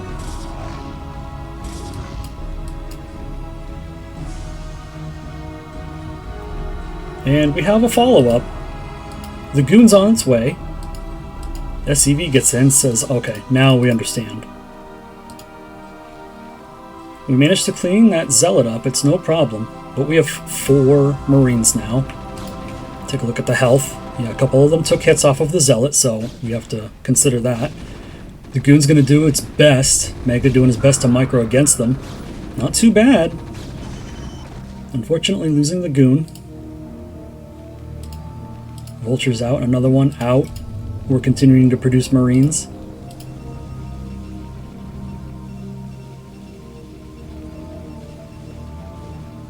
Oh, that's interesting. There's an error in the SimCity. Because the barracks and CC are touching each other, Marines can't pass through. Oh, right, yeah, the CC is a really fat building. And its unit sprite actually clips over like this into it and blocks the Marines from going up. Like, they can fit into this pocket here, but they can't go out. Like, they wouldn't be able to go through. They could probably go up as high as here, and that's about it. I think, if I'm understanding that correctly. Alright, catching back up. Now we have INdo kind of pushing out. We're putting this high Marine count to use.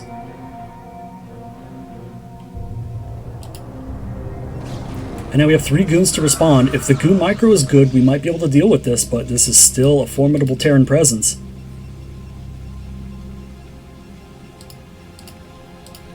We're deploying another factory, an armory. Natural, online. We have control of the high ground here.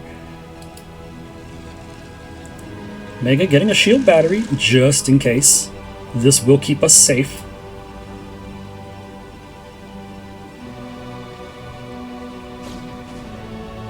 INdo may be looking for a way into the back. Unfortunately, pretty well covered, well blocked. Trying to push up the ramp. We'll get a Marine, and we'll just barely get out. We do lose a Goon for it, though. And we can see the shield battery being used effectively, restoring shields of 2 Dragoons to near full. Completely used up. And it looks like because of that, we are going to hold this push.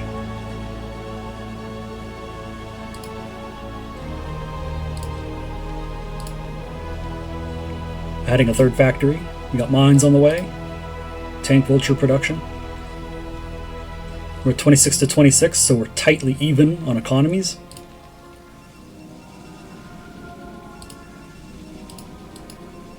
Oh. Oh, yeah. Oh, yeah. I don't know what this is, but I love it. I don't know if this is intentional or a mistake, but I love it. Alright, so double Robo with support bay. That's a big brain play.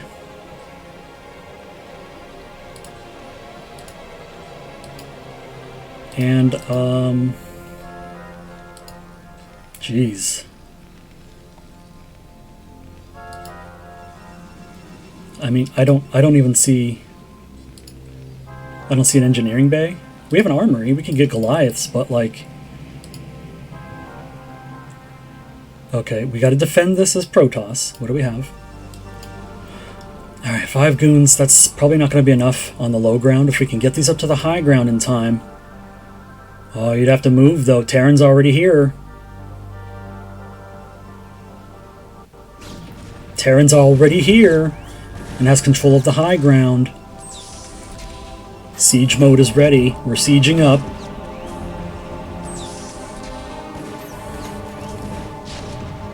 Ooh, eat a fat shell on these Dragoons here. Ooh, eat another one. Tank range is so ridiculous. Tank range is so ridiculous. Oh. Alright, this is going to be a very tough hold. Bunker, engineering bay for walling effect. We're really committed to this. This is tough. We got some reinforcements on the way. And here's what we need to see. What are we going to make of it? 2 Reavers get dropped. One gets picked up in time. The other lost before picked up. This one's injured. Gets shelled right as it gets dropped. Completely ineffective and with nothing else to defend this push. Mega has to GG. What a wild game.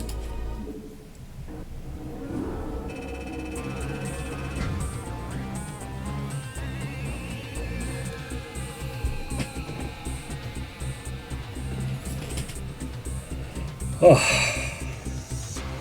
Well. The thing is, I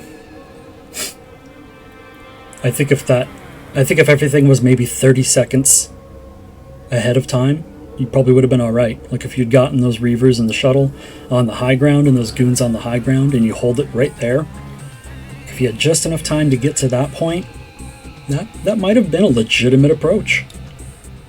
And then yeah, I see in the chat here, you could just blow up his main instead after that. Tough break. Tough break. Interesting idea, good play, good attempt. We're all loving it for sure.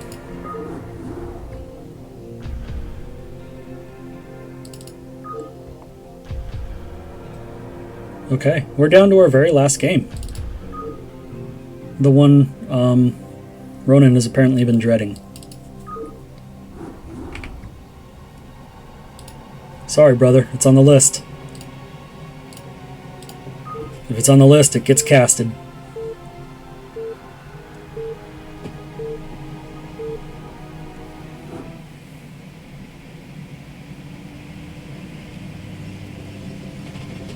Here we go, folks. The last game that I've got for you in my pockets for this stream, and a long stream it has been.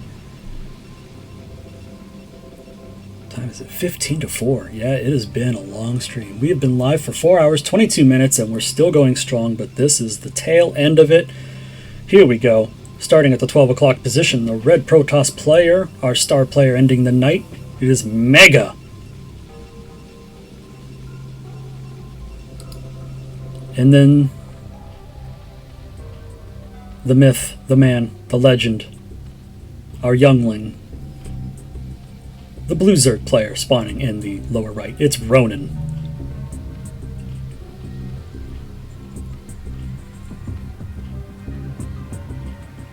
It's all coming down to this. Will we have a fast game? Will it be slow? Will it be intense? Will it be boring? Who knows, but it's the last one left. And right out the gate, we've got a pylon scout. So we're intending on finding Zerg very quickly. Overlord approaching, correct direction. We're going to get right into Protoss's main base.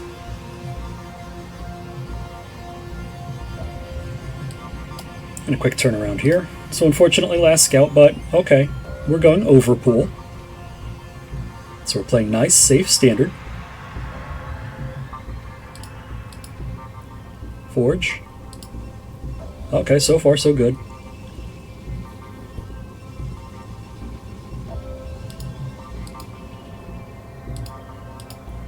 We'll get in here, 11 hatchery. This probe might be able to get in time to block. I think so. And here we have a worker duel. And the probe wins.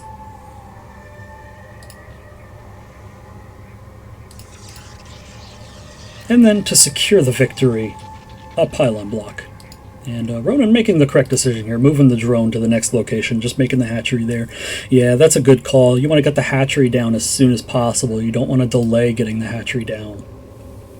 It's important to get it down on time so that you get your larva on time. So good call there. Got 4 Zerglings here in a drone. I think that's also a good call.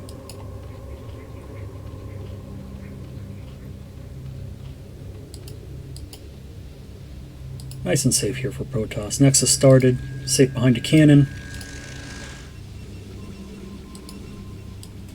Canceled the pylon so we don't lose the resources for it. Yeah, and then we got a nice little effective delay. This game looks very normal so far. Very good, gas.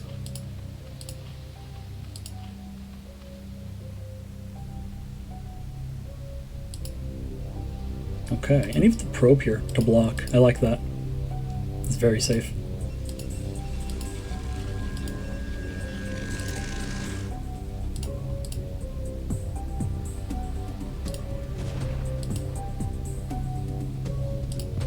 Alright, you know, not much going on right now. That's the cyber core, yep. Slow but standard development. Oh, quick stretch. Alright, we should be doing drone production. We should be doing drone production. We should start drone production. We're really getting as close as we can.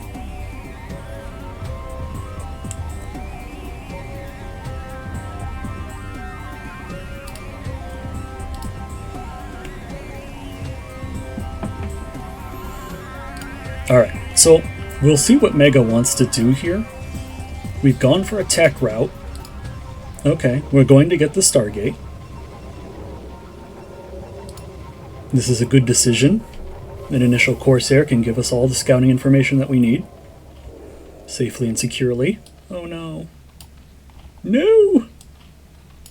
Mine it.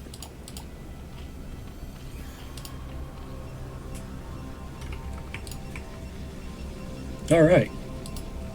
And we are continuing to drone up. Good. Good, good, good. 5 minutes. Hydroden. Good.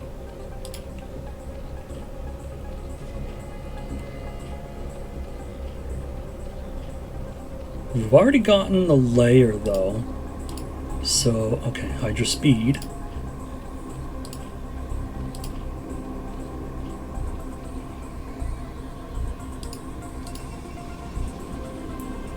Corsair on the way. It's halfway. We don't see +1 spinning at the core. Another photon cannon will help to secure the front here. That's good. We don't want to skimp. Now, ideally, you send the first Corsair just straight to Zerg's base, because you need to see what they're doing. You need to see if a big Hydra push is coming, or if they're just trying to power up. Okay, we have a quick Citadel follow-up.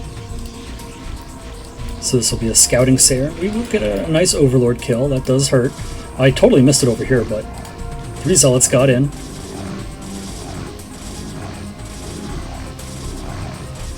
And we're actually able to snipe the hatchery. That's huge.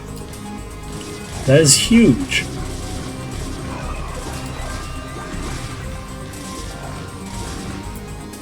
And we have nicely tucked behind. Oh, we could have saved these, I think.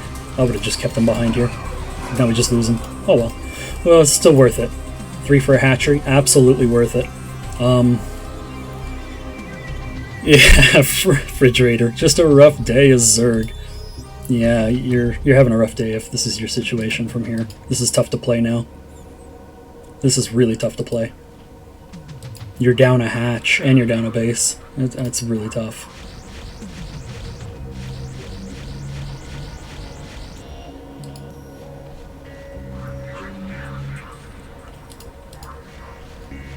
Alright, we're continuing to drone up here. We've got 2 zealots. If they could just walk by... It's a good drone block, though. Okay, they still walk by because they're zealots, but this one's practically dead. And RoniN quickly identifies that and kills it. And then cleans this one up as well. Alright, not bad. Now we're starting to power on Mutalisks. Look, 6 in production. Trying to retake this base, very good.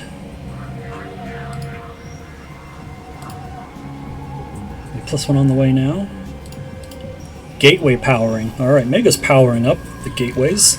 Staying on 2 base, this is kind of an aggressive footing to take. It's kind of what you want to do. You can push your way out onto the map. Do a mid-game push against Zerg. We have to be very careful about how we engage. We have Scourge now. The Scourge should help dramatically.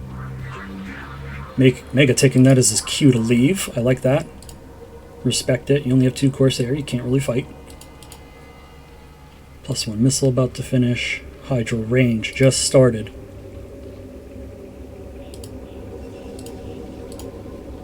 Cannons. Cannons. To respect the mutas. Good. Might not be done in time. Or might be done just in time, but I don't know about just 1 cannon. Yeah, the mutas can just focus this down. This isn't a problem. But there are now... Ooh, good connections with the Scourge. There were 3 Corsair, now there's 2. It's still enough. The Photon Cannon managed to get some damage in. So we just managed to defend the space. Yeah, 2 cannons now. That's good. That's well covered now. Producing more Corsair to help cover against the air. A lot of Zealots in production.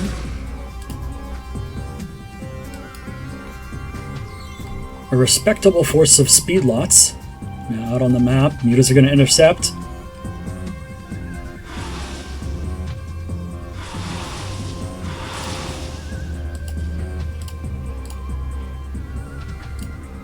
Oh, a second Hydra den. Maybe under a little bit of pressure.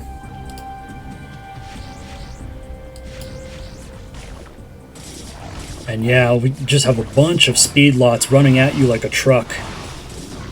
The only thing that can really deal with this are these Mutalisks here, but it looks like there's enough Corsair.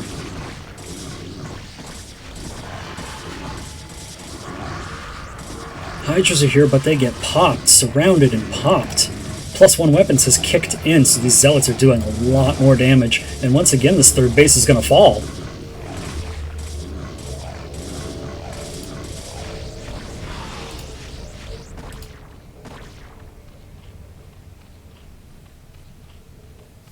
Alright, so we're trying to reestablish a 3rd already, down here. I like this move because we need a 3rd base ASAP. So the fact that this is already going is good. The situation is kind of scary. We've lost the 3rd base twice, but relatively speaking, at least through the analysis of the replay, we can tell through worker counts that Zerg is actually in an alright position right now.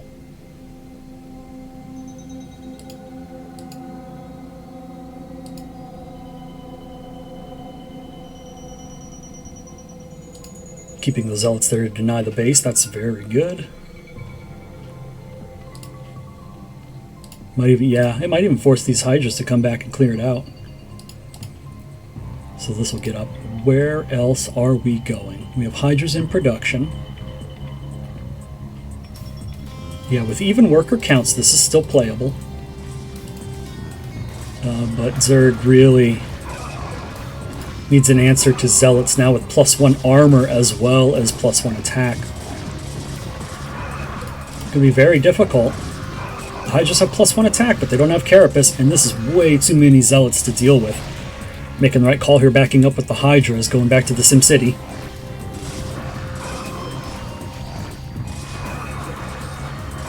And this is an intense battle. right here. We're trying to plug the hole to keep the Zealots out, but at the same time we have Corsairs ripping through the skies. Some of the Zealots get in and run by into the main base. The game is in absolute chaos right now. It does look like we managed to clean up and hold, though. But at what cost? These effective punches from Mega keep coming in, and now we're just bleeding, hemorrhaging. 50 supply over 36. We've been shanked.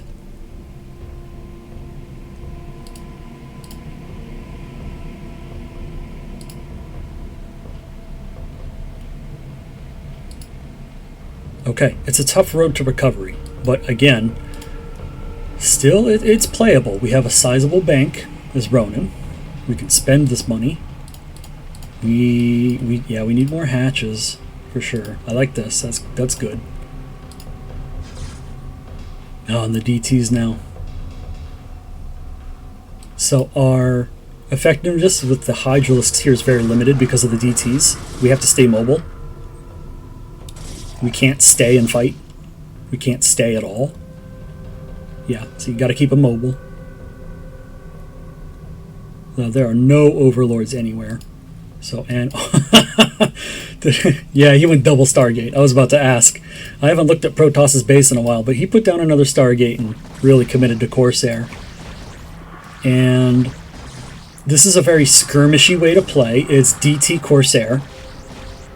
And the idea is once Protoss kills off all of the overlords with the Corsair, the DTs are undetected.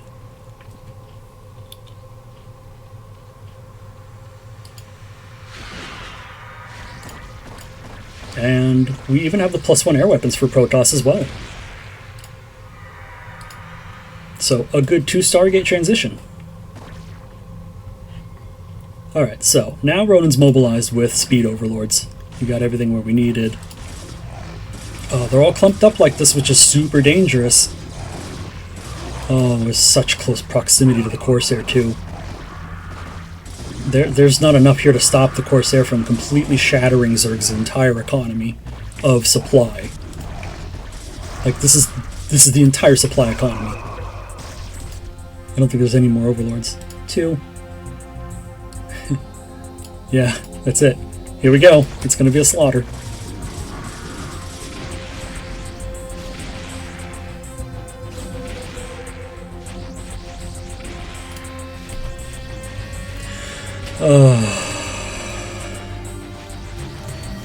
It's beautiful and painful at the same time.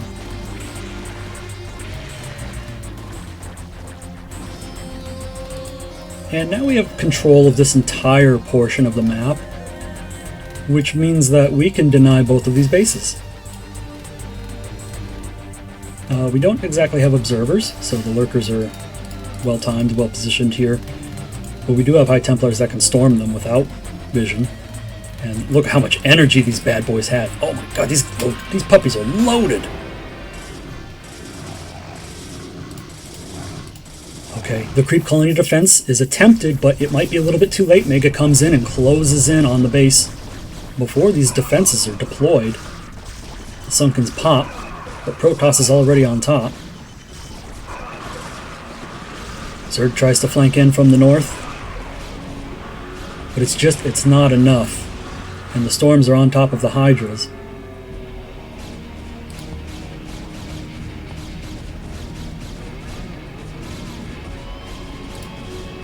So we're going to lay siege to this third base here, and we're going to continue scouring with these Corsair here, and we'll see.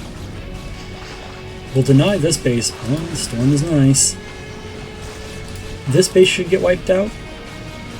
This base, retaken again, is probably not really defendable.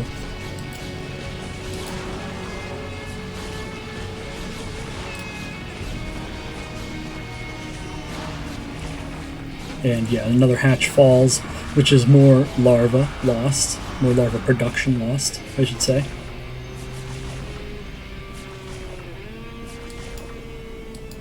But we are kind of starving out here as Mega. We did forget to expand out onto the map until just now. We are taking a third, though. We need this to stay into the game. But I suspect that this will stay uncontested.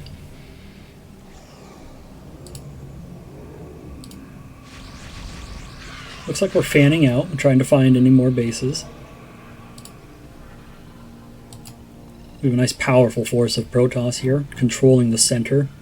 Just flowing right down. They're going to tear this base apart. This can't be defended. I would just cancel this. Upgrades, +2 weapons, +1 armor. This is scary. More Corsair from the north flying in. Oh, I don't know about this. I don't know about this. This is flattened. Is this what I think it's gonna be?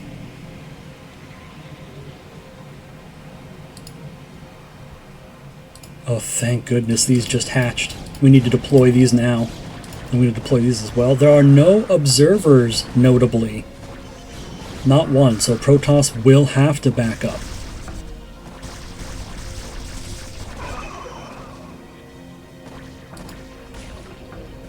Corsair on the hunt again. Looking. They're not going to find the overlords they're looking for. Zerg is going to continue to inch forward and siege forward with these lurkers. And we're looking for, here's the observer. More in production. And oh no, we're going to lose High Templar too. Oh, it's painful.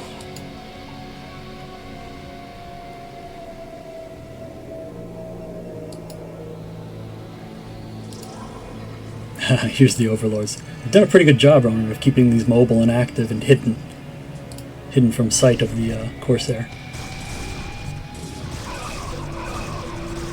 Alright, so we have vision now, but there's still a respectable number of lurkers here, right? And a couple Hydras walk in, but damn, Mega.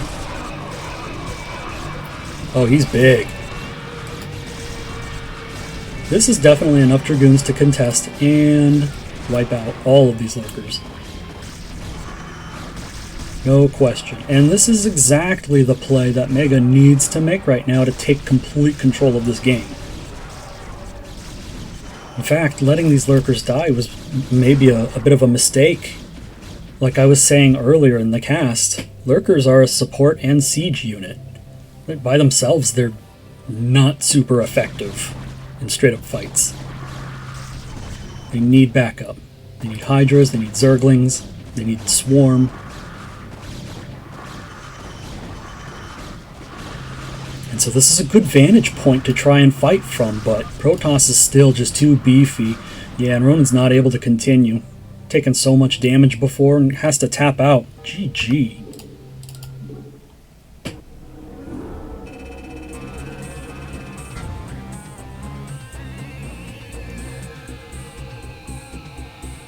Oh, come on, RoniN, that wasn't that bad. I mean, the lurker slaughter was pretty gratuitous, but, you know, other than that, it wasn't too bad. Thanks for the cast. Hey, man, you got it. GG. All right, folks, that's it. That's all I got for you. 2 groups back to back, a little more than 4 hours. We are live for 4 hours and 42 minutes of CPL content non-stop, brought to you by none other than me. But with that, I've run out of content, so I have nothing else to cast, and I'm getting pretty tired, so I'm going to go pick up my kid from daycare. And, yeah, I'll catch you guys on the flip side. Maybe catch you on the CPL Discord. Other than that, that's all I got. I'm out, guys. I'm signing off. See you next time.